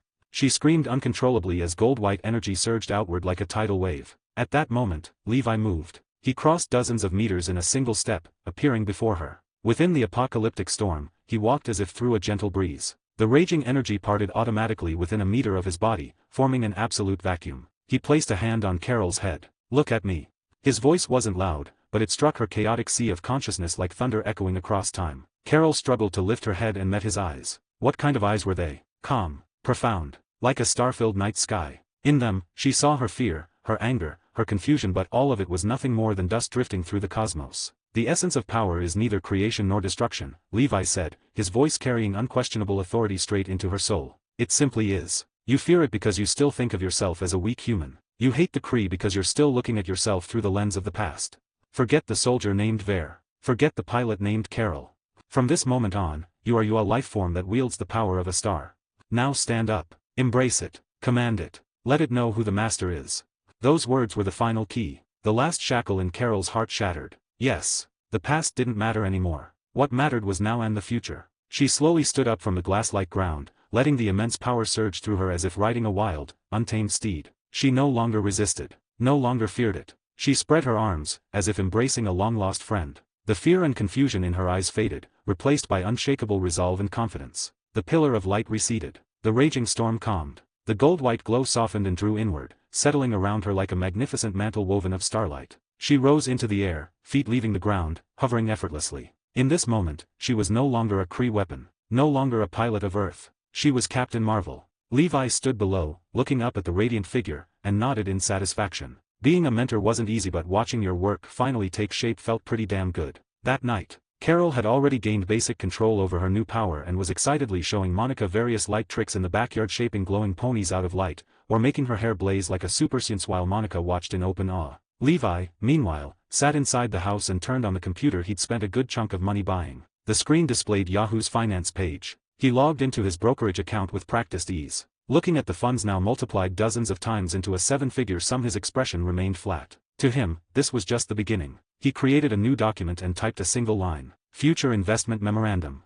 Below it, he listed a string of companies destined to dominate the next 20 years along with their critical breakout points. Doggo search engine and advertising giant buy aggressively after the dot-com crash. Apple the smartphone revolution, wait for the release of the iPod and iPhone. Tesla the future of electric vehicles and new energy requires long-term. As he typed, part of his mind sank into the system. With shape-shift mimicry, he could register countless clean identities across the globe and build layered financial firewalls. With willpower barrier, his mind remained perfectly calm and hyper-efficient even while handling absurdly complex financial operations and data streams. And his memory is 20+ years ahead of this era were his greatest, irreplaceable cheat. A vast global business empire, spanning continents and reaching into every cutting-edge tech field, was quietly taking shape in his mind with its very first stroke. This world needed heroes to save it. And he was preparing to buy the world. 74, Chapter 74, The Skrulls arrive. Half a month later, in a stretch of wasteland on the outskirts of Louisiana, Carol hovered 3 meters above the ground, eyes closed. She extended both hands, palms facing each other. Between them, a fist-sized sphere of highly condensed golden energy slowly rotated. It was no longer a violent mass of blazing light, but a nearly perfect sphere. Across its surface flowed patterns like molten gold, while within, nebula-like structures flickered in cycles of birth and extinction. This tiny planet, under her control, was as quiet and composed as a piece of art. Monica sat on a large rock not far away, chin propped in her hands, watching with rapt fascination. Maria leaned against a pickup truck, her eyes filled with relief and a worry she couldn't quite hide. Carol slowly spread her hands apart. The energy sphere began orbiting her body along a stable elliptical path. 1 circle, 2 circles. On the third, her brow twitched slightly. A fleeting memory surfaced off flying back at the Air Force Academy. Her emotions wavered, just a little. That tiny fluctuation instantly shattered the perfect balance. The energy sphere's orbit destabilized. It shook violently, the golden patterns on its surface turning chaotic. In the next instant, like a derailed comet trailing a long tail of flame, it screamed toward a distant hill. Damn it! Carol cursed under her breath and snapped her eyes open, instinctively moving to chase it. But it was already too late. The energy sphere was about to slam into the hillside, triggering an explosion on par with a heavy aerial bomb when Levi, who had been standing off to the side like none of this concerned him, finally moved. He didn't even look at the runaway energy sphere. He lazily raised his right hand in its direction, brought his index and middle fingers together, and lightly swiped through the air. It was as if he were using an eraser to wipe away a pencil mark on paper. In front of him, space itself distorted, barely visible to the naked eye, like heat haze rising off asphalt on a summer afternoon. The distortion lasted only an instant, like an invisible mouth opening then closing. The energy sphere powerful enough to level a hill vanished. No explosion, no sound, no light. It was simply gone. A few seconds later, far beyond the atmosphere tens of thousands of meters above, a thin beam of golden light flashed briefly, shooting off into the depths of space without alerting anyone. Carol stared, dumbfounded, her mouth hanging open. She knew Levi was strong, but this effortless disregard for the very laws of energy was still far beyond her imagination. I told you, Levi said calmly, slipping his hand back into his pocket, his tone as casual as if he were critiquing a dish. Your problem isn't how much power you have. It's that you don't understand what you're actually using. He walked over to Carol and glanced up at the sky, where faint traces remained of clouds pierced by energy. You think what you gained was the power of a light-speed engine? Levi asked. Wasn't it? Carol replied uncertainly. Seeing her confusion, Levi decided to give her a crash course in his own brand of cosmic physics. The core of that engine, you later learned it was called the Tesseract, right? That thing isn't an energy source. It's the manifestation of a concept. It's the source code of the universe's space dimension, compressed into a small cube. It is the embodiment of spatial law. He paused, giving her a moment to digest that. My path is to understand and rewrite the rules. Like just now, I didn't block your energy with greater force. I simply rewrote a tiny patch of spatial rules along its trajectory, opened a back door to outer space, and let it fly out on its own.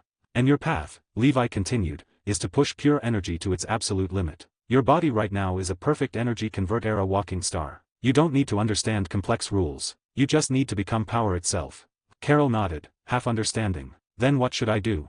Keep training, Levi replied bluntly. Train control until it's as instinctive as breathing or blinking. When you can play cards with Monica while making 100 energy butterflies fly around you and every single one flaps its wings at a different frequency, then you can call yourself barely qualified.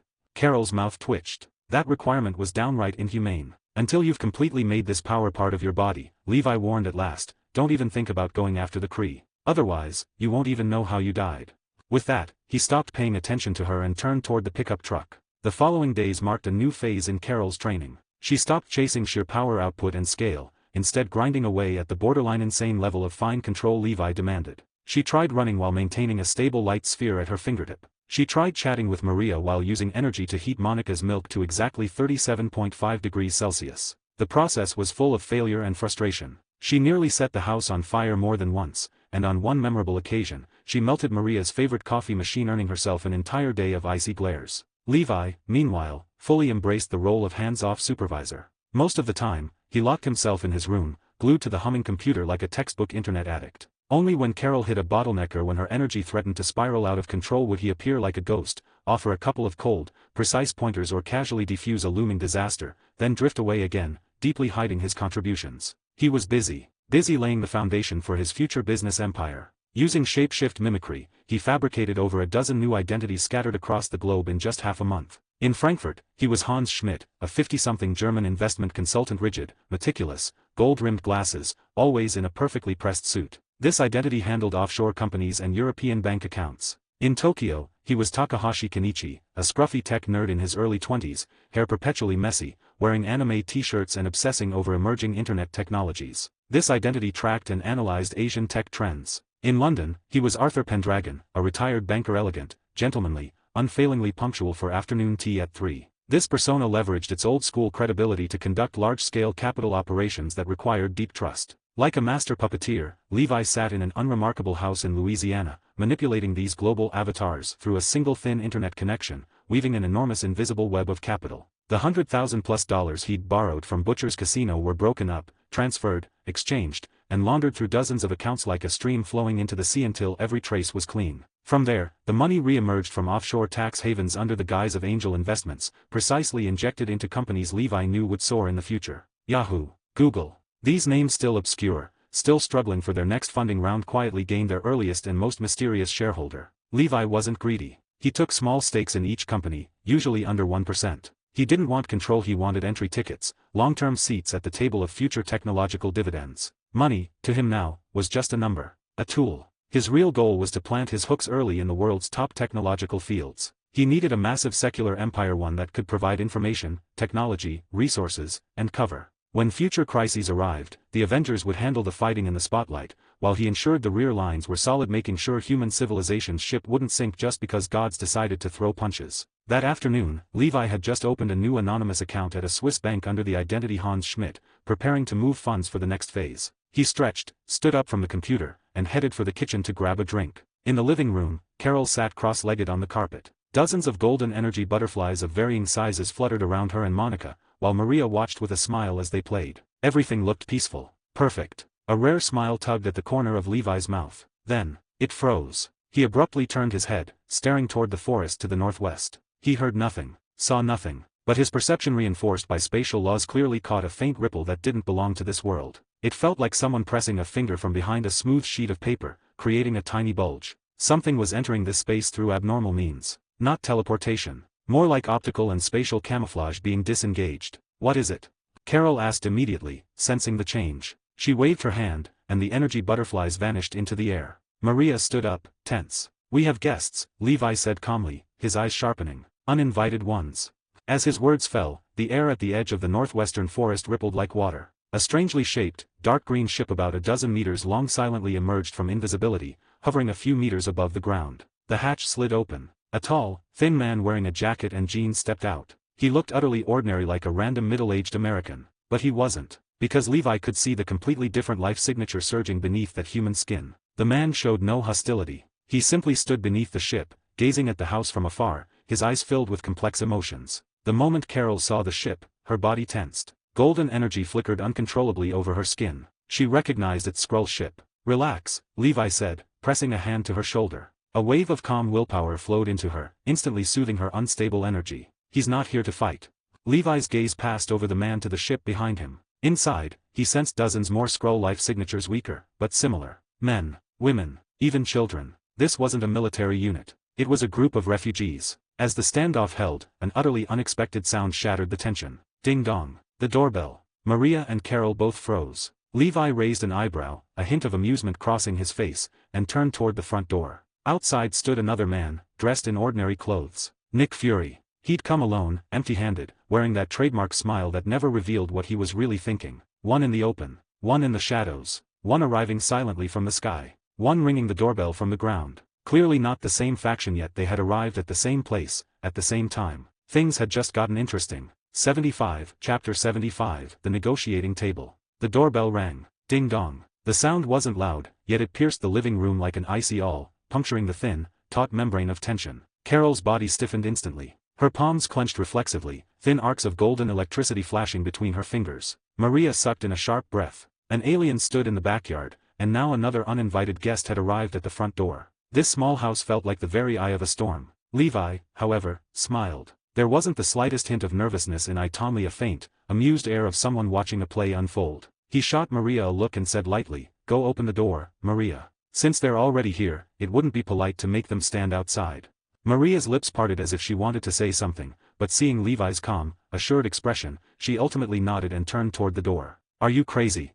Carol whispered urgently, leaning close to Levi, disbelief thick in her voice. "Letting Shield meet the Skrulls. They'll start a fight." "Why wouldn't they?" Levi shrugged, his gaze drifting past Carol toward the Skrull man in the backyard, who was just as tense and alert. "Look, one wants her memories back, one wants a new home, and one wants to understand every uncertain variable. Clear goals all around. Sitting down to talk is the most efficient way. Saves me the trouble of explaining things to each of you separately." Carol was left speechless by his twisted logic. She realized she couldn't follow this man's way of thinking at all. To him, this wasn't a powder keg of interstellar conflict, it was a neighborhood mediation meeting he could rearrange at will. The front door opened. Maria led Nick Fury inside. The moment Fury stepped in, his single eye acted like a precision scanner, completing a full tactical assessment of the living room in a fraction of a second. His gaze swept over the tense Maria, the openly hostile Carol, and finally locked onto Levi like a pair of nails. When the edge of his vision caught sight of the figure standing beneath the dark green ship in the backyard, his pupil contracted ever so slightly, an instinctive reaction honed by years of dealing with variables beyond any plan. But his expression didn't change at all. That calm, professional smile remained, as though he'd just spotted a raccoon wandering into the yard. "Mr. Chen, we meet again," Fury said evenly, no emotion betraying his tone. "I hope I'm not interrupting a family gathering. Though I should point out purely as a courtesy that the unregistered private aircraft in your backyard might cause some unnecessary trouble for the neighborhood." He deliberately emphasized private aircraft, probing and applying pressure at the same time. "Mr. Fury, ringing the doorbell is a good habit, commendable, even. Though next time, you might consider calling ahead to make an appointment." Levi completely ignored the subtext, lazily gesturing toward the sofa. "Since you're here, have some hot tea before you go. Maria, could you make one for our guest as well? He looks like he's traveled far, must be tired." Fury felt like a punch he'd fully wound up had landed straight into cotton. He'd prepared an entire negotiation package: threats, incentives, pressure. Instead, the other side treated him like a door-to-door insurance salesman and politely offered tea. The sheer refusal to follow any expected script instantly threw off his rhythm. He sat down in silence, deciding to observe for now. A strong intuition told him that in today's play, he wasn't the lead. Levi didn't spare the contemplative Fury another glance. Instead, he turned toward the backyard and called out, "Our friend outside, why don't you come in and sit as well? Standing there in the sun, doesn't your legs get tired?"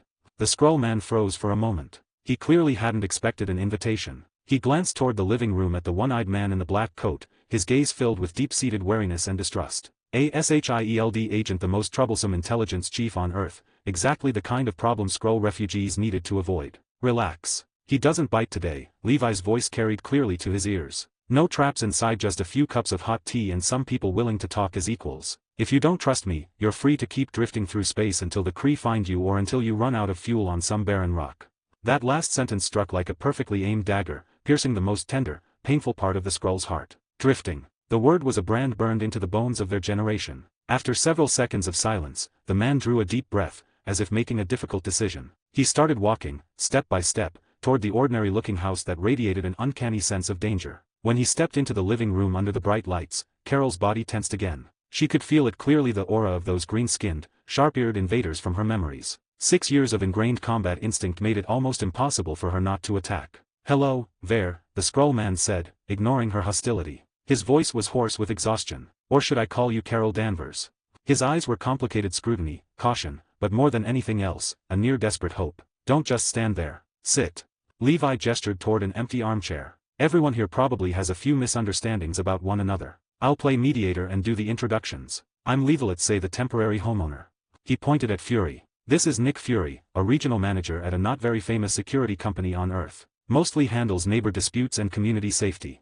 The corner of Fury's mouth twitched, but he didn't refute it. Levi then turned to the Skrull. "And this gentleman is Talos," the Skrull cut in himself, straightening his slightly hunched back from years of exile. "A Skrull general."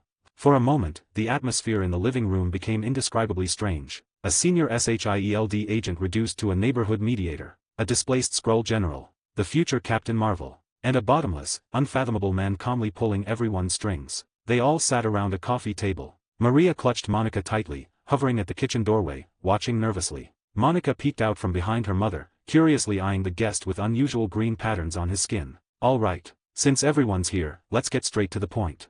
Levi lifted the tea Maria had just poured, blew lightly on the steam, as if he weren't hosting a meeting that would decide the fate of two species, but a routine company briefing. "General Talos, you can start. You risked exposure to Earth's authorities, traveled all this way, and brought a ship full of the elderly and children with you. I doubt it was just to enjoy the countryside."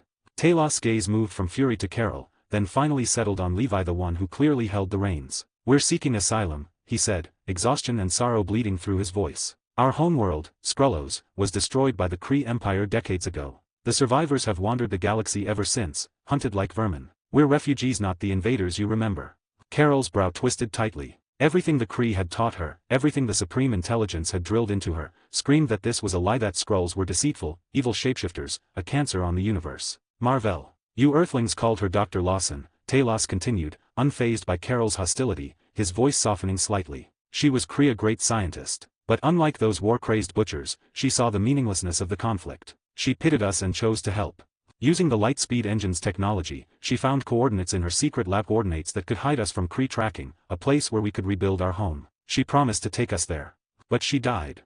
Talos' eyes dimmed like extinguished stars. 6 years ago, in that crash. With her, our last hope vanished. We only know that her laboratory holds the coordinates, our people, our future. And the key to that lab is in your memory, Carol Danvers. He reached into his jacket and placed a small device like an old-fashioned recorder in the table. Everyone's eyes fixed on it. Talos pressed a button. Crackle. After a burst of static, a distorted female voice emerged. Talos, it's me, Lawson. The plan's changed. Yanrog has discovered my intentions. He's on his way. I have to leave with the Corps immediately. If I fail, remember the coordinates are in my lab. They'll lead you to a new home. Don't trust the Kree. Never. The recording cut off. But the voice, the tone, the content like lightning tearing through time-split opened the chaos of Carol's sealed memories. Dr. Lawson. That was her voice. Carol remembered before the crash, in the cockpit, Lawson had spoken in that same desperate tone, telling her to destroy the engine, never let it fall into Yanrog's hands. The Kree had been lying to her all along. Yanrog. The supreme intelligence. Every last one of them. They weren't guardians of peace, they were invaders, executioners who had annihilated an entire species. And the Skrulls were the real victims. Rage at being deceived. Humiliation at being used. Grief over Lawson's death. Remorse for 6 years of bloodshed. All of it burst at once. Boom. Uncontrollable, violent golden energy erupted from Carol. The light bulbs in the living room shattered one after another under the surge, glass spraying everywhere. The TV screen flared with static before going dead with a bang. Maria screamed and instinctively wrapped her body around Monica, shielding her. Fury reacted with terrifying speed. Almost the instant the energy flared, he sprang from the couch, body leaning back, right hand snapping toward the gun at his waist, pure instinct of a top-tier agent facing lethal danger. Talos recoiled as well. His body lost its fixed form, turning briefly into a pool of molten green, instinctively trying to sink into the floor to escape the destructive force. Enough. Levi's voice wasn't loud, barely above a murmur, but it carried an undeniable authority that washed over the entire room. He simply set his teacup down on the table. Tap. That crisp sound was like an invisible switch, pausing the world, then rewinding it. The berserk golden energy around Carol was smoothed away by an unseen hand, obediently retreating back into her body. Fury froze mid-motion, hands still reaching for his gun. Watching Levi calmly lift his teacup again, cold sweat beaded on his forehead for the first time. What kind of power was this? Every file on enhanced individuals, every principle of physics and energy he knew, collapsed in that instant. This man wasn't just strong, he was a rule. Talos regained his human shape, staring at Levi with eyes no longer holding caution or appraisal, only deep, instinctive reverence. In decades of wandering the cosmos, he had never seen anything like this. Losing control won't solve anything, Levi said, looking at Carol's pale, shattered expression. Now do you believe it? Carol nodded weakly. The truth hurt more than any blow. 6 years of serving her enemies. 6 years of hunting the people she should have protected. So, Levi continued, turning to Talos, you came to her to find the lab. Yes, Talos nodded heavily. We intercepted Kree transmissions and learned she was alive back on Earth. She's our only lead. Our last hope. Good. Then everything's clear. Levi clapped his hands lightly and stood, like someone wrapping up a meeting. The Skrulls need Lawson's lab to get the coordinates and find a new home. Carol needs the lab to recover her memories and atone for 6 years of foolishness, to fulfill Lawson's will. And Mr. Fury. He looked at Fury, a meaningful smile tugging at his lips. You probably want to understand these aliens, their ships, their technology, and bring them under control. After all, chances like this don't come often. Fury's single eye narrowed. He neither confirmed nor denied it. Instead, he asked the key question, voice low, and you, Mr. Chen, what do you want from this game? Me. Levi leaned back, adopting a more comfortable posture. I want a quiet vacation. Unfortunately, people keep showing up uninvited. So the fastest way is to help you all resolve this so I can get some peace. He stood and stepped into the center of the room, like a director assigning roles. The plan's simple. First, find Lawson's lab. General Talos, do you have any clues to its location? Orbital parameters? Signal frequencies? Talos shook his head in despair. Only that it's in Earth orbit, completely cloaked. We've tried everything. I know where it is. A clear, childish voice suddenly spoke up. All eyes snapped to the small girl hiding behind her mother, Monica. Intimidated by the attention, she shrank back slightly, but still mustered the courage to say, Auntie Lawson took me there once on her computer. She said it was her office among the stars.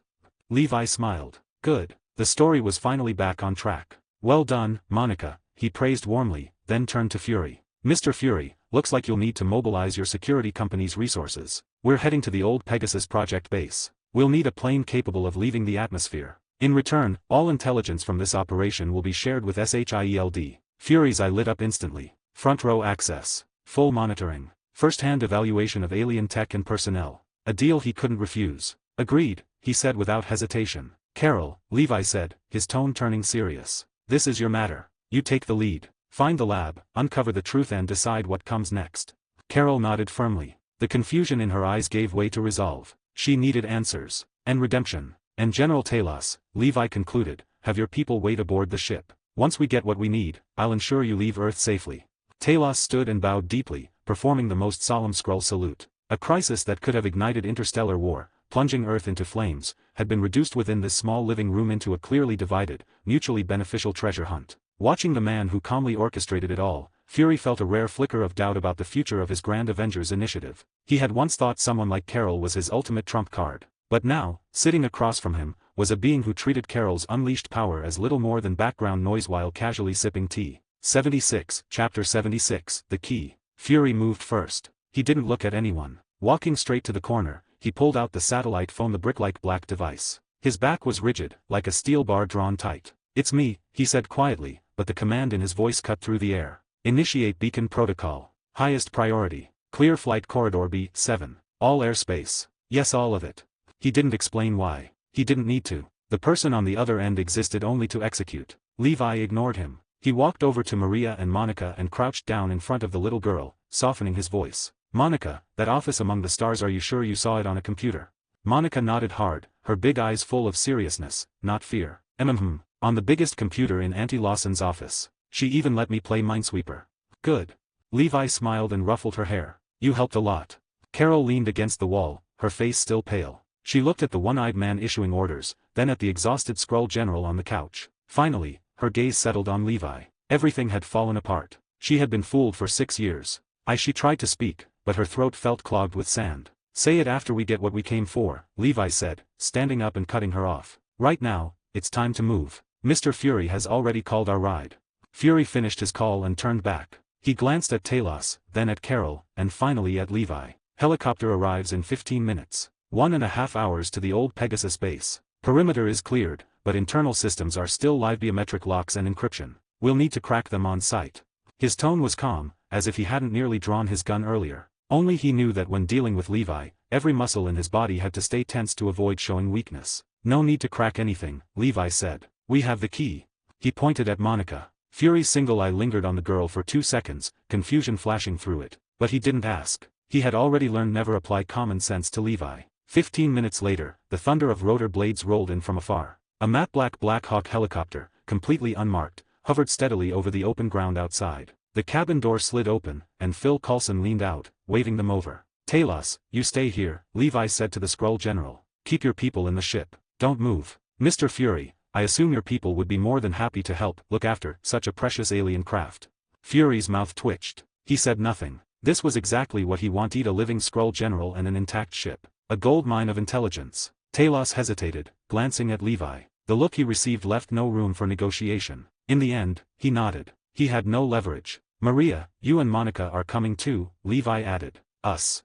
Maria froze. Monica is the key. She has to be there. You go with her, Levi said simply. In the end, the ones who boarded the helicopter were Levi, Carol, Maria, Monica, and representing S.H.I.E.L.D. Fury and Coulson. The helicopter lifted off, heading deep into the desert. No one spoke inside the cabin. Carol leaned against the window, watching the landscape race by below. Trees, houses, roads, all shrinking into small blocks of color. She had looked down on planets from the sky countless times before, but always on missions, targets, threats, extraction routes. This was the first time she was simply looking at a world. The world she had been born on. The world taken from her. Memories flickered like a damaged tape: sunlight, grass, a woman's smile. Lawson. Her chest tightened again. Fury sat with his arms crossed, eyes closed. He wasn't sleeping. His mind was racing. Levicoda name ghost. Ability assessment, unknown. Threat level, maximum. This man wasn't a chess piece. He was the board itself. He could rewrite rules at will. Compared to him, the Avengers initiative felt like a joke.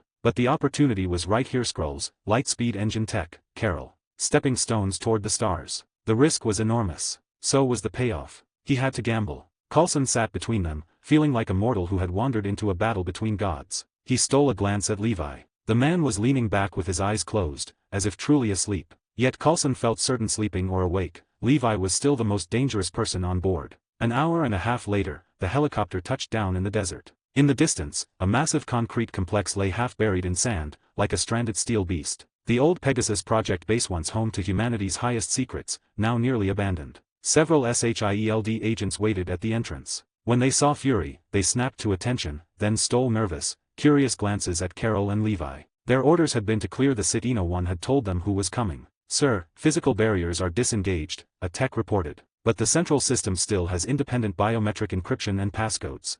"Take us to Dr. Lawson's office," Fury said. The corridor was long, bathed in cold metallic light. Dust hung in the air, mixed with the smell of old machinery. Emergency lights flickered, stretching their shadows across the walls. Carol walked unsteadily. She remembered this place. Arguing with Lawson over engine parameters. Lawson telling her she was too stubborn. Drinking terrible instant coffee in the break room. Lawson always added 2 sugar cubes. These small, ordinary memories. Carol Danvers' memories came flooding back, making her ache with both familiarity and pain. They stopped before a heavy metal door. Dr. Marvell, Chief Research Lab. "This is it," Carol whispered. Coulson and 2 techs moved to the control panel. Code streamed across the screen. "Negative, sir," the tech said a few minutes later, sweating. "Triple encryption. Our programs need at least 3 hours.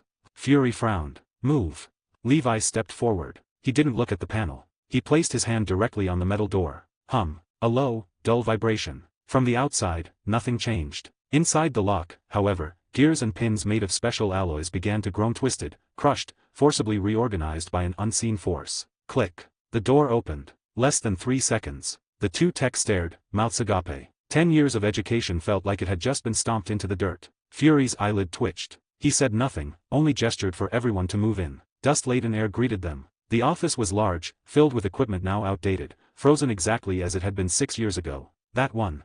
Monica broke free from her mother and ran to the corner, pointing at an old computer with a massive spherical display. Coulson rushed over and hooked up equipment. The computer powered on, displaying a password prompt. 3 failed attempts will permanently lock and erase all data. "Damn it," Coulson muttered. Everyone held their breath. "Monica," Carol knelt, her voice gentle. "Do you remember how Auntie Lawson opened it? Anything special she did?"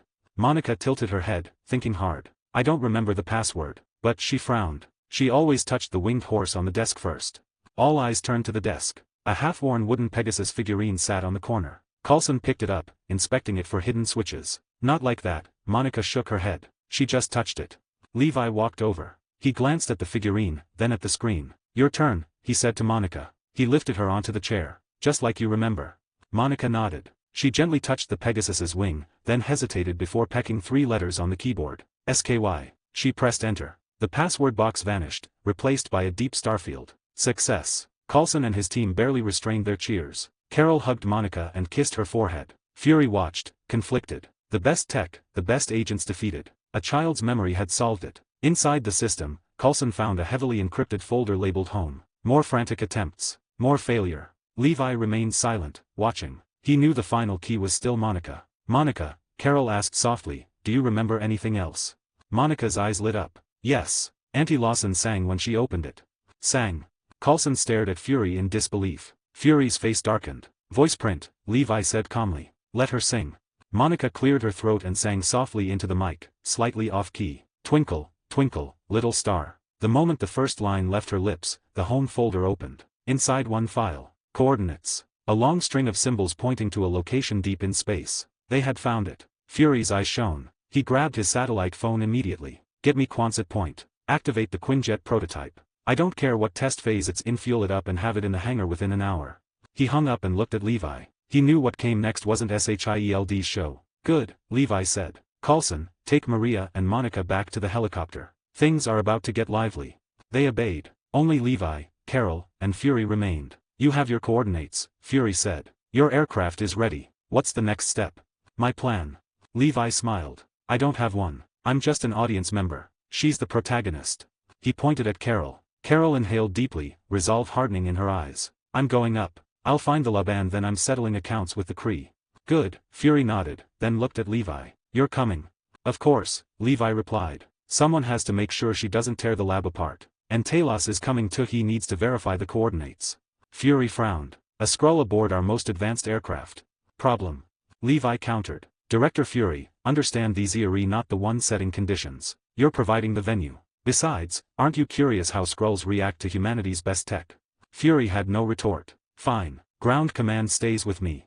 Whatever, Levi shrugged. As they headed for the hangar, Levi suddenly stopped and turned back. Director Fury. Yes.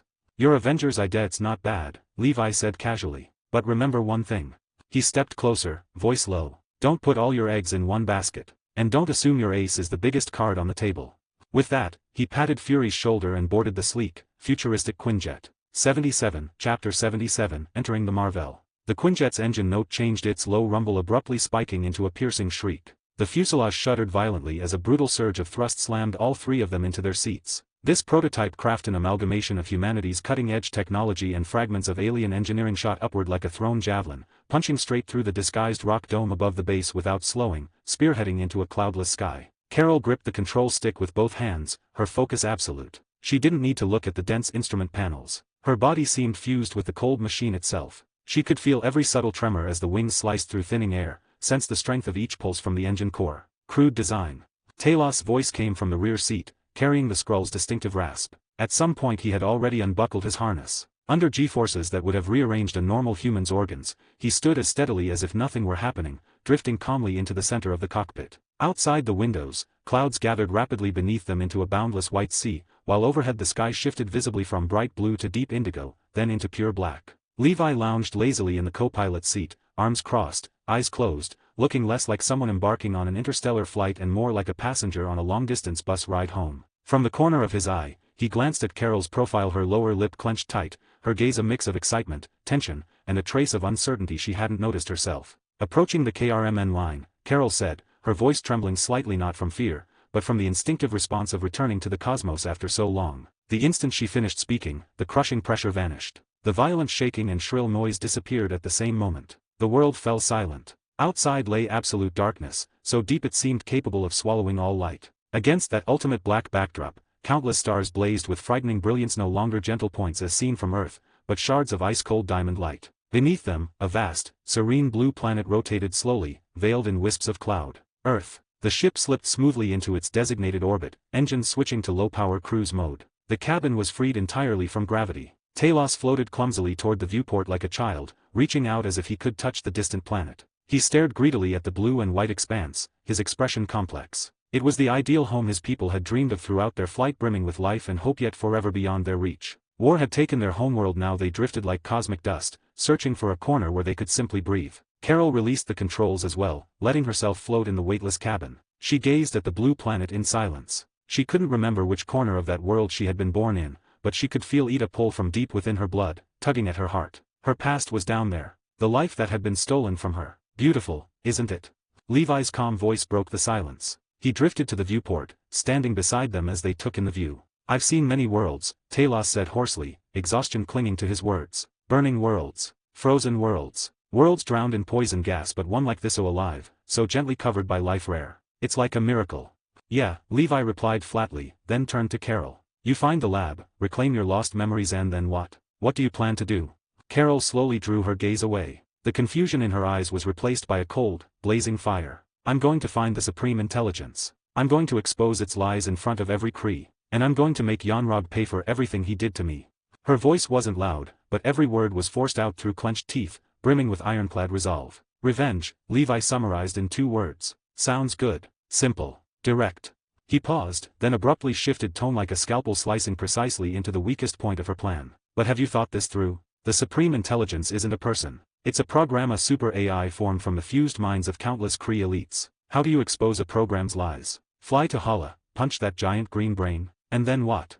Carol froze. She really hadn't thought about that. In her mind, revenge was straightforward. Yonrog lied to her, the Supreme Intelligence was behind it, so you drag them out and beat the truth out of them in front of the universe. Wasn't that enough? Even if you destroy that green brain, it won't matter, Levi said evenly. Its core code is backed up in every Kree military network, every major warship central computer. As long as the Kree Empire's war machine keeps running, the Supreme Intelligence will never truly die. You're not facing one enemy or even a few, but a deeply rooted system, a civilization that's endured for millennia. One person can't bring down a system. Talos, silent until now, listened with deep agreement in his eyes. No one understood better than him how hopeless it was to oppose a vast interstellar empire. The Skrulls had tried. The result was a destroyed homeworld, scattered people, and 60 years of pursuit. Then what should I do? Carol snapped, frustration breaking through. It felt like a punch she'd wound up for with all her strength had landed on empty air. I don't know, Levi replied bluntly, leaving her words stuck in her chest. I'm just reminding you not to oversimplify this. Revenge doesn't solve the root problem, it only creates more. You kill Yanrog, the Empire sends 10 commanders stronger and colder than him. You destroy the Supreme Intelligence's mainframe on Hala, they activate backups and brand you the Empire's #1 enemy, hunting you across the galaxy. Then what? Spend decades drifting through space, just like them never finding a place where you can sleep in peace.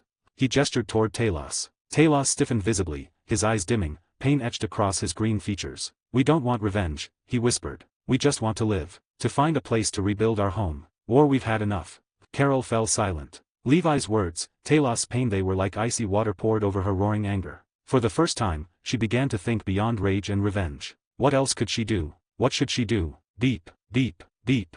The navigation system's monotone alert cut through the heavy atmosphere. Arrived at target coordinates. All three drifted toward the cockpit window. Outside lay only empty, pitch-black space. No structures. Nothing but distant stars. What's going on? Talos asked, barely containing his anxiety. Wrong coordinates? Or another Kree trick? No, Carol said suddenly, her voice soft but certain. Her eyes glowed faintly gold. She stared into the seemingly empty darkness, as if seeing something invisible to the others. I can feel it, she murmured. Energy from the same source as ours, very weak, masked by some kind of field. But it's there, like a sleeping heartbeat. She pointed to a dark patch of space about 30 degrees to the left. Levi raised an eyebrow. As expected, the Tesseract's energy resonated across shared origins, transcending distance. Under his guidance, Carol's energy perception had grown remarkably sharp. Can you make it show itself? Levi asked. Carol closed her eyes and took a deep breath. Following Levi's instruction, she stopped trying to force her senses outward. Instead, she emptied her mind, letting the cosmic energy within her become still, like a calm lake, feeling for the ripples from that distant heartbeat. It was harder than anything she'd practiced on Earth. Like trying to hear one person breathing in the middle of a roaring rock concert. Minutes passed. Sweat beaded on her brow. No, it's too faint. I can't grasp it, she said, opening her eyes in frustration. Don't try to grasp it, Levi said gently, his voice like clear water. Call to it. Treat it as part of yourself, like a finger. You don't grab your finger to move it. You just think, and it moves.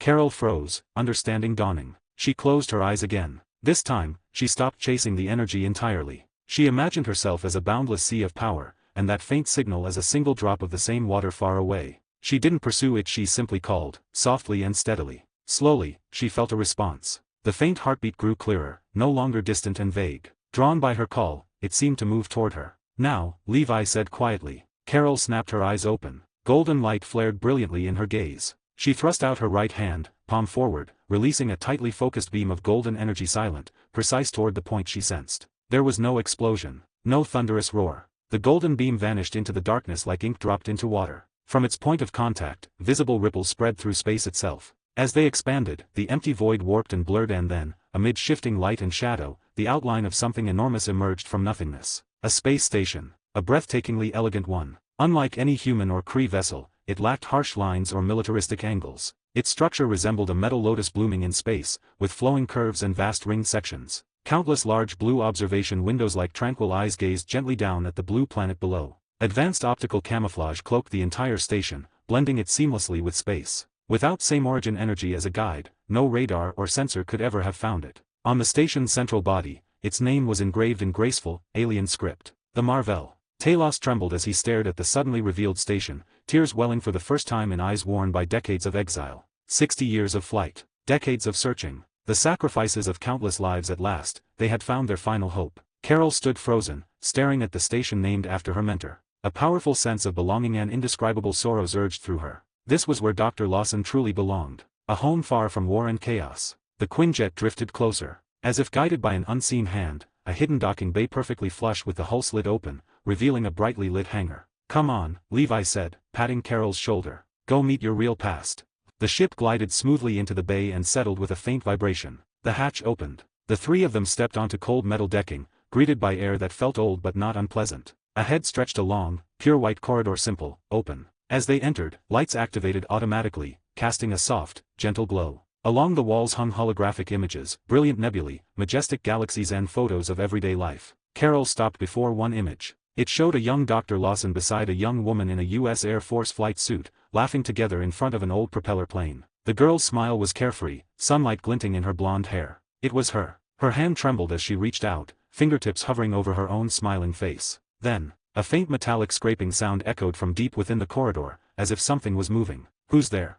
Talos reacted instantly, spinning around and assuming a combat stance, eyes locked on the shadowy end of the hallway. Levi frowned slightly. His energy perception already blanketed the station. He could clearly sense that this supposedly empty place held a fourth, no, a fifth presence. One was powerful, composed of pure energy. The other was strange, half life, half machine. A stiff, synthesized female voice suddenly echoed through the station's speakers, shattering the long silence. "Unknown visitors. Identity verification failed. Initiating Level 1 defense protocol." 78, Chapter 78, Reunion with the Tesseract. The synthesized female voice echoed through the empty corridor, every syllable carrying a metallic chill. "Level 1 defense protocol activated."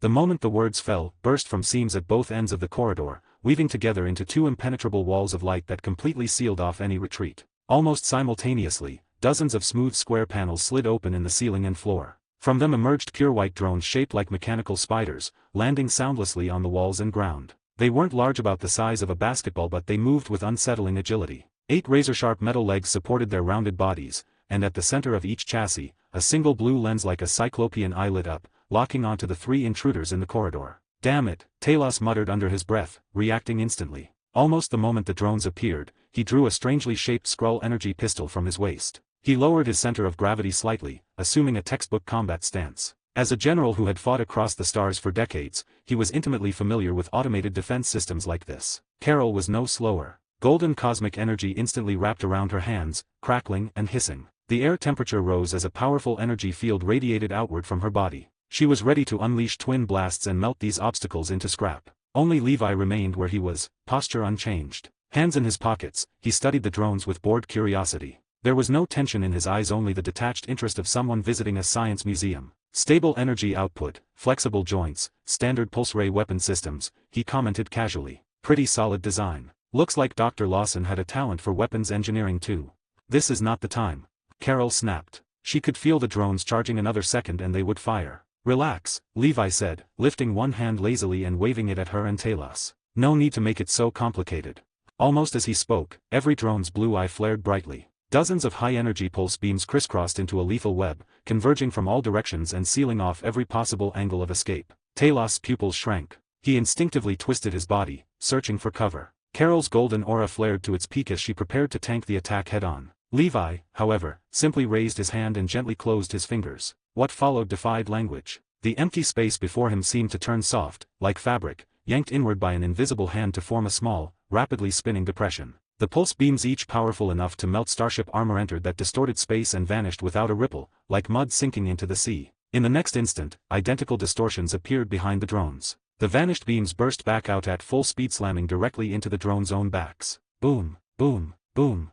A chain of explosions tore through the corridor, fire and arcs of electricity flashing wildly. In less than a second, the entire swarm of aggressive defense drones had been reduced to smoking piles of scrap scattered across the floor. The whole process was brutally efficient and absurdly elegant. Talos stood frozen, gun still raised, mouth slightly open. He'd fought wars his entire life and seen all kinds of power warriors who tore apart battleships with their bare hands, beings who commanded storms of energy, but never anything like this. This wasn't strength. It wasn't energy. It was closer to a god rewriting the rules of reality. Everything he prided himself on, his experience, his instincts, felt like a joke in front of this man. Carol slowly lowered her glowing hands, staring at Levi's back with a complicated expression. She knew he was strong, but every time he revealed his power, it shattered her expectations anew. It felt as though he had no limits at all. "All clear," Levi said, as if he'd just brushed dust off a shelf. He clapped his hands lightly and walked forward. When he reached the glowing blue energy wall, he didn't slow down. He walked straight through it. At the moment of contact, his body met no resistance, passing through the barrier like a hologram,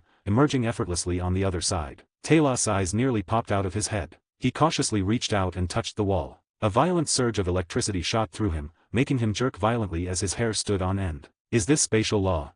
he murmured, almost dreaming. In ancient Skrull legends, only creator gods who touched the origin of the universe could toy with space so casually. "Move," Levi's voice called from ahead. Carol and Talos exchanged a glance, both seeing the same shock in each other's eyes, before hurrying after him. As they passed through, the energy walls dissolved automatically. Level 1 defense protocol disengaged. Threat level reduced to 0.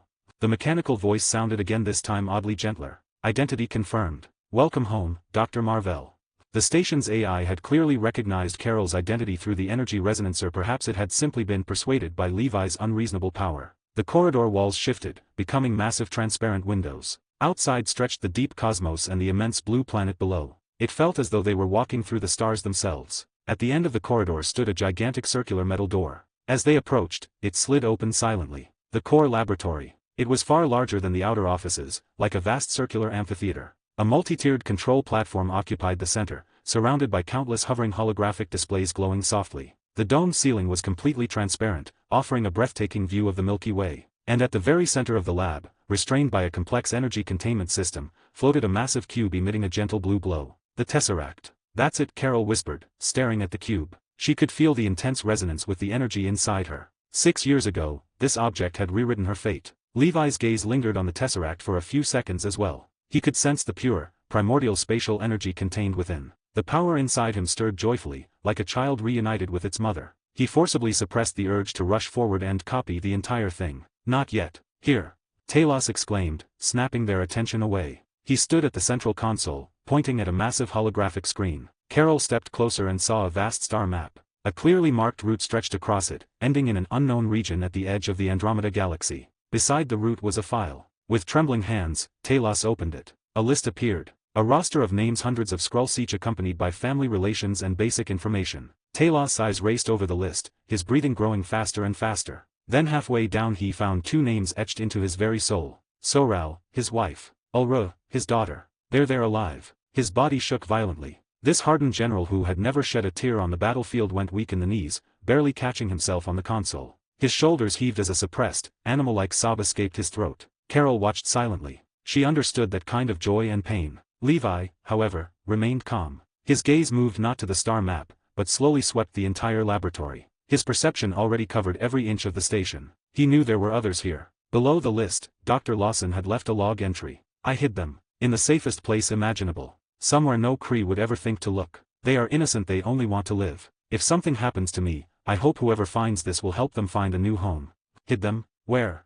Carol frowned. The station was large, but there was nowhere obvious that could hide hundreds of people. They're here, Levi said suddenly. His eyes settled on an unremarkable cargo transfer hatch in the corner of the lab. Right below us. In a folded subspace. His perception clearly revealed a separate pocket of space beneath the metal floor. Hundreds of faint life signals glimmered there like fireflies. And at their center was something very different. An extraordinarily powerful, tightly contained life signal, not pure energy like Carol or the Tesseract. It felt like an infinitely compressed black hole or a supernova on the brink of detonation. Levi's lips curved into a faint smile. He knew exactly what it was. A Flurkin. A fully grown one with complete spatial abilities. Far more valuable than the shape-shifting he'd copied from Mystique. An S-rank gift package delivered straight to his door. Just as he was about to speak and let Talos reunite with his family, a piercing alarm blared throughout the station without warning. Warning. Warning. Large-scale Kree Imperial fleet detected. Approaching rapidly.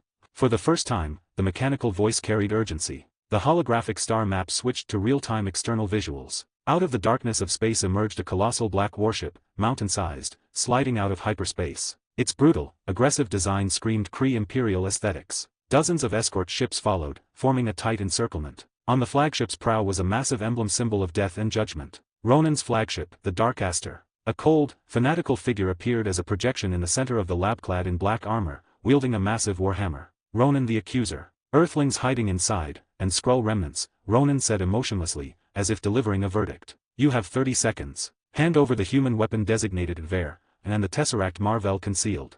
His gaze seemed to pierce the screen, locking onto Carol. Otherwise, this station and everything in it will be purged. Carol's face hardened instantly. She clenched her fists as golden energy boiled once more. The figure she once revered now inspired only boundless rage. Talos, meanwhile, looked stricken with despair. He knew Ronan a fanatic, a butcher. There would be no mercy. Levi, however, acted as if he hadn't heard a word. His attention wasn't on the fleet at all. His eyes remained fixed, interested, almost amused on the cargo hatch. Ronan? The Kree fleet? That was just the main course. Before that, he intended to enjoy this unexpected and irresistibly tempting appetizer. System, he thought calmly. Lock onto that signal source. Prepare to copy. 79, Chapter 79, Clearing the Field. 10. Ronan's voice came through the hologram, flat, cold, utterly devoid of emotion. like a slab of iron falling straight down. 9. The deck beneath their feet began to tremble, subtle, but constant. It was the space station groaning under the pressure of an external energy field. The golden light around Carol flared violently, scorching the air until it warped. She stared at Ronan's projection, knuckles white. Every instinct screamed at her to charge out and smash that arrogant face with her fists. 8. Talos' face had gone beyond pale, now it was a lifeless gray. He had just found his long-lost family, only to face the possibility that the very next second they'd all be purified into cosmic dust. Desperate, he looked to Levi, the only hope left to him. But Levi didn't even turn his head. He stood with his back to Ronan, as if he hadn't heard the countdown at all. 7. What are you doing?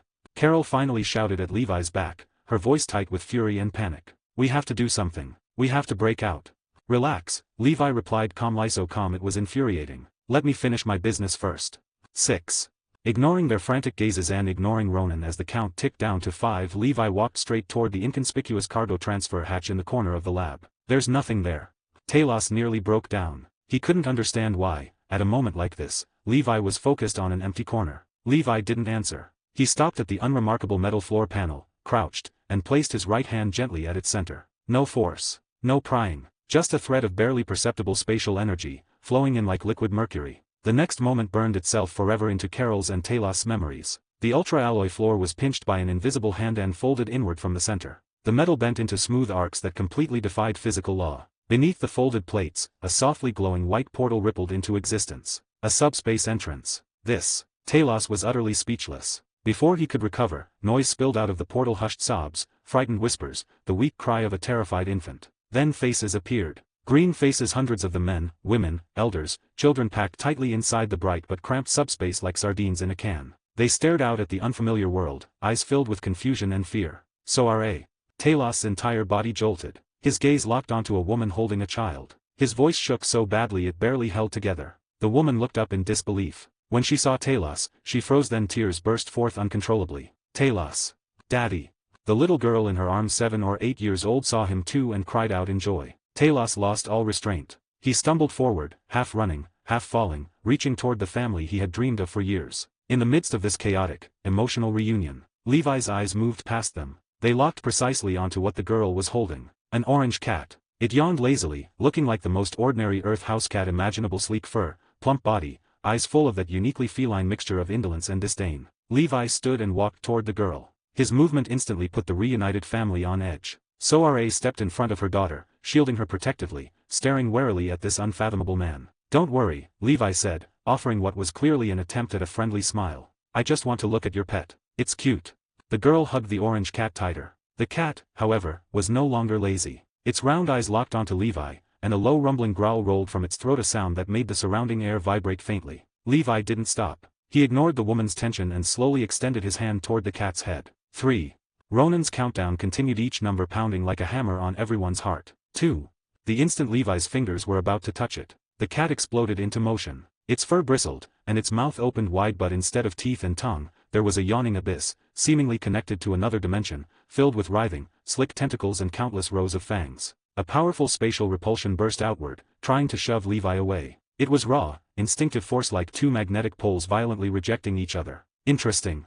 Levi chuckled softly. A faint, twisting spatial barrier covered his hand, effortlessly neutralizing the repulsion. His movement didn't slow in the slightest. His palm came to rest on the cat's fluffy head. In an instant, an immense and exquisitely complex stream of information flooded into his mind. A completely new way of understanding space. Before, Levi's spatial control had been brute force, tearing, twisting, crushing space like a demolition crew. Now, he understood how to weave space. How to fold one space and tuck it neatly inside another. This was technique, talent, instinct, something innate. He felt a part of himself connect to an unseen, untouchable independent dimension. With a single thought, he could open or close its entrance. A perfect pocket dimension. 1. Ronan's countdown ended. Purification begins. As his cold voice fell, the Dark Aster's hull split open along hundreds of launch ports. No beams. No lasers. What fired were massive physical warheads radiating annihilation. Kree standard armament, Judicator kinetic impact rounds. They slammed toward Marvel's space station at near light speed. The station's energy shield flared to life, a massive blue bubble enveloping the structure. The first wave struck, sending violent ripples across the shield. Less than half a second later, the shield screamed and shattered. Boom! The explosion swallowed everything. The entire station convulsed, on the verge of tearing itself apart. Enormous spider web cracks spread across the transparent dome, and chunks of metal and equipment rained down. The Skrull refugees screamed in despair. Chaos erupted. "Protect the civilians!" Carol roared, rocketing upward, using her body and energy to hold the widening cracks together. Talos desperately tried to organize his people, but against a disaster of this scale, he was powerless. Only one person remained perfectly still. Levi withdrew his hand from the orange cat and slowly straightened. He glanced at Carol struggling overhead, then at the panicked Skrull and finally at the blue-glowing Tesseract still floating in midair. "Time to clear the field," he murmured. He raised his right hand and opened his palm. There was no light, no energy flare. Instead, a rotating black vortex appeared bottomless, as if linked to the edge of the universe itself, radiating a terrifying pull. S-rank ability, subspace stomach activated. "Inside," Levi said calmly. His voice wasn't loud, yet it reached everyone. The Skrulls froze, staring in horror at the black hole in his palm. Talos reacted first. He looked at Levi with indescribable awe and the last shred of hope he possessed. He shoved his wife and daughter forward and shouted, "Go inside, trust him." Soare hesitated only a heartbeat, then hugged her daughter and rushed toward the vortex. Their bodies stretched and warped at the moment of contact, then vanished without a sound. One after another, the remaining Skrulls followed, rushing forward in a flood, disappearing into Levi's palm. The scene was profoundly surreal. Hundreds of living beings being eaten by a man's hand. In mere seconds, the laboratory was empty of Skrull refugees along with the orange cat. Levi turned his gaze to Carol, still holding the collapsing dome together. "You too," he ordered. "Take them somewhere safe." "What about you?" Carol shouted back. Behind her, the cracks widened, revealing the cold void and the Kree fleet beyond. "We leave together." Levi smiled. "Me? I'm going to have a chat with our honored accuser, teach him some manners." He gave her no chance to argue. With his left hand, he seized the Tesseract through space itself, ripping it free of its restraints and compressing it into a fist-sized sphere of blue light that flew into his palm. Then he clenched his right hand in Carol's direction. Space snapped tight around her. An irresistible force bound her and yanked her backward. She didn't even have time to cry out before she, too, was pulled into the black vortex along with the Tesseract. The vortex closed. Levi's hand returned to normal. Silence fell. Only the shrill alarms of a dying space station remained. Boom! Another barrage hit the engine section. The station's structural balance finally collapsed. The massive transparent dome shattered completely. Explosive decompression tore through the lab, hurling debris into the void. Levi stood at the heart of the storm, unmoving. Vacuum. Zero gravity. Extreme cold. All meaningless to him, no more than a gentle spring breeze. He lifted his head, gazing through the shattered remains at the colossal black warship beyond. On the Dark Aster's bridge, Ronan frowned at the monitors. "Report," he demanded. "All target energy signatures have vanished, including the Tesseract." "Vanished?" Ronan's face showed confusion for the first time. "Scan the entire sector. They cannot simply cease to exist." "Sir." Another officer pointed at the main screen, his voice trembling. "Look."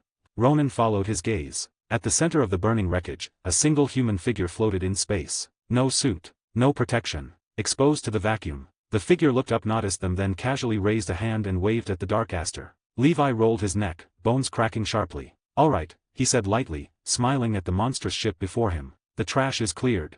His eyes gleamed. "Now it's your turn."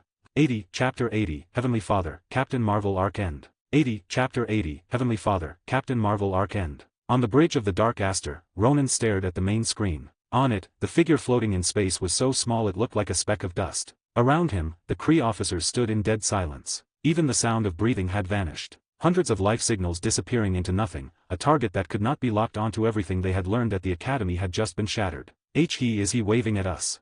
A young officer asked hoarsely, his throat dry as sand. That casual gesture, light as a feather, felt like a red-hot iron rod stabbing straight into Ronan's heart. This was provocation. The most naked provocation possible, made while standing alone before the accuser's full fleet. "All units," Ronan said quietly, his voice grinding like metal on metal. "Target that man. Open fire at will. Erase him from this universe entirely."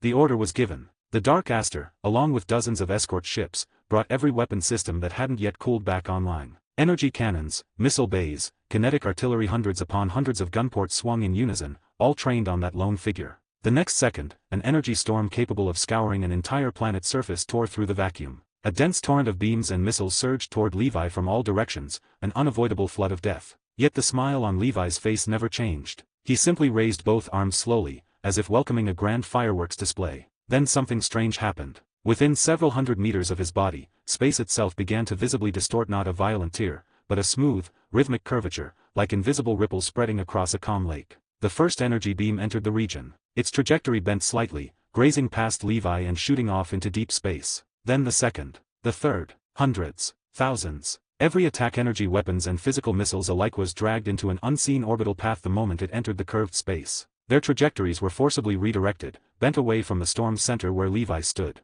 No explosions, no impacts, no sound. From the Dark Aster's bridge, it looked like a magnificent meteor shower. And Levi was the star around which all things revolved. Report. All attacks missed.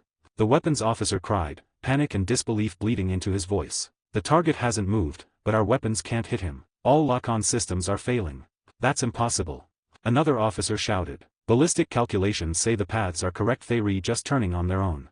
Ronan's pupils shrank to pinpoints. He didn't understand what he was seeing, but he felt a deep, instinctive chill clawing at his soul. Levi seemed to have grown bored with passive defense. His raised hands slowly closed. The curvature of space around him intensified several-fold. The attacks still circling him were bent even further, no longer flying off into deep space, but curving into grotesque U-shaped arcs and slamming straight into a nearby Kree escort ship. Boom! The ship's energy shield shattered instantly. A massive explosion blossomed in the void like a flower of death. The hull was blown clean in half, plasma and debris spraying outward. That was only the beginning. More and more attacks were redirected, refracted, and sent screaming back into their own formation. Imperial Blade has been hit. Engines down. Temple Guardian shields overloaded. Requesting support. Evasive maneuvers. Evasive maneuvers. Those are our own torpedoes. The Kree formation dissolved into chaos. Explosions erupted one after another, not from enemy fire, but from their own weapons. Cease fire. Stop the attack. Ronan finally roared, hysteria breaking through his composure. Too late. In barely a dozen seconds, more than a third of his prized escort fleet had been turned into drifting wreckage by friendly fire. And just as the fleet scrambled to halt their assault, Levi vanished from the main screen. Target lost. Where did he go? Not on radar. No signal on any band. The bridge erupted into panic. Ronan spun around violently, a sense of imminent doom raising every hair on his body. Behind his command throne, Levi was standing there, quietly, calmly, as if he had always been there. He was still wearing ordinary Earth clothes, a faintly amused smile on his face. In his hand was a steaming cup of coffee, conjured from nowhere. Hey, Levi said casually after taking a sip. Nice view you've got here. Bit noisy, though. The bridge fell into instant silence. Every Kree officer froze, petrified, staring at the intruder. Hands hovered over consoles, eyes bulged, minds went blank. Even the intrusion alarms lagged by several seconds before shrieking belatedly to life. Ronan's body trembled not with rage, but with fear. A fear he hadn't felt in a very long time. Every instinct screamed at him to flee, but he was still Ronan the accuser. Fanatical devotion to the Kree Empire crushed that fear beneath it. For the Kree. He roared, lifting his universal weapon with both hands and bringing it down with all his strength toward Levi's head. The blow could have shattered mountains. Yet the massive warhammer stopped less than 10 centimeters above Levi's skull. Levi didn't even put down his coffee. He simply raised his left hand and casually pinched the hammer between two fingers. That's it, he said, raising an eyebrow in disappointment. Ronan strained with everything he had. His face turned purple, muscles bulging, veins standing out like cords, yet the hammer did not move an inch. It was like pushing against the universe itself. As he stared at Levi's relaxed expression, at those slender fingers holding infinite strength, Ronan's faith and pride collapsed completely. What are you? He asked, voice trembling, on the verge of tears. Me. Levi released the hammer, letting it clatter uselessly to the floor. He thought for a moment, then smiled. I'm here to teach you some manners. With that, he raised his right hand and casually drew a line in the air behind Ronan. Space split open like a slashed canvas, revealing a pitch-black rift. On the other side, no light, no sound, only absolute nothingness. Ronan stared at the spatial in terror, his body locked in place by Levi's control. Levi walked up, coffee still in hand, and with his free left hand, flicked Ronan's chest armor as if brushing off dust. Ding! A light sound. Then an overwhelming force hit. Ronan was hurled backward uncontrollably, tumbling headfirst into the rift. It snapped shut behind him, as though nothing had happened. The bridge was so quiet you could hear a pin drop. Levi finished his coffee and casually tossed the empty cup aside. It dissolved into points of light midair and vanished. He looked around at the terrified Kree officers. Well, he said, clapping his hands lightly, your captain's gone to cool off in space. This ship's mine now. Any objections? No one spoke. Heads bowed. Eyes avoided his. Several days later, Earth, SHIELD. Secret headquarters. Nick Fury's office was suffocatingly tense. Fury sat behind his desk, the one good eye bloodshot. On the screen before him played a classified military satellite recording on loop. A man, alone, facing an alien fleet. With a wave of his hand, the fleet destroyed itself. Then he vanished, appearing only after the enemy commander was gone and the fleet fled in panic. We've assigned him a codename, Phil Coulson said stiffly. Internal files. Highest clearance only. Fury didn't respond. Heavenly Father.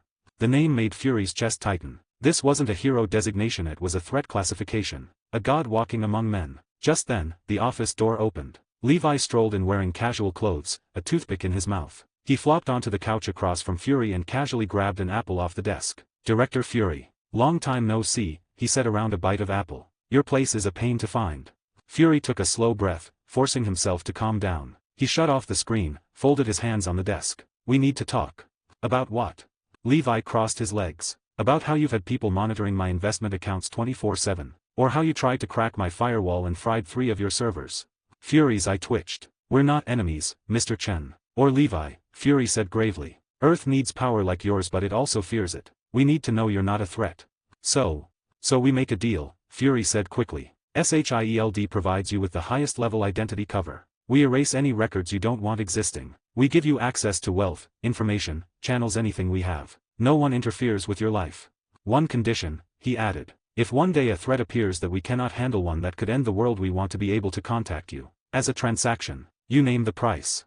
Levi chewed his apple in silence. Fury was offering everything he could. Turning an uncontrollable god into a contractor was the best outcome imaginable. Levi knew it too. He was powerful, but not yet ready to challenge civilization-scale entities like the Supreme Intelligence head-on. Deal, Levi said at last, tossing the apple core neatly into a trash can 5 meters away. But I have a condition. Name it. Let Carol go be a cosmic cop. I named her Captain Marvel. Don't make her babysit Earth, she doesn't owe this place anything. And leave the Skrulls alone. Find them somewhere to settle. Agreed, Fury said after a pause. Good. Levi stood and stretched. I'll be going then. A hand, don't call me. I'm busy. He turned to leave, then paused at the door and smiled back. Heavenly Father, I like the name.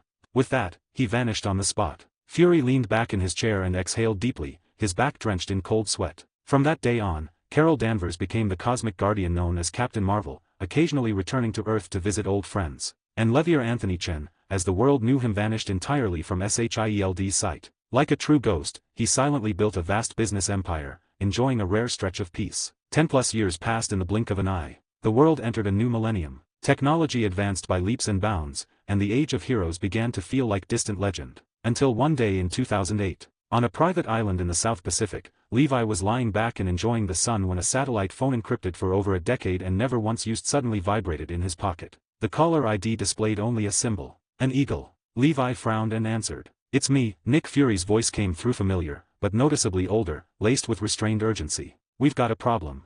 Levi sat up slightly. A weapons supplier of critical importance to the military, Fury continued, has gone missing in Afghanistan. 81, Chapter 81, Tony shit a crumb. 81, Chapter 81, Tony shit a crumb. So?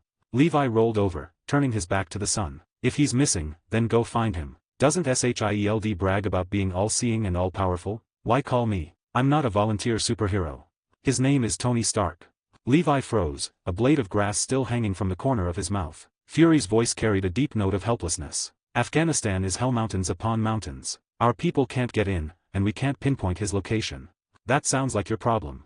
Levi lay back down. I'm retired, Director Fury. Unless. Your condition, Fury cut in instantly. He knew the rules. All of Howard Stark's research notes, Levi said flatly, as casually as ordering coffee. A complete copy. Untouched. Not a single page missing, including everything related to the Tesseract.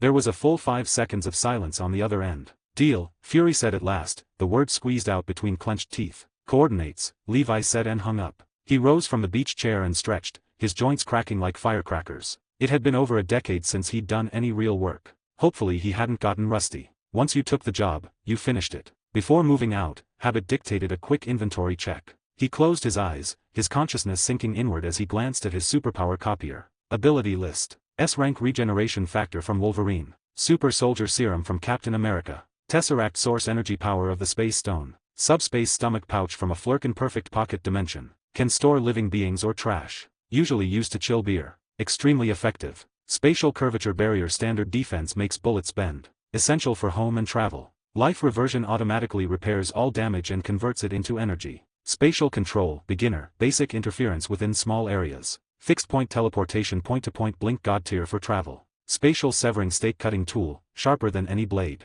Binary form, Carol Danvers model humanoid walking nuclear reactor. When in a bad mood, firing it into the deep sea can produce 100-meter waves. Very therapeutic. Will barrier copied from Yanrog. Blocks mental attacks and keeps him perfectly calm even while counting money until his hands cramp. Beginner atmospheric control from storm. Weak, but great for artificial rain on his island or blowing away mosquitoes. Kinetic infusion from Gambit. Charging playing cards and throwing them to blow up fish is one of his few hobbies. Enhanced senses and physique from Beast. His body was already absurd, but this granted animal instincts and dynamic vision enough to distinguish 13 vintages of red wine in 1 second. Morphological mimicry Mystique signature skill. Absolute god tier. He'd used it for years to manage his shadowy global business empire under countless identities. Cooldown complete. New ability can be copied. Levi smacked his lips. Decent lineup. Good enough. The next instant, he vanished. A breeze passed over the beach. The lounge chair was left with only a shallow dent as if no one had ever been there. Afghanistan, Kunduz province. The desolate wasteland shimmered under the scorching sun. Levi appeared out of thin air, the sand beneath his feet sinking slightly from the sudden weight. He was dressed in beach shorts and a floral shirt looking like a tourist who'd wandered into the wrong movie set. His energy perception spread out like an invisible radar, instantly covering dozens of kilometers. Countless life signals lit up in his mind like stars most faint and chaotic, the ordinary people struggling to survive on this land. But one location stood out. Deep in the mountains, there was a weak yet extremely stable electromagnetic field like a quiet heartbeat. Beside it, an energy source with wildly fluctuating output, on the verge of shutting down at any moment. Found you. Levi disappeared again. When he reappeared, he was inside a dark, damp cave. Tony Stark and Ensign were hammering away at a pile of scrap metal. The angle's off 3 degrees to the left. Tony coughed as he shouted. The crude electromagnet in his chest glowed faint blue. Every heartbeat felt like pliers squeezing the shrapnel near his heart. Ensign sighed and raised his hammer again. Then, thud, thud. 2 dull sounds came from the cave entrance. Who's there? Ensign jolted, grabbing an iron rod. Tony froze, staring toward the darkness. A man in beach shorts and a floral shirt strolled out casually, a blade of grass in his mouth, hands in his pockets. He glanced around the cave and frowned in disgust. TSK. That smell hits hard. Behind him, 2 10-ring sentries lay collapsed on the ground, neat slashes across their throats. Dead without a sound. Tony and Ensign were stunned. How did he get in? Who the hell are you? Tony demanded warily. The man ignored him, walked straight up, and circled Tony, eyeing him like meat at a market. So you're Tony Shitacrum. Levi deliberately mangled the pronunciation of Stark. It's Stark. Tony snapped instinctively. Idiot. Wait, who are you? Military. You can call me a delivery guy. Levi grinned. Someone paid a ridiculous price for me to deliver an expensive package back home, intact.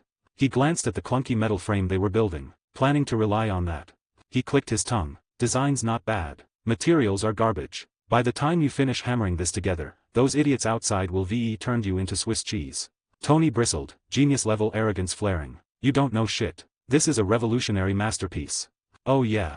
Levi walked over to a stack of steel plates. He raised a finger and casually traced a line through the air, like drawing. Spatial severing. No sound. No flash. A perfect circular cut appeared in the thick steel plate and then clanged onto the ground. The cross-section was smooth enough to use as a mirror. Tony's eyes bulged. He lunged forward, running his hands over the cut, then stared at Levi's utterly ordinary finger. His arrogance instantly transformed into a look like he'd seen a ghost. My god, how did you do that? This is bullshit. That's not scientific. Ensign was just as stunned, the iron rod slipping from his hands. Forget science, Mr. Shitacrum. Levi picked up a blueprint. The idea's solid, but your cave workshop is too slow. I'll give you a hand. For the next hour, Tony and Ensign witnessed what it meant for a god to work. Tony went completely feral like a contractor on crack. He pointed at parts on the blueprint, barking dimensions and angles at machine gun speed. Levi became a humanoid universal machine tool. With spatial severing, a light flick of his finger split metal apart, cutting, grinding, bending done in one seamless flow, with precision surpassing Stark Industries' top-tier equipment. Here, tighten the curve. Yes, exactly like that. That drive shaft one piece, no joints. How the hell did you fuse metals with different melting points? Parts that should have taken days were completed in minutes. Ensign was reduced to a bystander, mouth hanging open as his worldview was repeatedly smashed into the floor. Alright, core components are done. Levi dusted his hands. You two can handle the assembly. I'll get some air. Just as he turned away, chaotic footsteps and shouting echoed from outside. They found us. Ensign's face went pale. No time, help me put it on. Tony roared. Heavy armor plates were strapped onto Tony one by one, but time was running out. Gunfire drew closer. The metal door shook violently. The system's still downloading, I need time. Tony shouted. Ensign looked at the crawling progress bar, then at Tony's resolute face. His eyes hardened. I'll buy you time. He grabbed an AK and rushed out without looking back. Ensign. Tony screamed. Levi stood quietly to the side, unmoving. This is your road, Shitacrum, he thought. Gunfire erupted fierce, but brief. When the door was blown open and 10 ring soldiers poured in, they were greeted by a steel giant slowly rising to its feet. "My turn," Tony's voice rumbled from beneath the faceplate, fury barely contained. Twin jets of fire erupted from his arm-mounted flamethrowers, instantly turning the front line into screaming torches. The cave became hell. Tony charged out like an unleashed iron beast. Levi followed behind at an unhurried pace. Any stray bullets that came near him bent away, twisted by an invisible spatial barrier, and flew off into nowhere. Mark-I armor ugly, but effective. Flamethrowers and shotguns against AKs was pure dimensional suppression. Tony tore through the camp, detonated the stockpile of Stark weapons, then activated the jury-rigged thrusters and lurched into the sky. After only a few kilometers, the scrap-built armor finally gave out, disintegrating midair and crashing into the desert. Tony crawled out of the shattered helmet, gasping for breath only to see Levi standing calmly in front of him, holding an ice-cold bottle of mineral water. "Need a hand, Mr. Shitacrum?" Tony stared at him, then at the black speck in the sky, the incoming U.S. Army rescue helicopter. "You, who the hell are you?" he panted. "The delivery guy." Levi tossed him the water. "Your ride's here. I won't get in the way." The helicopter drew closer, rotors roaring. Levi tossed the empty bottle onto the sand and waved. "See you around, Shitacrum." The next second, he was gone, vanished. No flash. No shadow. The desert was left with a stunned Tony Stark, and an equally dumbfounded James Rhodes, who had just jumped down from the helicopter. 82, Chapter 82, The Man Behind the Curtain. Tony Stark was back. The news hit like a bomb, detonating simultaneously on Wall Street and inside the Pentagon, leaving everyone reeling. After 3 straight months of decline, Stark Industries stock suddenly snapped its head up. The market opened and it hit the daily limit in an instant. The generals at the Pentagon finally let out a long breath of relief. Their favorite toy supplier, the genius who could turn war into a grand fireworks show, was still alive. The press conference venue was packed to the rafters. Camera flashes were so dense they could turn night into day. The reporters were like sharks that smelled blood. Countless black microphones crowded together, like an upside-down forest of sugarcane. They had prepared hundreds of questions, ready to pick apart every single bone from Tony's 3 months in Afghanistan. But the Tony Stark who came back was different. He didn't go on stage right away. Instead, he sent his bodyguard Happy to buy him several cheeseburgers. Then, under the gaze of the entire world, he plopped down on the steps in front of the podium and started eating, completely ignoring everyone else. His business partner, the bald-headed Obadiah Stane, walked over with a perfectly practiced businessman's smile, trying to smooth things over. "Tony, everyone's waiting for you," he said softly, bending down, like he was coaxing a disobedient but priceless child. "I just want to eat a burger," Tony replied, his mouth stuffed, words slurred. Pepper Potts stood a short distance away, worry written all over her face. She knew better than anyone Tony had changed. That arrogant, dazzling playboy now carried something unfamiliar deep in his eyes. Like ashes left after a great fire, cold on the surface, but still hiding scorching embers underneath. After a full 10 minutes of chaos, Tony finally finished eating. He wiped his mouth casually and, half supported by Obadiah, slowly walked onto the stage. He didn't look at any prepared speech. He just swept his gaze over the excited, greedy, curious faces below. The expressions on those faces filled him with an inexplicable sense of irritation. "I went through some things," he began, his voice slightly hoarse. "I saw with my own eyes me own hands me weapons being used where they shouldn't be, against people they shouldn't be used on." The crowd stirred. Obadiah's smile froze. "After I came back, I thought about it a lot," Tony continued, ignoring all reactions. "I don't want my legacy, after I die, to be nothing but a pile of killing machines. So," he took a deep breath. His eyes hardened, like steel just pulled from a forge. "I've decided that Stark Industries will permanently shut down its weapons manufacturing division." Boom. The entire venue exploded. Reporters surged forward like madmen, questions firing off like machine gun rounds. "Mr. Stark, does this mean you're giving up tens of billions of dollars in annual military contracts?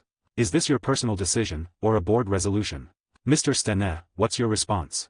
Obadiah's face turned iron gray. He grabbed a microphone, trying desperately to salvage the situation. Tony has just returned from a very difficult environment. His mental state is a bit. This issue will be discussed internally. Tony shoved him aside, rough and unapologetic. "I'm done." After dropping that earth-shattering line, he left under Pepper and Happy's protection, forcing his way through a crowd on the brink of rioting. South Pacific, a private island. Levi lay comfortably on a beach chair, a holographic screen in front of him live-streaming the press conference. When Tony said those words, Levi let out a sharp whistle and took a big gulp of his iced juice. Now the show really begins. Around him, more than a dozen top-of-the-line computers lit up at once. On their screens, Stark Industries' K-line chart looked like a kite with its string cut diving headfirst at a terrifying angle. Red everywhere. So red it made your heart race. At the same time, on Wall Street's trading floor. "He's insane. Tony Stark has completely lost it. Sell. Sell everything. Dump it at any price. My pension. It's all gone."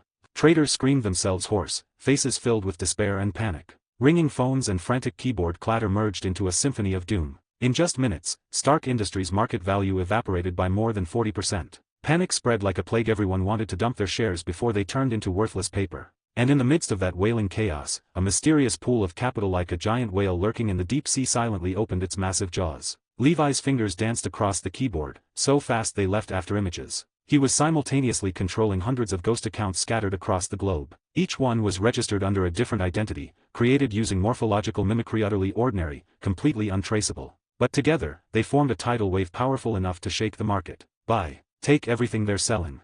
His voice was calm, without the slightest ripple, as if he were commenting on the weather. On the screens, countless panic-driven sell orders appeared and were swallowed whole in less than 1/100th of a second. Shares that investors were dumping like trash flowed steadily into Levi's pockets. He was like a silent sanitation worker, calmly and greedily vacuuming up everything the market discarded. Finally, the closing bell rang. Wall Street was left in ruins. Stark Industries' stock price settled at a number too ugly to look at. Countless people were wiped out overnight. In his office, Obadiah smashed everything he could get his hands on, his roars echoing down the hallway. No one knew that in this single day, more than 15% of Stark Industries' publicly traded shares had quietly changed hands. A mysterious Eastern man named Anthony Chen, and the unheard-of firm under his name Lighthouse Capital had become the largest single shareholder of Stark Industries, second only to Tony himself. 1 week later, Stark Industries headquarters, top-floor workshop. Tony Stark paced back and forth in his private lab, visibly irritable. The arc reactor in his chest emitted a faint blue glow, making his already pale face look worse.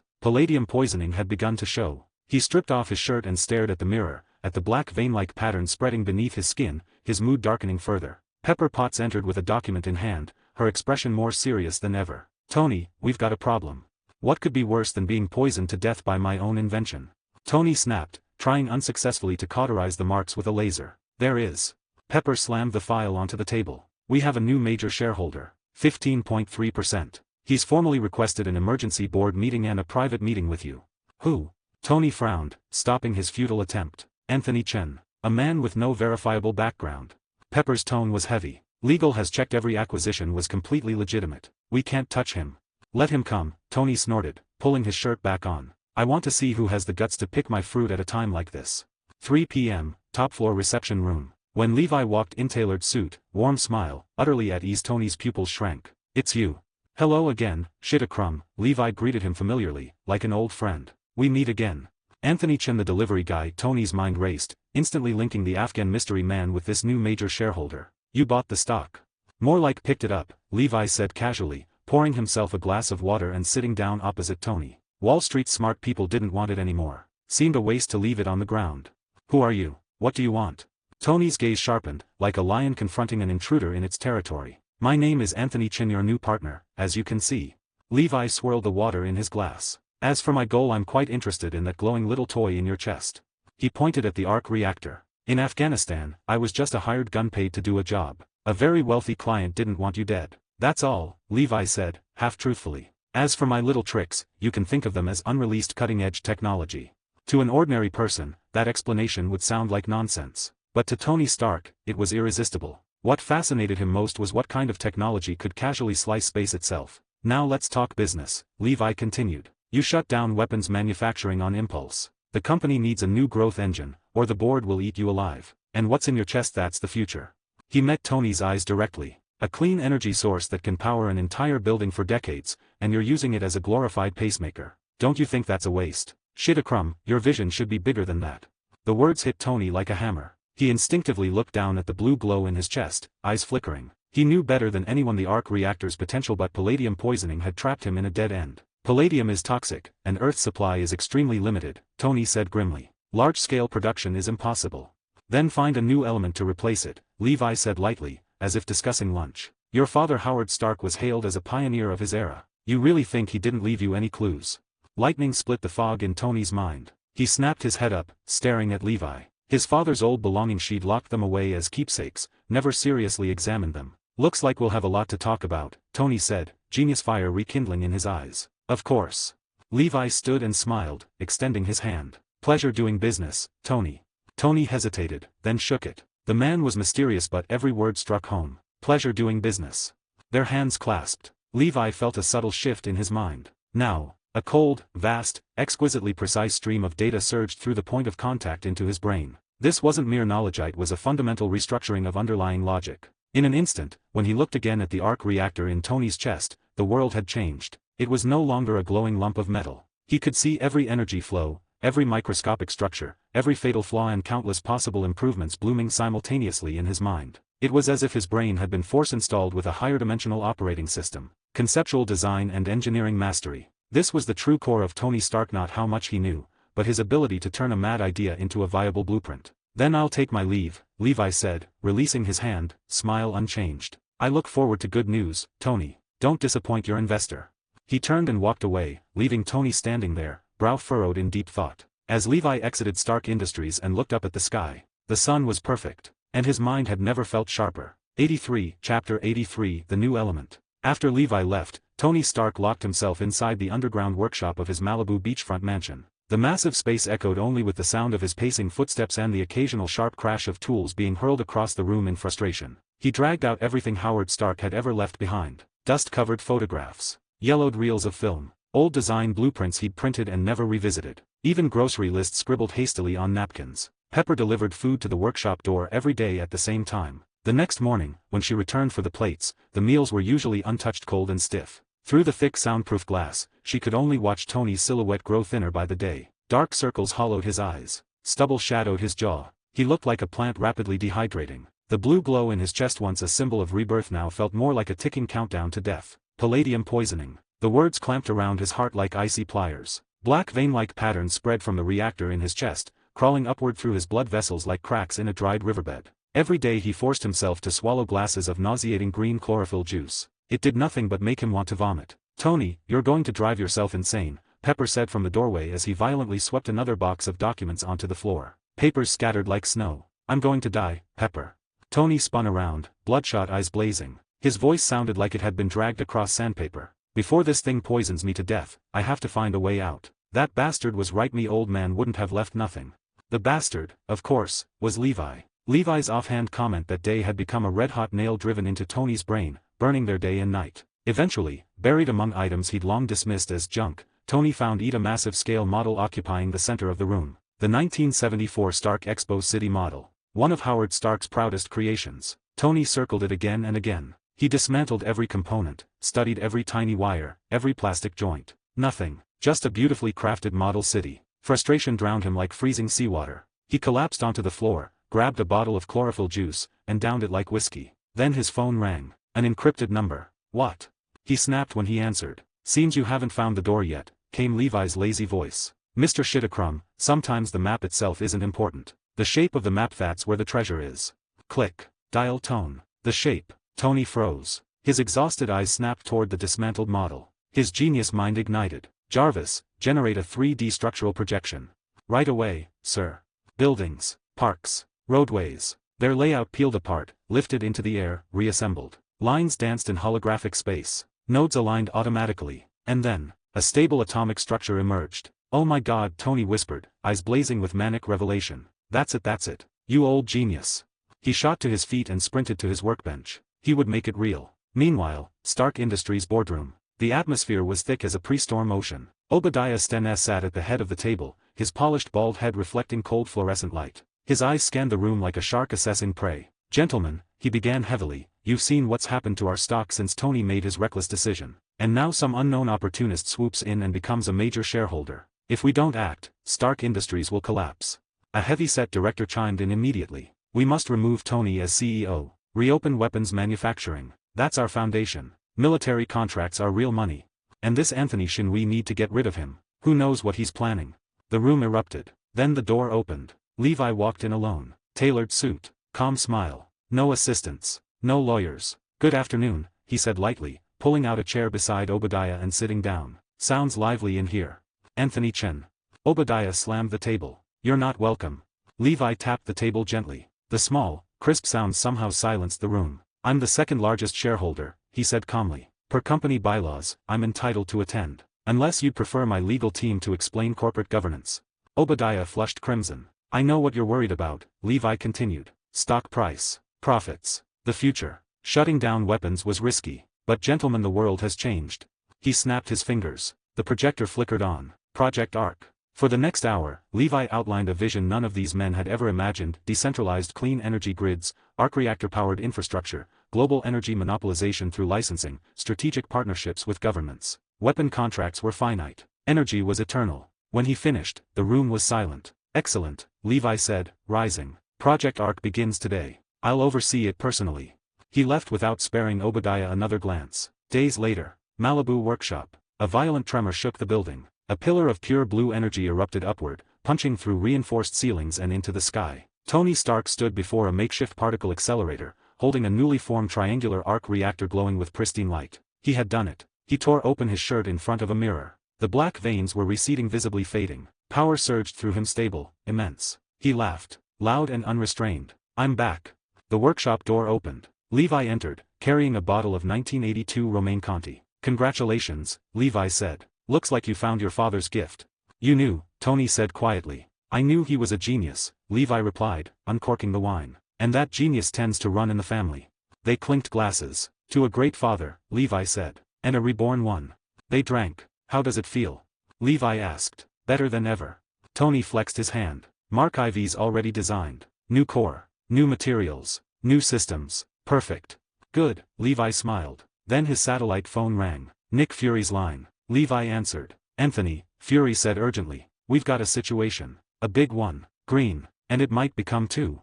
In the background, roars. Explosions. Static. "Location," Levi said calmly. "Harlem. Near Culver University." "Understood." He hung up and looked at Tony. "Looks like your new suit's getting a field test." He grinned. "But fair warning, the opponent's a bit outside the usual weight class." 84, Chapter 84, The Incredible Hulk. Tony stared at the empty doorway, completely baffled. Levi hadn't even turned around. He just waved lazily as he walked out. "Exactly what I said," Levi had replied lightly. "A big green guy with anger issues. And a bigger red one with even worse anger issues and bones sticking out. They're redecorating New York." Then he was gone. Tony looked down at the brand new triangular arc reactor in his hand, then back at the door. Green. A flicker of memory surfaced: military briefings. A scientist. Gamma radiation. A failed experiment. Jarvis. "At your service, sir. Get me Colonel Rhodes on encrypted line. And push Mark IV assembly to maximum priority." His eyes burned with competitive fire. "If there's a monster fight in New York, I'm not missing it." Harlem, New York. It wasn't a neighborhood anymore. It was a war zone. Smoke. Dust. The metallic scent of blood. Sirens screaming in the distance. Two giants tore through the streets. One was emerald green, each leap cracking asphalt, each punch shattering concrete. Cars crumpled like soda cans in his grip. The Hulk. Opposite him stood something worse. Red skin like granite. Jagged bone spurs erupting from his spine and elbows. A monstrous parody of a soldier. Abomination. Roar. Abomination ripped a bus from the street and hurled it like a missile. Hulk caught it midair, boots sinking into fractured pavement. Gunships circled above, miniguns spitting fire. Bullets sparked harmlessly against their hides. Target unaffected. "Keep firing." General Ross barked over comms. He barely spared Abomination a glance. In his eyes, Hulk was the objective. Then, "What the hell is that?" One pilot's voice broke into panic. A man stood outside the helicopter. Not falling, not attached, just standing in midair. Suit immaculate, hair unmoved by wind. Levi. He glanced at the battlefield below, then at the helicopter. Noisy. He raised a finger. Space twisted. The spinning rotor froze mid-rotation. The helicopter dropped like a stone. Screams filled the cockpit. Levi snapped his fingers. The aircraft slowed gently before impact and settled softly onto the street. Then he vanished. He reappeared between Hulk and Abomination, 20 meters from both. "Gentlemen," Levi said pleasantly. "Mind if I interrupt?" Hulk blinked. Abomination sneered. "Another insect." He swung. A punch capable of leveling buildings. Levi didn't move. A translucent ripple shimmered above him. Spatial curvature barrier. Abomination's fist sank into invisible resistance. The force folded, twisted, dissipated. His grin faltered. "Decent strength," Levi remarked casually. His hand flashed with dual star energy. A concussive blast detonated. Abomination hurtled backward through a building. Levi instantly teleported beside Hulk. Up close, he felt it. Gamma energy. Rage like a nuclear reactor without containment. Perfect. System. Lock target. Prepare copy. Target, Hulk, Bruce Banner. Available abilities. 1. S-Class Infinite Rage converts anger into limitless physical strength. No upper threshold. Note, system optimization allows host to retain full rational control. 2. A-Class Gamma Physiology. 3. B-Class Super Leap. Levi didn't hesitate. Copy S-Class. Hulk growled uneasily. Before anything else could happen, Abomination rose again, wounds regenerating. Worm, I'll kill you. He grabbed the wreckage of a helicopter and hurled it not at Levi, at Hulk, using Hulk as a shield. Clever. The flaming wreckage screamed through the air. Levi sighed. He vanished. Reappeared beside Hulk. Placed a hand on the spinning debris. Spatial exile. The helicopter vanished into subspace. At the same moment, his other hand tapped Hulk's shoulder. Contact established. Copying, infinite rage. Success. Integrating. Something changed. Levi felt it instantly. Every suppressed irritation. Every ember of anger. Amplified. Then compressed. Refined. Weaponized. Pure, obedient power. He clenched his fist. Beautiful. He turned toward the charging Abomination. Warm-up's over. Levi crouched. The asphalt spider webbed beneath his feet. No space powers. Just infinite rage. He punched. The air detonated. A white shockwave exploded outward, carving a trench through the street. Windows shattered for blocks. Abomination took it full force. His bone armor splintered like glass. His body rocketed hundreds of meters away, and did not rise again. Silence. Hulk stared, then slowly took 2 uncertain steps backward. Even he felt it. Ross, watching through binoculars, dropped his cigar. One punch. Done, Levi said lightly, shaking his hand. Hulk's rage began to fade. Green skin dimming. Frame shrinking. Bruce Banner collapsed, unconscious. Levi removed his jacket, preparing to cover him. Engines roared. Military Humvees encircled the area. Weapons trained on Banner. Secure the target. Ross shouted. Alive. Levi stepped between them. General Ross, he said calmly. I suggest lowering the guns. This is a military operation. Ross snapped. Stand down. I'm the man who just removed the problem your tanks couldn't, Levi replied. Put them down. Leave. Now. Ross drew his sidearm. Levi's eyes cooled. You can try. But before you pull that trigger, every weapon here will be scrap metal. Tension spiked. Then black SUVs screeched in. Phil Coulson stepped out, smile polite as ever. General Ross. By order of SHIELD, this site is now under our jurisdiction, including Dr. Banner. Ross's face darkened. This is my mission. Coulson corrected gently. Levi leaned toward him. Tell Fury he owes me one. Banner needs quiet, not a cage. If the general bothers him again, I'll schedule tea. Coulson nodded stiffly. Agents secured Banner carefully. Betty Ross rushed forward, eyes wet with relief. As the convoy departed and Ross fumed in humiliation, Levi stretched beneath the New York night sky. Nice breeze. He dialed Tony. Hey, Tony. Ever seen someone use a helicopter as a baseball? When's your new toy ready to fly? 85, Chapter 85, SHIELD. Special Consultant. On the other end of the line, Tony Stark was silent for a full 5 seconds. Levi could practically picture his expression, disbelief mixed with irritation and an intense, burning curiosity. A helicopter used as a baseball. Tony finally said, his voice tight. Tell me you're not watching a late-night monster movie.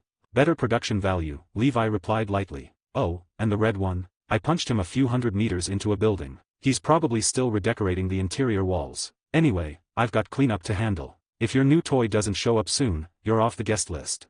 Click. In Malibu, Tony lowered the phone slowly. Jarvis had already pulled satellite footage. Harlem looked like a meteor strike zone. 2 giants. Military response. And then, one punch. Tony's jaw tightened. He could fly. He could calculate trajectories mid-combat. He could fire repulsors with surgical precision. But that raw, overwhelming physical dominance. His pride burned. Jarvis.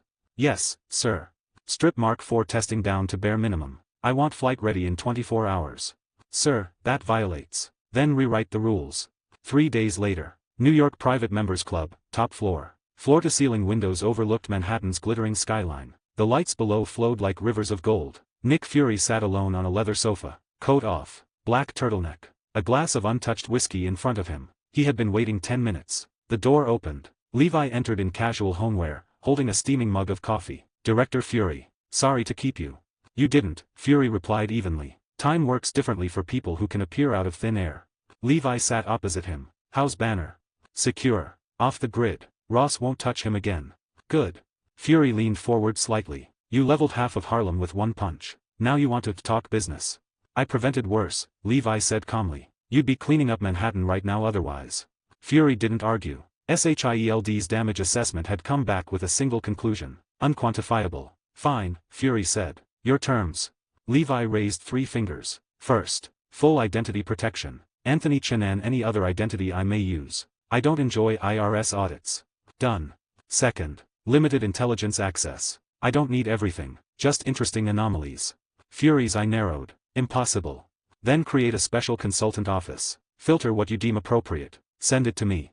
A pause. Acceptable. Third.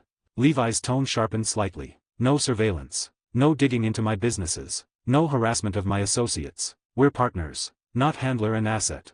Silence filled the room. Fury studied him carefully. Finally, in SHIELD threat classification, Fury said slowly, there's a top-tier designation. Godfather level. Individuals capable of determining planetary outcomes alone. He stood. Effective today, that's you. Levi shrugged. Flattering. They shook hands. Welcome aboard, special consultant. Nevada desert abandoned mine. Levi stood alone in the wasteland. Time to test. He closed his eyes. Anger wasn't natural to him anymore. Control was. So he reached backward. Memories of endless overtime in a previous life. Being disposable. Dying alone at a desk. A spark ignited. Infinite rage activated. The spark became an inferno. A tidal wave of fury surged, threatening to drown thought itself. But his will, reinforced by super soldier physiology and disciplined mind, held firm. Rage compressed. Refined. Converted. Power. His body became a furnace. Eyes snapping open, a faint red glint flickered within them. He punched the empty desert. No thunderous boom. Just a heavy wump-like air collapsing. A perfect circular crater 20 meters across materialized instantly before him. The edges smooth, glassed, vaporized. A shockwave followed, grinding sand and scrub into dust within a 100-meter radius. Levi flexed his hand. Efficient. But he felt it. The mental strain. Each activation was dancing on a blade's edge. He would need to strengthen his will further. Back in New York. Inside his penthouse, Levi opened a classified file. Ivan Vanko. Bearded. Hardened. Eyes full of resentment. Son of Anton Vankun's Howard Stark's partner. Arc Reactor Legacy. Levi tapped the desk lightly. With Tony's new element about to go public, revenge would not be far behind. He picked up a secure phone. I need full surveillance on Ivan Vanko. Moscow. Everything: purchases, contacts, movement logs, daily updates. He ended the call and looked out over Manhattan. Tony Stark's future wasn't just armor. It was AI, clean energy grids, technological singularity-level innovation. And Levi intended to clear every obstacle before it could threaten that trajectory. Because the world was changing, and he preferred to be ahead of it. 86, Chapter 86, The Stark Expo. Ever since the Harlem incident, Tony Stark had been operating like a man wound too tight. He practically lived in the Malibu workshop. Caffeine and extra greasy pizza sustained him. The air constantly smelled of scorched metal and ozone. Pepper tried repeatedly to drag him out into sunlight, or at least into a full night's sleep. Every time, she found the same sight. Dark circles. Wild eyes. Genius on fire. I'm fine, Pep, Tony muttered without turning around, calibrating the micro-missile pods on Mark IV's forearm. I just found inspiration. Behind him stood the new armor. Mark IV. Sleeker. More refined. Reinforced titanium gold alloy. Brighter red and gold finish. Powered by the new triangular arc reactor 3 times the output of Mark III. During a classified midnight test flight, Tony had punched through Mach 3 and briefly skimmed near orbital altitude. It was intoxicating, but Levi's punch still haunted him. He could fly higher, faster, but that raw, earth-splitting force, he didn't have it yet. Not enough, he murmured, staring at scrolling holographic data. The announcement. At the next board meeting, Tony dropped a bomb. I'm restarting the Stark Expo. Silence. Next month. Flushing Meadows. Same grounds my father used. Shock rippled across the room. Tony, that's insane. Pepper protested. We just stabilized the stock. Project Arc is barely launched. This is reckless. No, Tony replied firmly. This is perfect timing. He tapped the glowing arc reactor in his chest. The world needs to see our future, not weapons. This. Clean energy. A new era. The board members shifted uncomfortably. It's too soon, one director objected. The tech isn't fully scaled. I'll decide that, Tony cut in. Then he glanced toward the quiet figure in the corner. Levi Anthony Chen had been spinning a pen idly. Second largest shareholder, Tony said with a smirk. Care to weigh in? All eyes turned. Levi stopped the pen and smiled mildly. I support it. In fact, I'll personally fund half the expo's budget. Tony gave him a look that said, good answer. Pepper sighed. This train wasn't stopping. Meanwhile, a Godfather-level classified file arrived on Levi's system. Ivan Vanko. Photos, Moscow slum apartment. Peeling wallpaper. A white cockatoo. Anger in his eyes. SHIELD surveillance was exhaustive. Recent purchases. High-intensity plasma conduits. Military-grade capacitors. Graphene filament. Monaco Grand Prix tickets. Levi leaned back. Arc reactor blueprints plus grudge against Howard Stark plus Monaco. Clear trajectory. Vanko would build plasma whips. He would attack publicly. Humiliate Stark on the world stage. Interesting. Levi considered copying something from him. Engineering talent. Redundant. But plasma energy shaping. Constrained high-energy weaponization had niche utility. Maybe worth observing firsthand. He dialed Tony. Loud music answered. Yeah. Tony shouted over noise. It's me. Oh, you, what's up? Your expo is drawing global attention, Levi said casually. Attention attracts resentment. You think someone's coming after me? Tony scoffed. Let them. Not terrorists. Legacy. Silence. You inherited your father's brilliance, Levi continued. You also inherited his enemies. Another pause. I'll look into it, Tony finally said, tone heavier. Thanks. Break a leg at the expo.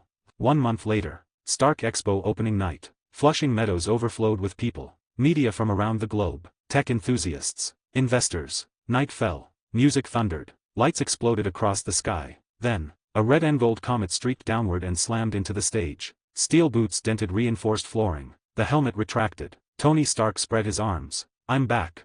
The crowd erupted. Fireworks. Spotlights. Roaring applause. In the sea of spectators stood an unremarkable man in a baseball cap and plain jacket. Levi. Face altered. Height subtly adjusted. Presence muted. He preferred anonymity. From here, he could feel everything. Tony's arc reactor output surging confidently. Every security feed. Every exit point. Every pulse of energy in the park. On his internal system interface, the ability replicator icon glowed softly. Ready. The show had begun. And somewhere in the world, a man with electric whips was preparing his own entrance. 87, Chapter 87, Justin Hammer. The stage lights poured down like molten gold over Tony Stark. He stood there center of the world. The crowd's cheers roared like a tidal wave, and he rode it effortlessly. I'm back.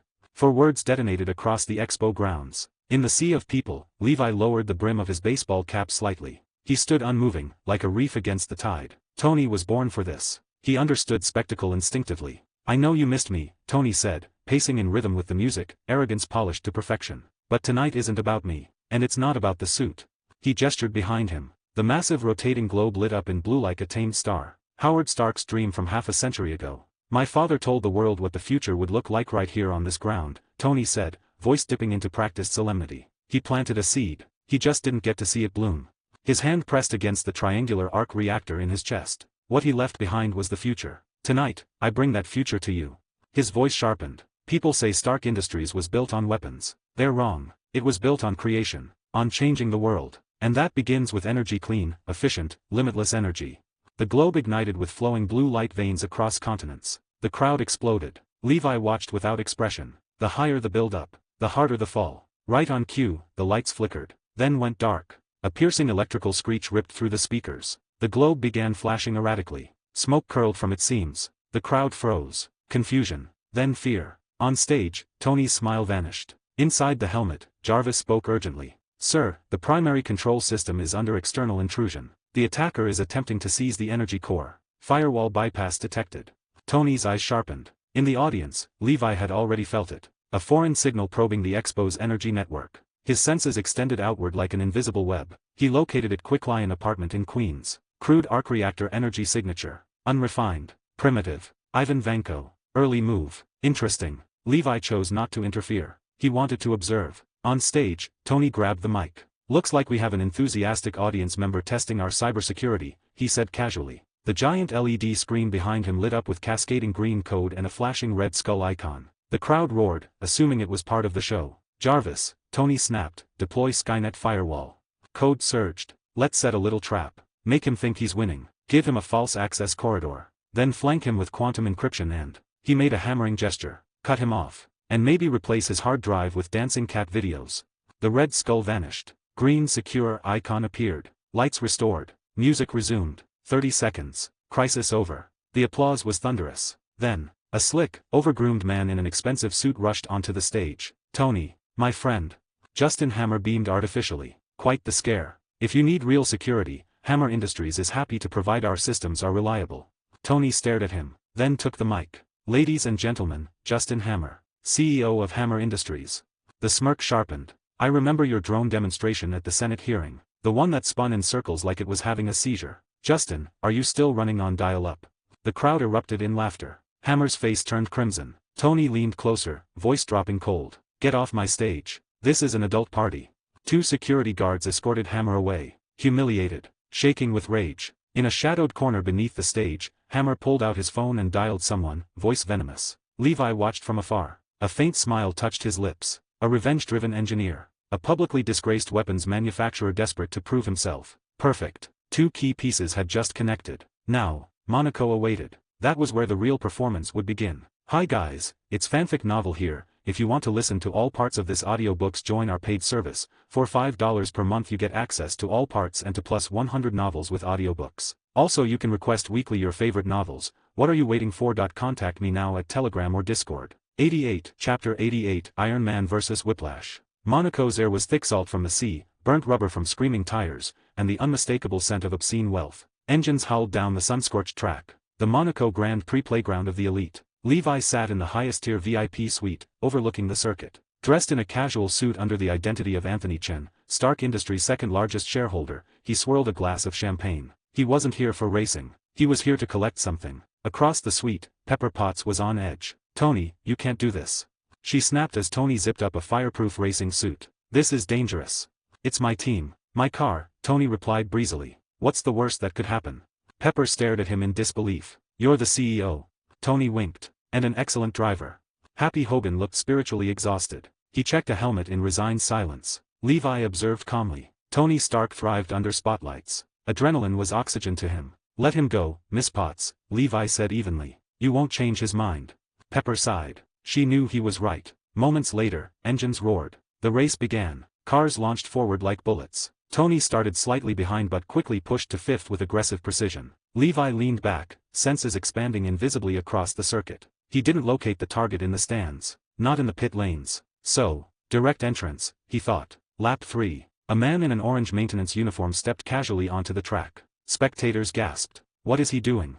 Commentators shouted. Levi's gaze sharpened. "Ivan Vanko." Ivan removed the orange jacket. Beneath it crud mechanical exoskeleton. A circular arc reactor glowed blue in his chest. He gripped 2 metal handles. Activated. Zock.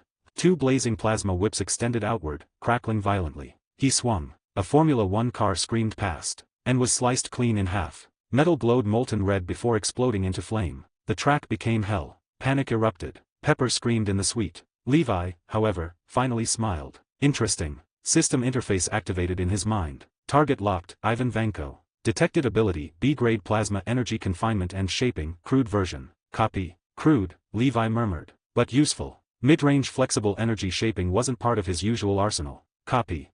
Copying. Template reconstruction complete. Ability acquired, plasma energy confinement and shaping, B-grade. Data flooded his mind. Magnetic field stabilization. Energy channel modulation. Containment frequency control. Primitive engineering but adaptable. With space curvature refinement, energy leakage could drop near zero. With cosmic energy infusion, weaponized constructs of far greater density. Promising. Down below, Ivan advanced toward Tony's wrecked car. Pepper and Happy charged onto the track in a Rolls-Royce, slamming into Ivan and knocking him aside. The suitcase was thrown. Tony slammed his foot down and pulled. The case unfolded in a mechanical cascade. 7 seconds. Mark V. Sleek red and silver armor locked into place. Ivan lashed out. Tony blocked sparks flying as plasma struck alloy. "Nice toy," Tony quipped. "But your reactor's outdated." He grabbed the whip and yanked. Ivan stumbled. Tony closed distance and ripped the arc reactor straight from Ivan's chest assembly. Energy died instantly. Police swarmed. As he was pinned down, Ivan muttered in Russian, "I have not lost." Tony didn't understand. But Levi did. From the VIP suite, he drained the last of his champagne. Ivan would be imprisoned. Justin Hammer would make a visit. And the next act would be far louder. 89, Chapter 89, New Skill, Dimensional Whip. 89, Chapter 89, New Skill, Dimensional Whip. The Senate hearing chamber felt damp and suffocating. Rows of suited politicians and military officials sat with grim expressions, cameras flashing relentlessly at Tony Stark in the witness seat. "Mr. Stark," Senator Stern said sharply, "the incident in Monaco proved that your so-called Iron Man technology can be replicated and weaponized. A terrorist used tech nearly identical to yours. This is a national security threat." He slammed the desk. "We once again demand that you surrender the Iron Man armor technology to the US government." Tony leaned back lazily, chewing gum. "I prefer to call it a high-tech prosthetic," he replied dryly. "And since I am Iron Man, asking me to hand it over sounds anatomically inconvenient." Muted laughter spread. Stern's face darkened. "This is serious." Tony straightened slightly. "The fact is, other nations and certain competitors have tried copying my tech for years. They failed. Monaco's guy, 20-year-old half-finished junk. You want to mass-produce that?" Stern gestured sharply. "We have experts. Mr. Hammer." Justin Hammer stood immediately, tie adjusted, posture inflated. "Hammer Industries is fully capable of responsibly replicating the system under military supervision. We will turn it into a shield for America." Levi sat several rows back, officially present as Stark Industries' second-largest shareholder. He watched Hammer with faint amusement. Tony's patience was thinning. Levi typed quickly on his phone and angled it toward Tony. Ask him which sounds better today. Illegal seizure of intellectual property, or forced technology transfer.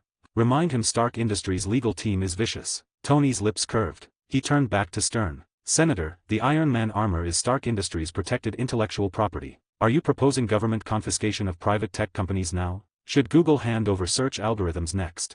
The room stirred uneasily. Other corporate representatives shifted in alarm. Stern hesitated. Tony pressed forward. As for Mr. Hammer's expertise, Jarvis. The screen behind them lit up. Footage played of Hammer's drone demonstration spinning erratically before crashing spectacularly. The chamber erupted in laughter. Hammer's face drained of color. Tony shrugged innocently. You want me to hand over cutting-edge aerospace robotics to the guy who can't build a stable toaster?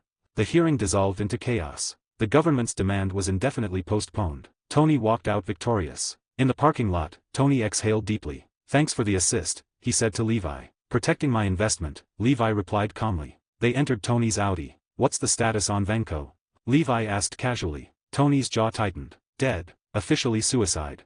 Convenient, Levi said lightly. A man willing to attack you on global television suddenly gives up. Tony glanced at him. You think? I think, Levi interrupted smoothly, that Justin Hammer benefits tremendously from a world afraid of leaked Iron Man tech.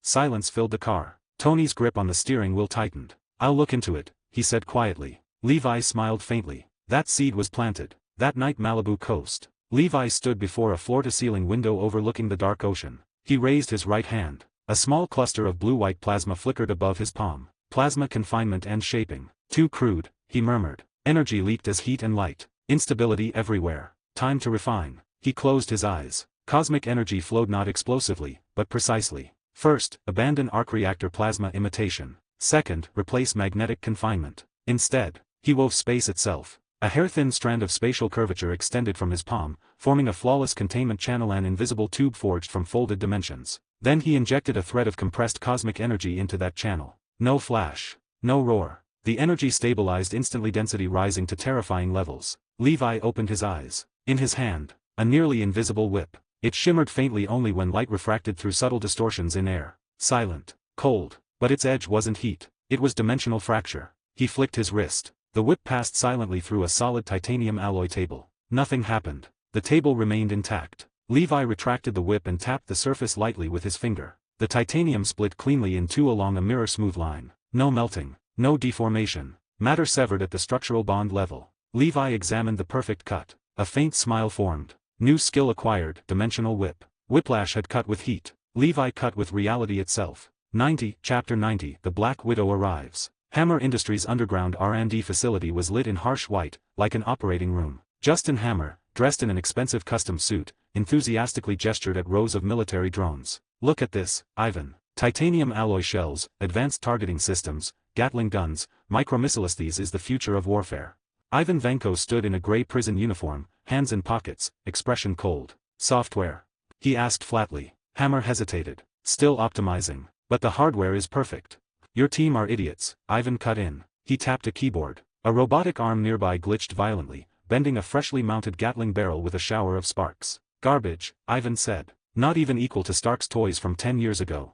Hammer forced a smile. That's why I need you. Help me perfect them. Money, women, whatever you want. I don't fix garbage, Ivan replied. I build my own.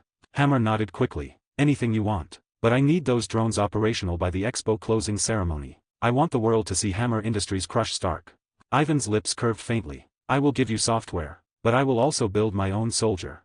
Hammer didn't care about the hatred in Ivan's eyes. He only cared about results. Stark Tower top floor. Tony Stark was casually throwing darts at a photo of Justin Hammer pinned to the wall. Hammer's forehead was already perforated beyond recognition. The office door opened. Pepper Potts entered, followed by a tall red-haired woman in a fitted professional suit. Tony, stop, Pepper sighed. This is Natalie Rushman. She's transferring from legal as a notary consultant. Impressive credentials. Speaks multiple languages. Tony turned. Wow, he whistled. Legal? You should be in Hollywood. I prefer my current profession, Mr. Stark, Natalie replied smoothly. Tony extended his hand. Interested in boxing? She ignored the hand. Not in my job description. Pepper pinched her brow. Tony. Before Tony could continue, the door opened again. Levi walked in. Tony, your ARC program promotional proposal is a disaster, Levi said bluntly, dropping a file onto the desk. Tony rolled his eyes then suddenly smiled mischievously. Anthony, perfect timing. He draped an arm over Levi's shoulder. You're the second largest shareholder and you don't even have a proper executive assistant. That's unacceptable. Levi narrowed his eyes. What are you planning? I'm reassigning talent efficiently, Tony declared. Natalie here is overqualified for me. Too organized. You two are a better match. Pepper's eyes widened. Tony. But Levi had already looked at Natalie, and she was looking at him. For the first time, something shifted behind her calm gaze. Levi understood instantly. Natasha Romanoff. Nick Fury's operative. Interesting. Very well, Levi said calmly. He stepped forward and extended his hand. Anthony Chen. From now on, you'll serve as my personal executive assistant. Salary tripled. Natasha paused for half a second then shook his hand. Honored to work with you, Mr. Chen. Her grip was soft but Levi felt the subtle calluses at the base of her fingers. Combat conditioning. Natasha felt his hand too. Warm. Steady. No visible tension. Dangerous men often felt like that. Tony grinned triumphantly, satisfied he'd offloaded a complication. Levi ignored him. He picked up the rejected ARC program file and handed it to Natasha. Your first assignment. She accepted it. I want a full forensic financial analysis of Hammer Industries over the past 5 years. Public filings, shell companies, offshore transactions, subsidiary equity structures. I want to know where every dollar went. 8 a.m. tomorrow.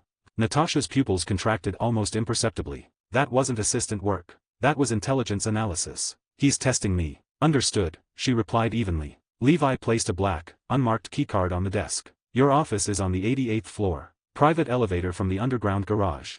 Stark Tower officially had only 87 floors. Natasha glanced at the card. Another variable. Levi walked toward the door, then paused. Welcome to the team, Miss Rushman. I hope you can keep up. He left. Silence lingered. Natasha looked at the file in her hands, then at the black keycard. Her mission had just become significantly more complicated. Anthony Chen. Who exactly are you? 91, Chapter 91, War Machine emerges. With Levi's earlier intervention, Tony had solved the palladium poisoning far sooner than he otherwise would have. With death no longer looming over him, something inside him loosened. Too much. He felt untouchable. His technology was 50 years ahead of the world. No one could threaten him anymore. And when a man like Tony Stark loses a sense of urgency, he fills the void with excess. Malibu Cliffside Mansion. For weeks, the mansion had not known silence. Music thundered across the coastline. Champagne sprayed like water from a fire hose. The infinity pool was packed with laughing models in glittering bikinis. At the center of it all, Tony Stark. He stood beside the DJ booth wearing the red and gold Mark IV armor, awkwardly swaying to the beat like a metallic mascot. He raised his palm and precisely lit a blonde woman's cigar with a repulsor flicker. Cheers erupted. He skimmed a low-temperature beam across the pool, flash freezing the surface just enough to trap floating beer bottles in ice. Applause. Laughter. The Iron Man armor designed to protect the world had become a party trick. Then the music was drowned out by a military helicopter's roar. A gray aircraft descended onto the nearby pad, wind whipping across the lawn. Colonel James Rhodes stepped out in full Air Force dress uniform. He surveyed the decadence, jaw tightening. He walked through the crowd, stopping in front of Tony. Tony, what the hell are you doing? Tony's faceplate slid open. Rhodey, you made it. Grab a drink. I'm not here for your circus. Rhodey jabbed a finger against Tony's arc reactor. Congress is circling you. Hammer is moving. Terrorists want your tech. And you're out here playing clown. The name Ensign cut through the haze. For a flicker of a second, guilt surfaced in Tony's eyes. Then arrogance drowned it. I'm fine. I fixed everything. I'm invincible. Rhodey stared at him. You're a disaster. He turned and walked downstairs. Moments later, Tony followed. And froze. Rhodey was suiting up inside the silver Mark II prototype. Jarvis. Tony snapped. Colonel Rhodes possesses secondary override authorization, sir. The faceplate of the Mark II sealed. You're not fit to wear it anymore, Rhodey said. Tony fired first. The blast grazed Rhodey's shoulder, blowing a crater into the wall. And just like that, they were fighting. Not as heroes. As angry men. They tore through the workshop, smashing equipment, crushing vintage cars worth millions. They burst into the living room in a shower of debris, sending partygoers screaming. From marble floors to the lawn to the pool. 2 armored titans brawled under the Malibu night sky. Finally, they rocketed upward, hovering midair, thrusters blazing. Don't make me get serious. Tony shouted. Try me. And then, a calm voice rose from below. Gentlemen, are we finished? Both helmets tilted downward. Levi stood on the ravaged lawn, casually holding a glass of red wine. When had he arrived? Anthony. Tony called. Get back. It's dangerous.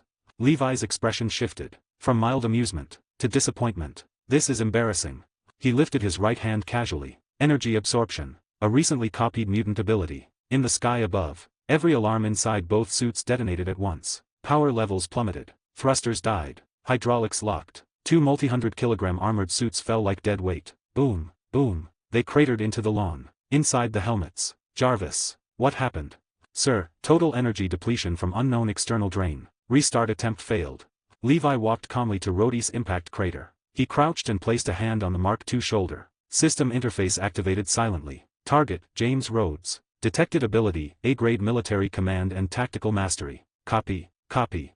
A lifetime of strategic modeling, battlefield instinct, command logic, aerial doctrine, asymmetric warfare knowledge. Integrated in less than a second. Levi stood. He moved to Tony's crater. Tony Stark, he said evenly, as second largest shareholder of Stark Industries, I find your conduct unacceptable.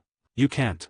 Tony struggled uselessly. This armor belongs to Stark Industries, Levi corrected. You are misusing corporate assets. He turned toward Rhodey. Colonel Rhodes, you're correct. This weapon requires discipline. Tony's eyes widened. What are you saying? I am formally authorizing transfer of the Mark II prototype to the United States military, Levi stated calmly. Under your operational command.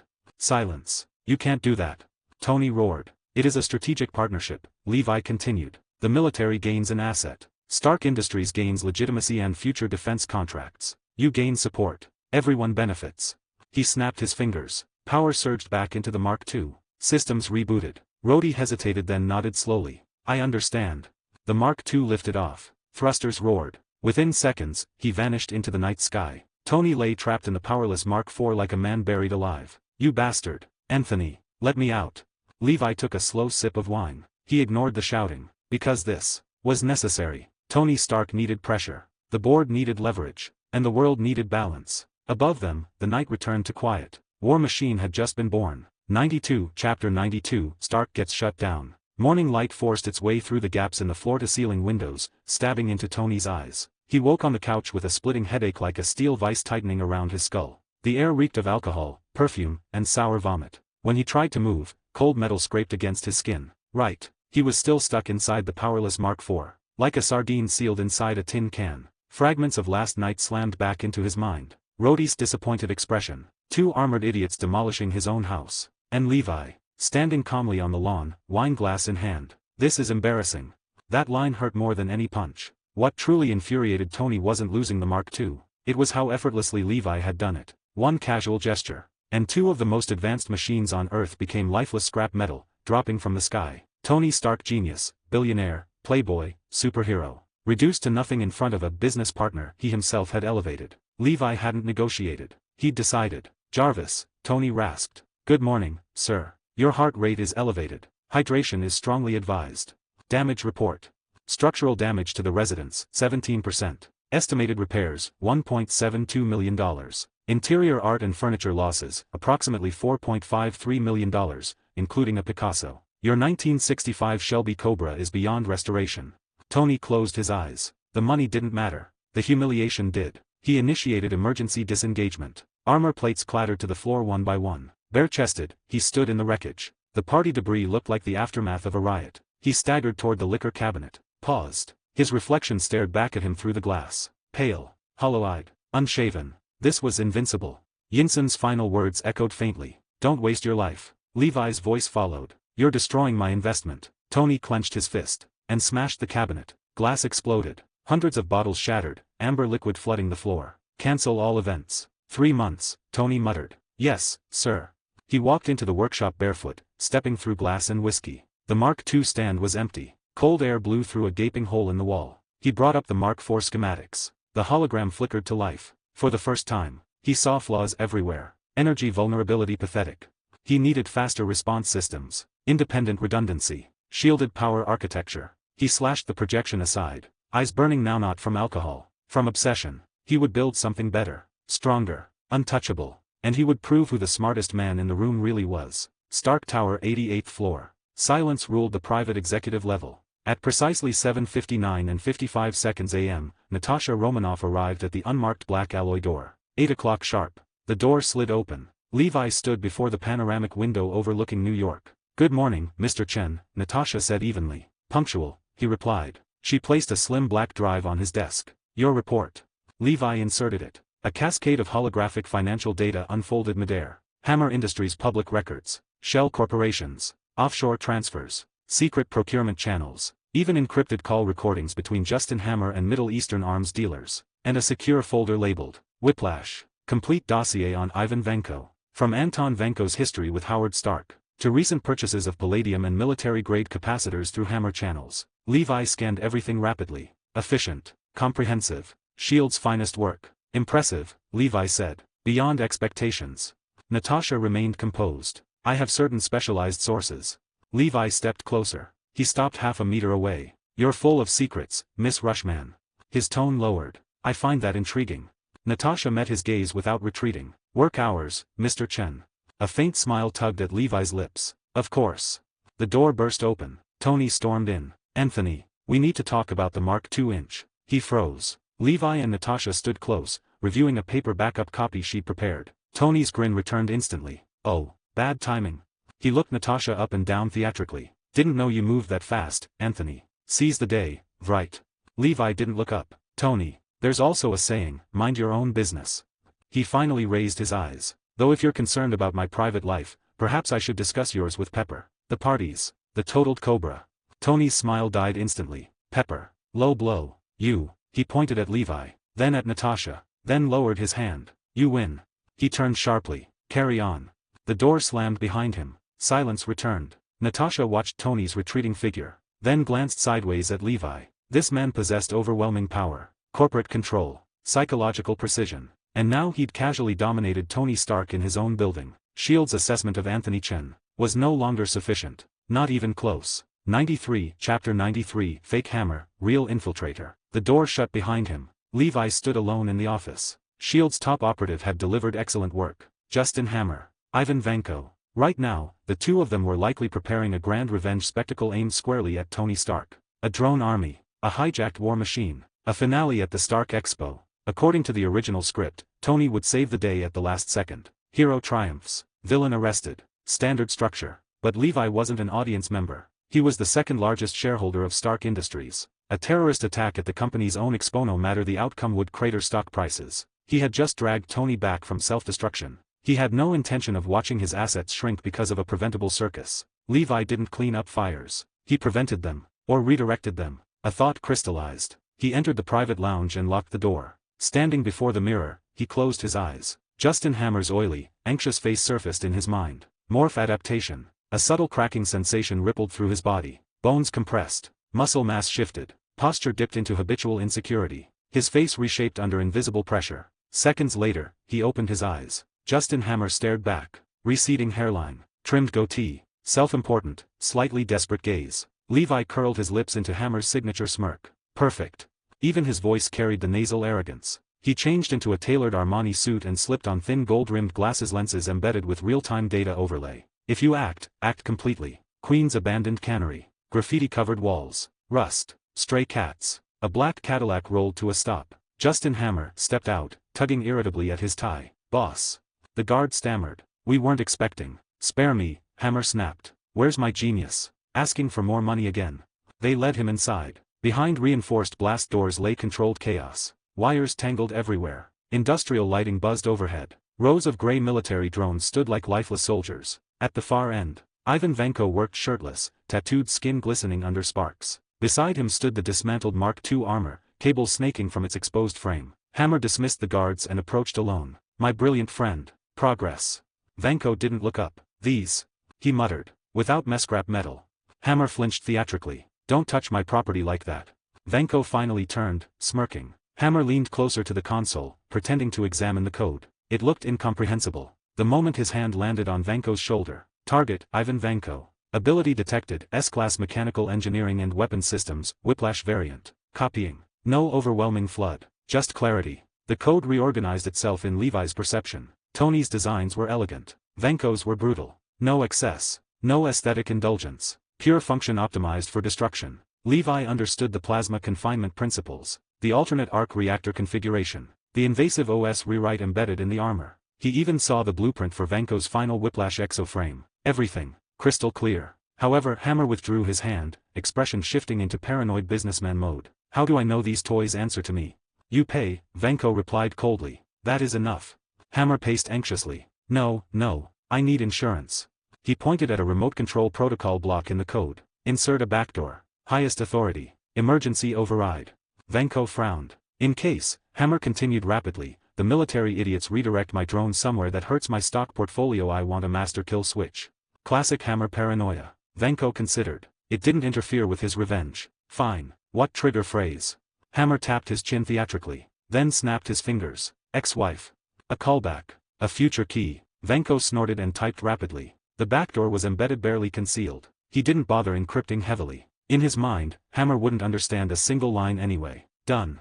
Hammer clapped excitedly. Beautiful. Keep building. After the expo, I'll buy you an island. With birds.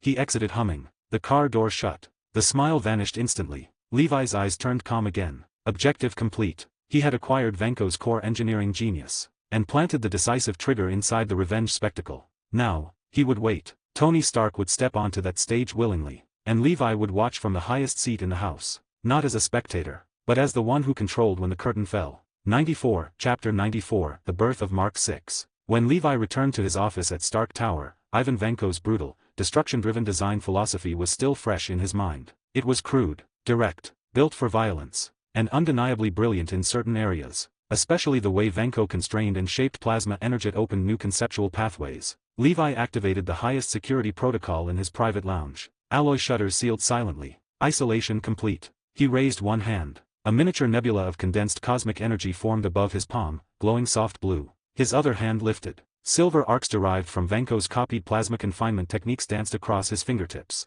No keyboard. No holographic console. His mind was the processor. His hands were the instruments. Mark V's power routing is too fragile, he murmured. Tony's design favored elegance and compact efficiency. But at extreme output, the conduction pathways bottlenecked. Levi closed his eyes. The entire Mark V architecture appeared in his consciousness. He began to move. The cosmic energy stretched into impossibly fine filaments. Silver arcs fused and rewove them into a nonlinear lattice, organic, adaptive, self-balancing. Minutes later, a luminous energy framework hovered before him. He studied it, satisfied, then translated the structure into precise engineering schematics. This wasn't charity. Tony Stark was an investment. More importantly, a future asset against threats far beyond Earth. An Iron Man who could fail due to internal design flaws was unacceptable. Malibu Underground Workshop. Tony hadn't slept properly in 3 days. Coffee cups, energy drink cans, burned circuit boards. Damn it. A wrench clanged against the wall. The problem remained. Power routing collapse under extreme load. Jarvis. Simulation 8C. Output 120%. Sir, collapse probability exceeds 99%. Run it. Mark V powered up. 80%. 100%. 110%. Blue arcs flickered along the armor. 115%. Warning. 116%. A dull explosion. Reactor flicker. Shutdown. Failure. Tony slammed the console. He had reached a theoretical wall. Then, new email. Sender, Anthony Chen. Subject, busy with your suit. Small patch. Tony's jaw tightened. He decrypted the attachment in seconds. Then froze. The energy routing schematic was alien. Not linear. Not conventional parallel. It resembled vascular growth. Self-distributing. Self-buffering. Where did he even? Jarvis. Integrate patch. Simulation. 150%. Sir. Do it. Power climbed. 100%. 130%. 150%. Stable. Green across the board. No overheating. No collapse. Tony stared at the word. Success. Then erupted into laughter. Hours later, a new suit stood in the center of the workshop. Red and gold, refined. Triangular arc reactor now fully stabilized. Stronger frame. Improved energy tolerance. Tony touched the armor. Welcome back, Mark 6. He dialed Levi. Anthony, you bastard. If that's gratitude, you're creative, Levi replied calmly. I fixed it myself. Of course. Fine, your patch helped. A pause. I owe you one. Then Tony smirked. Next time I go out to have some fun, I'll bring you. Just don't tell Pepper. The workshop door opened. Pepper Potts stood there. Don't tell Pepper. Silence. Tony slowly turned. Pepper smiled. Dangerously. Happy? She asked softly. New girl? Blonde? Redhead? No. Happy's a place. A jazz bar. Business negotiations. She set the coffee down firmly. Great. Take me next time. She walked out. Tony stood frozen. Mark 6 operational. Physics conquered. But in the realm of Pepper Potts, he was hopelessly outmatched. 95, Chapter 95, Thor, God of Thunder. The closing ceremony of the Stark Expo ultimately turned into a fireworks show. Ivan Vanko's drone army appeared right on schedule. War Machine was hacked, his guns turned on Tony Stark. The scene was chaotic, but the outcome was more or less what Levi had anticipated. Using the backdoor password he had provided, Natasha rebooted War Machine. Tony and Rodite armored tin cans joined forces and took down Ivan Vanko in his final form suit. Ivan tried to take everyone down with him by triggering a self-destruct sequence, but that too was neutralized. Hammer Industries was finished. Justin Hammer went to prison. Stark Industries stock dipped briefly, then surged back higher than ever. Levi's bank account gained a few more zeros. He sat in his office, New York's night skyline stretching beyond the floor-to-ceiling windows. On television, Tony and Rhodey were receiving medals from Congress, grinning like heroes. Everything was unfolding according to the script he had written. Then his private phone rang. Encrypted line. The caller ID showed a one-eyed skull icon. Fury, I thought we agreed you don't call me unless it's important, Levi said evenly as he answered. There's a situation. Nick Fury's voice sounded tired, with a trace of restrained irritation. Something fell from the sky. A meteor? An alien ship? Levi asked casually. A hammer. Fury paused. A hammer that no one can lift. It landed in New Mexico and left a massive crater. Our people have secured the site. Levi's hand froze midair with his coffee cup. A hammer. New Mexico. He knew exactly what it was. Mjolnir. So?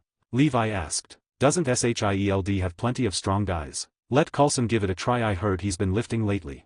Not funny.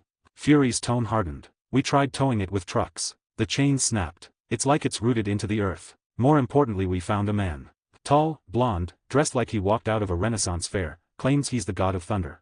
Levi finished for him. Silence lingered on the other end. How do you know? Fury's voice was wary. Lucky guess. Levi took a sip of coffee. Things that fall from the sky usually call themselves gods. Last one did too.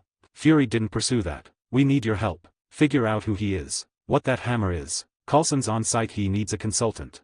My consulting fee is expensive. Same terms as always. Deal.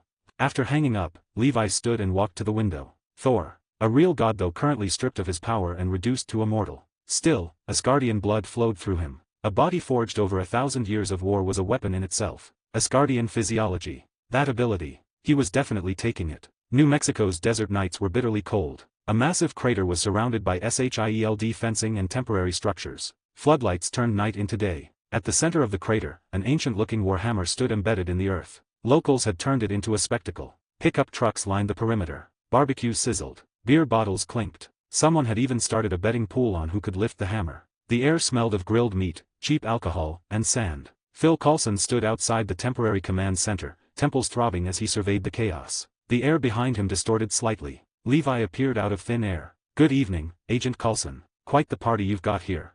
Coulson jumped, then quickly composed himself. He was getting used to Levi's godlike entrances. Mr. Chen, he said with a professional smile. Welcome to New Mexico. Things are complicated. I noticed. Levi's gaze shifted toward a heavily guarded medical tent. Our god of thunder is inside. Yes. Extremely uncooperative. Keeps demanding his hammer back. Claims he's Thor, son of Odin. Coulson adjusted his glasses. Medical scans show human structure, but bone density and cellular vitality far exceed normal limits. He's like a perfect human specimen. Take me to him. Inside the medical tent, the scent of disinfectant lingered. A towering man nearly 2 meters tall lay strapped to a reinforced hospital bed. Long blonde hair. Muscles like sculpted stone. Thor stripped of his power, yet none of his arrogance. Release me. He roared in heavily accented English. You mortals dare imprison Thor, son of Odin. Levi regarded him like one might observe a lion in captivity. A god. Levi smiled faintly. One who can't even break a hospital bed. You mock me. Thor's eyes blazed. When I reclaim Mjolnir, you will know the wrath of a god. Levi ignored him. He casually placed a hand on Thor's shoulder, as if testing muscle tone. Impressive build, he remarked. The moment contact was made, a dense, weighty sensation flowed from his palm into his bones. His body didn't grow heavier, it grew denser. Muscles compacted. Structure reinforced. Done. Asgardian physiology acquired. How is he? Coulson asked quietly. Nothing extraordinary, Levi said with a shrug. Just a strong guy. Maybe a fitness trainer. Or an actor. Thor nearly choked in outrage. You ignorant mortal. Let him cool off. Levi turned away. I'll examine the hammer. At the crater's edge, Levi looked down at Mjolnir. Ancient runes shimmered faintly across its surface. Many have tried, Coulson explained. No one's moved it. A local man named Stanley even tried towing it with his pickup. Ripped the truck bed clean off. Levi nodded and descended into the crater. Agents paused their work to watch. Everyone knew this mysterious consultant was someone Fury treated with extreme caution. Levi crouched before the hammer. The runes read, "Whosoever holds this hammer, if he be worthy, shall possess the power of Thor." "You can read that?" Coulson asked, astonished. "Enough." Levi stood. "It's a qualification system, not a strength test." Under dozens of watchful eyes, he reached out and gripped the handle. The camp fell silent. Inside the medical tent, Thor stared at a surveillance monitor, smirking in contempt. Only he and his father Odin could lift Mjolnir. Levi grasped the handle. It was cool, heavy. He felt a powerful will rejecting him Odin's enchantment. But then, his newly acquired Asgardian blood resonated faintly. So did the cosmic energy he carried from the space stone. The enchantment hesitated. It recognized something. Levi didn't strain. He simply lifted. Mjolnir rose smoothly from the earth. No thunder. No lightning. No dramatic storm. Just like picking up an ordinary stone. The entire camp froze. Beer halfway to lips. Tongs paused mid-flip. Mouths hanging open. Coulson's professional smile shattered into pure shock. In the medical tent, Thor's smirk collapsed into disbelief. He watched a mere mortal lift the hammer he considered an extension of his own being. Worse than failing himself. It implied Odin had found someone more worthy. Levi weighed Mjolnir in his hand. Power flowed subtly through him. If he wished, he could summon lightning from the sky. He didn't. After a brief inspection, he placed the hammer gently back into the ground. "Nice toy," he commented. Then he walked out of the crater beneath stunned stares. "Mr. Chen," Coulson stammered. You just. Souvenir inspection," Levi interrupted. "Nothing dramatic. Now, let's discuss the god." He glanced toward the medical tent. "Keeping him locked up won't help. I have a suggestion." "I'm listening." "There's an astrophysicist nearby. Jane Foster. Perhaps we hand Thor over to her for observation. Consider him a special astronomical sample." Coulson processed quickly. It would calm Thor, remove him from SHIELD custody, and allow indirect monitoring through Foster's team. Efficient. "I understand," Coulson nodded. "I'll arrange it." "Good." Levi smiled faintly. "And remember, call me only if the sky falls again." With that, his figure vanished into thin air once more. 96, Chapter 96, Divine Physiology. Back in the top-floor office of Stark Tower, Levi took off his coat and casually tossed it onto the sofa. Something was burning inside him, not a fever, but a deeper kind of agitation. It itched between his bones. Every strand of muscle fiber felt like a steel cable twisted tight, stretched to the point where his skin ached. He even had the strange illusion that his skeleton was slightly too small for his body. He walked to the bar cabinet, poured himself a glass of ice water, and downed it in one go. The cold liquid slid down his throat into his stomach, but it couldn't extinguish the fire. It was hunger. Not for food, but a craving at the cellular level. His cells needed energy, needed release, needed an outlet for this newborn power. He closed his eyes, senses expanding infinitely. This sensation was hundreds of times stronger than what the super soldier serum had granted him. Too much information. Too chaotic. Like countless needles piercing into his brain. He couldn't stay here. In a flash, he vanished from the office. The next second, he appeared 300 meters underground in his private training chamber. Tony had built it specifically for him. The walls were layered with lead and vibranium composite, blocking all forms of surveillance. In the center stood a massive punching bag, not an ordinary one. Its outer shell was a specialized alloy Tony boasted could withstand armor-piercing rounds. Inside was ultra-dense polymer filling. Total weight, over 10 tons. Before, without activating infinite rage, even his full-strength punch could only leave a shallow dent. Now, it felt different. He stepped forward, planted his feet, inhaled deeply. Air flooded into his lungs like fuel igniting a furnace. No fighting stance. Just a casual punch. His fist broke through the air without even a whistle. Thud. A muted sound, compressed to the extreme. His fist sank into the alloy bag effortlessly, his entire forearm disappearing inside. No violent collision. It felt more like a hot knife slicing through butter. He pulled his arm back out. A smooth, deep hole remained. The alloy around the opening hadn't torn, it had collapsed inward under unimaginable pressure, compacted to dozens of times its previous density. Its surface gleamed like obsidian, cold and unyielding. Levi looked at his fist. Not a scratch. Not even redness. His strength hadn't skyrocketed absurdly, but it had qualitatively transformed. If before his punch was a battering ram, now it was a neutron star compressed to its limit. Not just kinetic impact, but mass and density crushing everything in its path. He thought of the Hulk. That brute strength came from rage, theoretically limitless. Now Levi possessed a ridiculously high baseline constant. Next time they met, perhaps he could stand still and let Hulk punch him a few times, see whether Hulk's fists were harder, or his recovery stronger. He rolled his neck. Bone joints cracked crisply in succession. His lifespan had changed too. He could feel at times erosion slowing, nearly halting. This wasn't longevity from a healing factor, nor delayed aging from the super soldier serum. This was a leap in life form hierarchy. Like Odin, like the Asgardians who had lived for thousands of years, time was no longer poison, it was wine, deepening power with age. The older they grew, the stronger they became. As he continued sensing the changes in his body, thunder rumbled outside. A sudden storm swept across New York. Dark clouds pressed low. The sky dimmed as though it were dusk. Heavy raindrops battered the reinforced glass of Stark Tower. Levi's heart stirred. He could feel the free-floating electric charges in the air unusually lively, like they were cheering, calling to him. He vanished again, reappearing atop Stark Tower. Wind and rain drenched him instantly. The cold water struck his face, yet felt invigorating. Lightning tore through the clouds like silver serpents, illuminating the steel jungle of the city. The air reeked of ozone. He spread his arms, tilted his head back, and let the storm wash over him. An instinct rooted deep in his blood urged him to raise his right hand toward the roiling thunderclouds, as if demanding tribute. Boom! A bolt of lightning thicker than all the previous ones combined roared down from the heavens, ignoring the lightning rods targeting Levi's outstretched hand. The instant it struck, time seemed to slow. There was no pain, only overwhelming exhilaration. Like a dried riverbed flooded anew. Like a city reconnecting to power after blackout. Violent arcs of electricity surged through him, but instead of damage, they were tamed, absorbed, assimilated. The Asgardian divine power within him boiled. The super soldier serum amplified its potential. The space stone's energy stabilized its foundation. Now, natural lightning became the final catalyst. He felt his genetic code rewriting itself. Every cell transformed amid silent jubilation. This was no longer mere Asgardian physiology. Asgard was only a racial template. Through the fusion of multiple apex powers, Levi shattered that template. He became something purer, more fundamental, less constrained. The system's cold voice sounded in his mind, summarizing the metamorphosis. Asgardian physiology, upgraded to divine physiology. Levi's eyes snapped open. Golden lightning flickered briefly in their depths.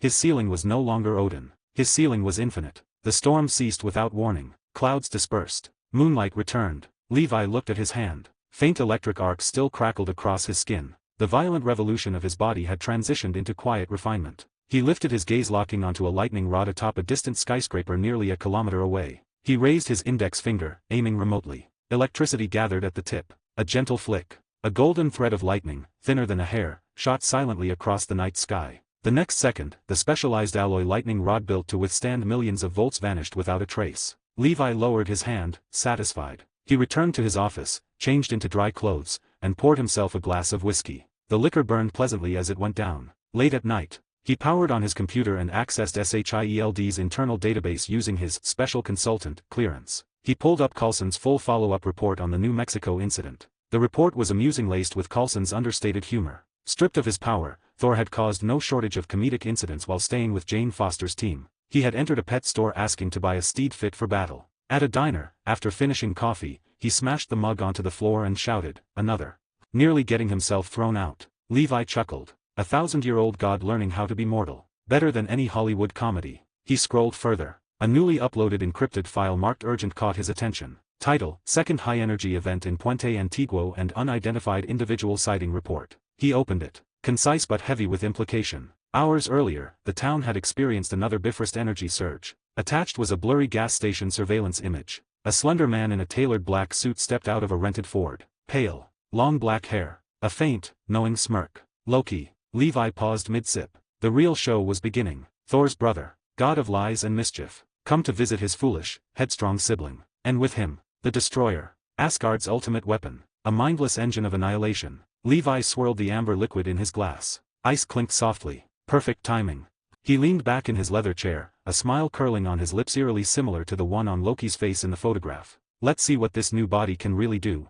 97, Chapter 97, The Destroyer Descends. Levi didn't call Tony. He didn't notify SHIELD either. Instead, through an encrypted channel, he left a single anonymous message on Coulson's secure terminal within SHIELD's internal database. Keep your people back. Don't let them throw their lives away. The moment the message was sent, Levi vanished from the top floor of Stark Tower. Puente Antiguo, New Mexico. The afternoon sun should have been lazy and warm. Instead, an icy dread had frozen the town in place. Panic spread like invisible wildfire. A metallic giant over 3 meters tall strode down the town's only main street. Its body was sleek yet menacing, forged from dark, gleaming metal that reflected sunlight with a cold sheen. The Destroyer. It did not move quickly, almost methodically, but each step carried immense force, leaving deep craters in the asphalt. A pickup truck blocked its path. With a casual swing of its arm, the 1-ton vehicle was swatted aside like an empty soda can, tumbling through a storefront window in a cascade of shattered glass. Sirens. Screams. Crying. The townspeople scattered like disturbed ants. Phil Coulson crouched behind a police cruiser, shouting hoarsely into his radio. All units repeat, all units. Cease conventional engagement immediately. Evacuate civilians now. This is not a drill. Nearby agents leaned out, firing assault rifles at the towering machine. Bullets struck its smooth armor and ricocheted uselessly, clinking harmlessly to the ground. The destroyer didn't even acknowledge them. It kept advancing. Its objective was clear. Coulson's back was drenched in sweat. He had seen strange things before, but not this kind of incomprehensible, absolute force. A name flashed in his mind. Anthony Chen. And then, that anonymous warning. Fall back. Coulson ordered. All personnel retreat beyond the safety perimeter. Staying would accomplish nothing except adding bodies to the street. At the far end of town, Thor drove a battered pickup truck barely holding together. The truck bed was packed with terrified townsfolk. Jane Foster, Eric Selvig, and Darcy Lewis were squeezed into the cab. What is that thing? Jane's face was pale as she glanced in the rearview mirror. Loki sent it, Thor said grimly, knuckles white on the steering wheel. He's come to kill me. He swerved sharply, narrowly avoiding a slab of concrete hurled by the destroyer. Thor slammed the brakes, jumped out, and shoved a little girl out of harm's way. You have to go. He shouted at Jane. I'll hold it off. Are you insane? Jane grabbed his arm. You're just a man now. You'll die. I am the only one who can stop this, Thor said, pulling free. This began because of me. It ends with me. He had no powers, no divine strength, but he would not watch innocents die in his name. Alone, he walked toward the metal colossus. The destroyer stopped. Its smooth faceplate rotated open, revealing a hollow core glowing with molten orange energy. It had identified its target. Brother. Thor shouted into the scorching heat. I know you can hear me. I know you hate me. Whatever wrong I've done, I am sorry. But these people are innocent. Spare them. You want me? Here I am. He spread his arms, closed his eyes. Asgard. Loki sat upon Odin's throne, clad in black royal attire, Gungnir in hand. Through the destroyer's vision, he watched Earth with cold detachment. How touching, Loki murmured. Such brotherly devotion. He raised the spear. Very well, dear brother. He gave the command. Earth. The destroyer's core flared. A beam of searing energy erupted forth, aimed directly at Thor's chest. No. Jane screamed. Coulson shut his eyes. Just before impact, a figure appeared. Levi. He stood before Thor and raised one hand. Spatial curvature barrier activated. The beam halted less than 10 centimeters from his palm. It writhed like a serpent striking invisible glass, twisting violently but unable to advance even a fraction. The air sizzled. Time seemed to stop. Everyone stared. Coulson's agents froze mid-motion. Jane and Eric stood stunned. Thor opened his eyes, staring at Levi's calm, unmoving back. Long time no see, God of Thunder, Levi said evenly. Your Earth vacation seems eventful. His fingers closed slightly. The energy beam compressed inward, collapsing into a fist-sized sphere before popping out of existence like a burst soap bubble. The destroyer paused. No protocol for this scenario. It raised its massive arm and brought it down toward Levi's head. Levi didn't even turn. He lifted his other hand. Boom. The metallic fist met his palm. Levi did not move. Not even a crack formed beneath his feet. A shockwave rippled outward, blasting dust and debris away. Decent strength, Levi commented mildly. Still weaker than Hulk. At the moment of contact, new data entered his mind. S-class ability, adaptive armor. Description, absorbs incoming attack energy, analyzes attack patterns, rapidly generates high-strength defensive structures. Interesting, Levi thought. Mine. The destroyer recalculated. Threat level, maximum. Its arms transformed, splitting open into honeycomb-like energy cannons. A storm of energy beams rained down. Levi remained still. Within 1 meter of him, space warped like rippling water. Beams bent skyward, exploding harmlessly in clouds. Others ricocheted into the ground, blasting craters. Some simply vanished, redirected to unknown coordinates. None touched him. Finished? Levi asked, faintly bored. My turn. He stepped forward, and vanished, reappearing above the destroyer's head. Golden lightning crackled around his clenched fist. Infinite rage. He brought it down. Crack. A crisp fracture echoed across the town. A visible crack formed in the destroyer's URU-forged helmet. Then it spread like a spider web across its entire body. Orange energy leaked from countless fissures. Levi landed lightly beside Thor. Behind him, the destroyer collapsed to its knees. Its upper body exploded into fragments of twisted metal. Silence blanketed the town. Levi picked up a piece of the shattered faceplate and held it before Thor. In Asgard, this is considered a top-tier weapon, right? Thor swallowed and nodded faintly. It has no will, no soul, only orders. Levi crushed the fragment in his hand like clay. That's why it's fragile. The metal crumpled effortlessly. You once possessed power far greater than this, but you used it for pride, for glory. What's the difference between you and it?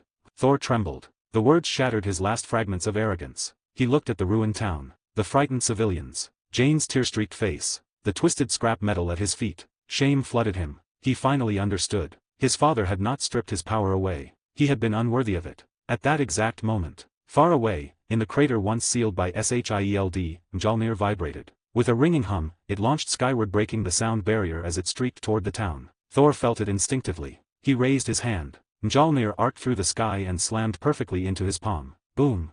A pillar of lightning descended from the heavens. His mortal clothes disintegrated. Silver-scaled armor formed around him. A red cape unfurled behind. Thor, god of thunder, had returned. Levi nodded slightly. Not a wasted lecture after all. He turned to leave. Wait. Thor called. There was no arrogance left in his eyes, only gratitude and respect. Who are you? Levi smiled faintly, not turning back. Just passing through. His figure faded into nothingness, leaving Thor standing beneath the clearing, skyhammer in hand. He knew he owed that man a great debt, and his next destination was Asgard, to settle accounts with his brother. 98, Chapter 98, Brothers at War. Levi appeared in the New Mexico desert, over 100 kilometers away from Puente Antiguo. The night wind carried sand across the empty wasteland. No one around. He didn't leave immediately. Instead, he closed his eyes and reviewed the gains from this trip. S-class ability, adaptive armor. Secured. Worth the trip. His regeneration factor and divine physiology ensured he could survive getting beaten down. This new armor. It ensured he simply wouldn't get hurt in the first place. Stack the two together and dying would be difficult. More interestingly, its core principle was learning. The more punishment it endured, the stronger it became. Let Hulk pound on him for a day, and the armor would analyze gamma radiation patterns and generate defensive structures specifically optimized to counter Hulk. And that wasn't the best part. The key feature was fusion capable. He could infuse it with spatial energy, turning it into a spatial deflection armor. Future punches and bullets would simply bend away through warped space. Or graft infinite rage into it, creating a thorned counterstrike armor. Hit him once, and you'd receive the same force back, possibly more. Its potential exceeded expectations. It wasn't a static ability. It would evolve with him. Levi opened his eyes, faintly sensing the invisible layer hugging his skin. Weightless. Intangible. But very real. Not bad.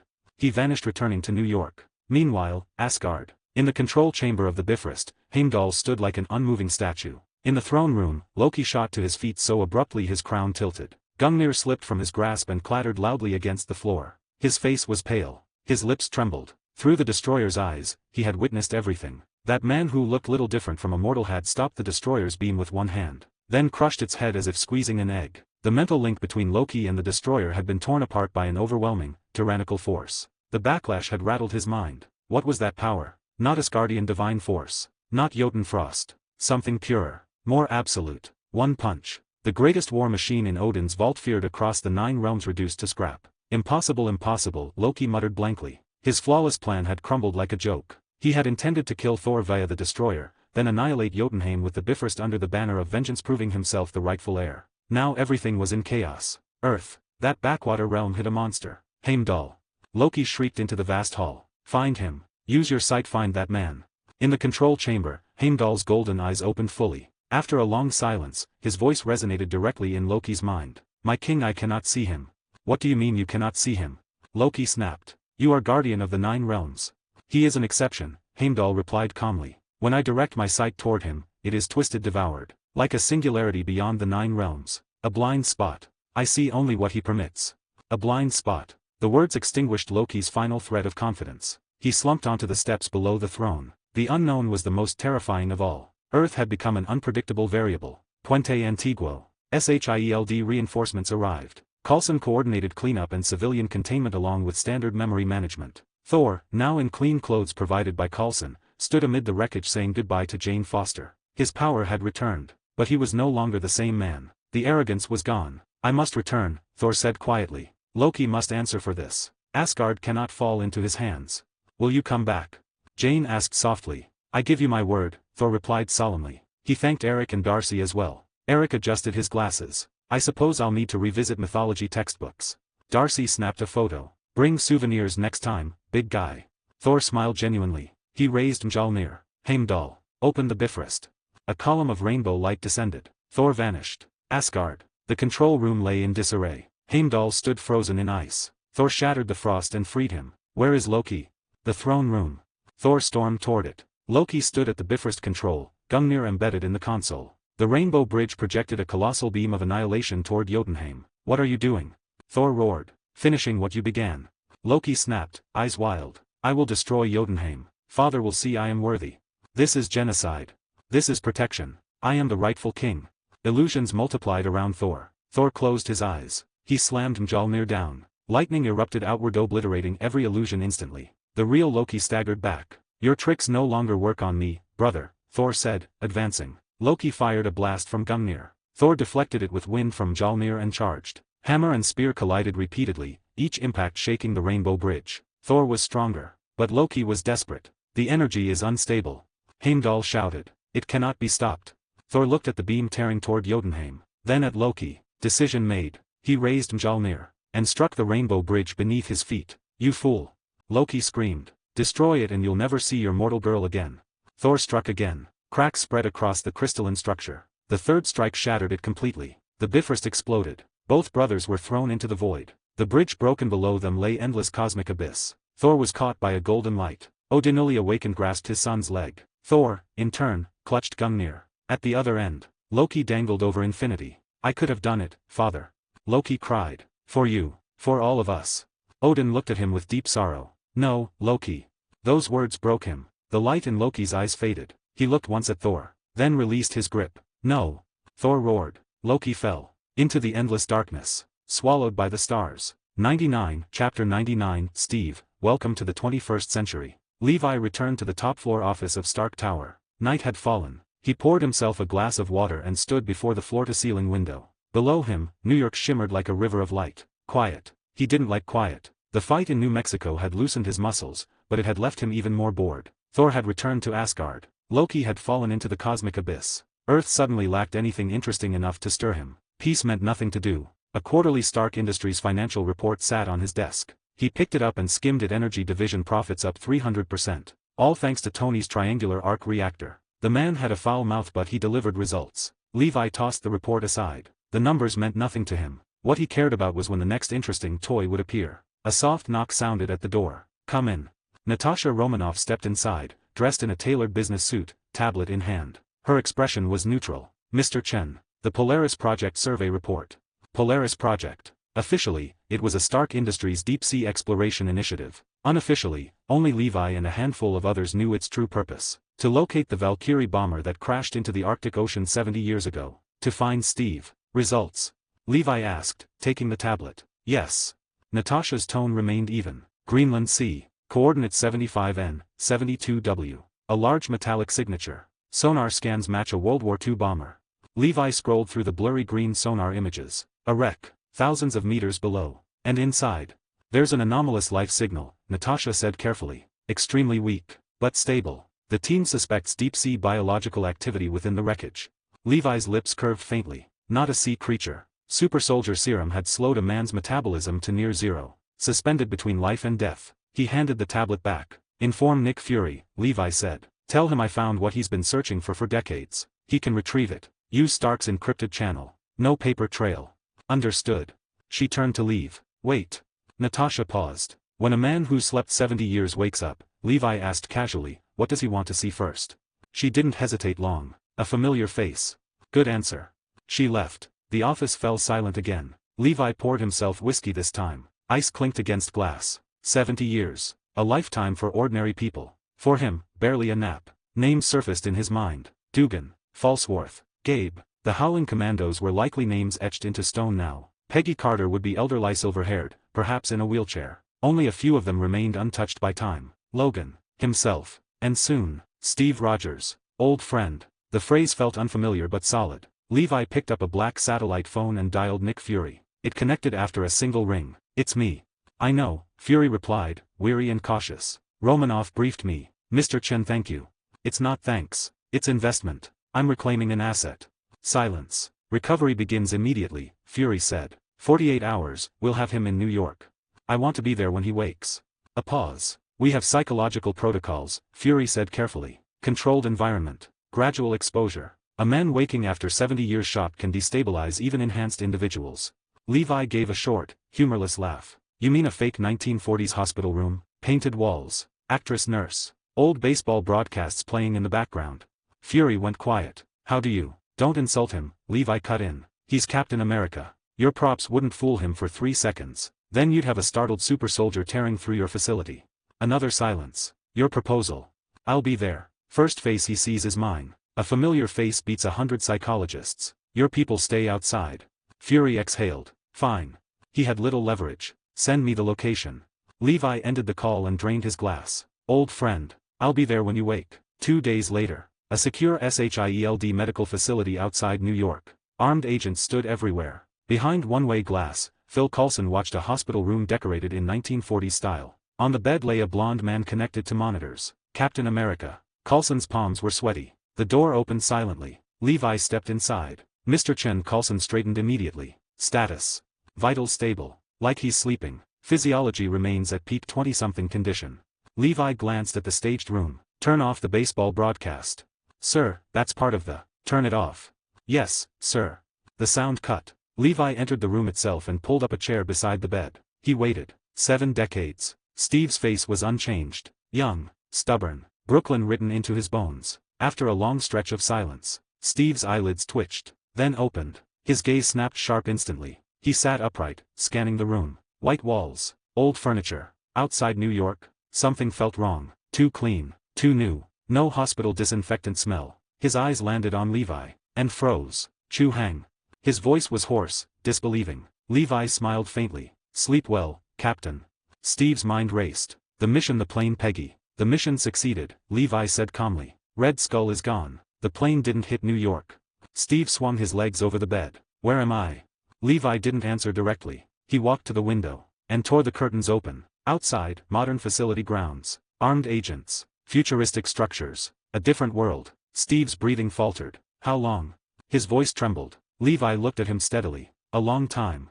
Then, clearly. Welcome to the 21st century, Captain. You've been asleep for nearly 70 years. 100, Chapter 100. The Avengers initiative begins. Deep in the cosmos. There was nothing. No light. No sound. Loki's body drifted through endless darkness. The explosion of the Bifrost had shattered his defenses. Vacuum and freezing void were draining the last of his divine power. His consciousness blurred. His limbs stiffened. He was dying. Then, the darkness split open. Beyond the floated a fleet monstrous constructs fused from asteroid rock and twisted metal, suspended silently in space. Shadows emerged, seized him, and dragged him through. He was thrown before a throne carved from black stone. Upon it sat a vast silhouette, mountain-like in scale. Its mere presence crushed the air from his lungs. A gaunt alien stepped forward, its voice dry and rasping. Prince of Asgard, it said. You seek a throne.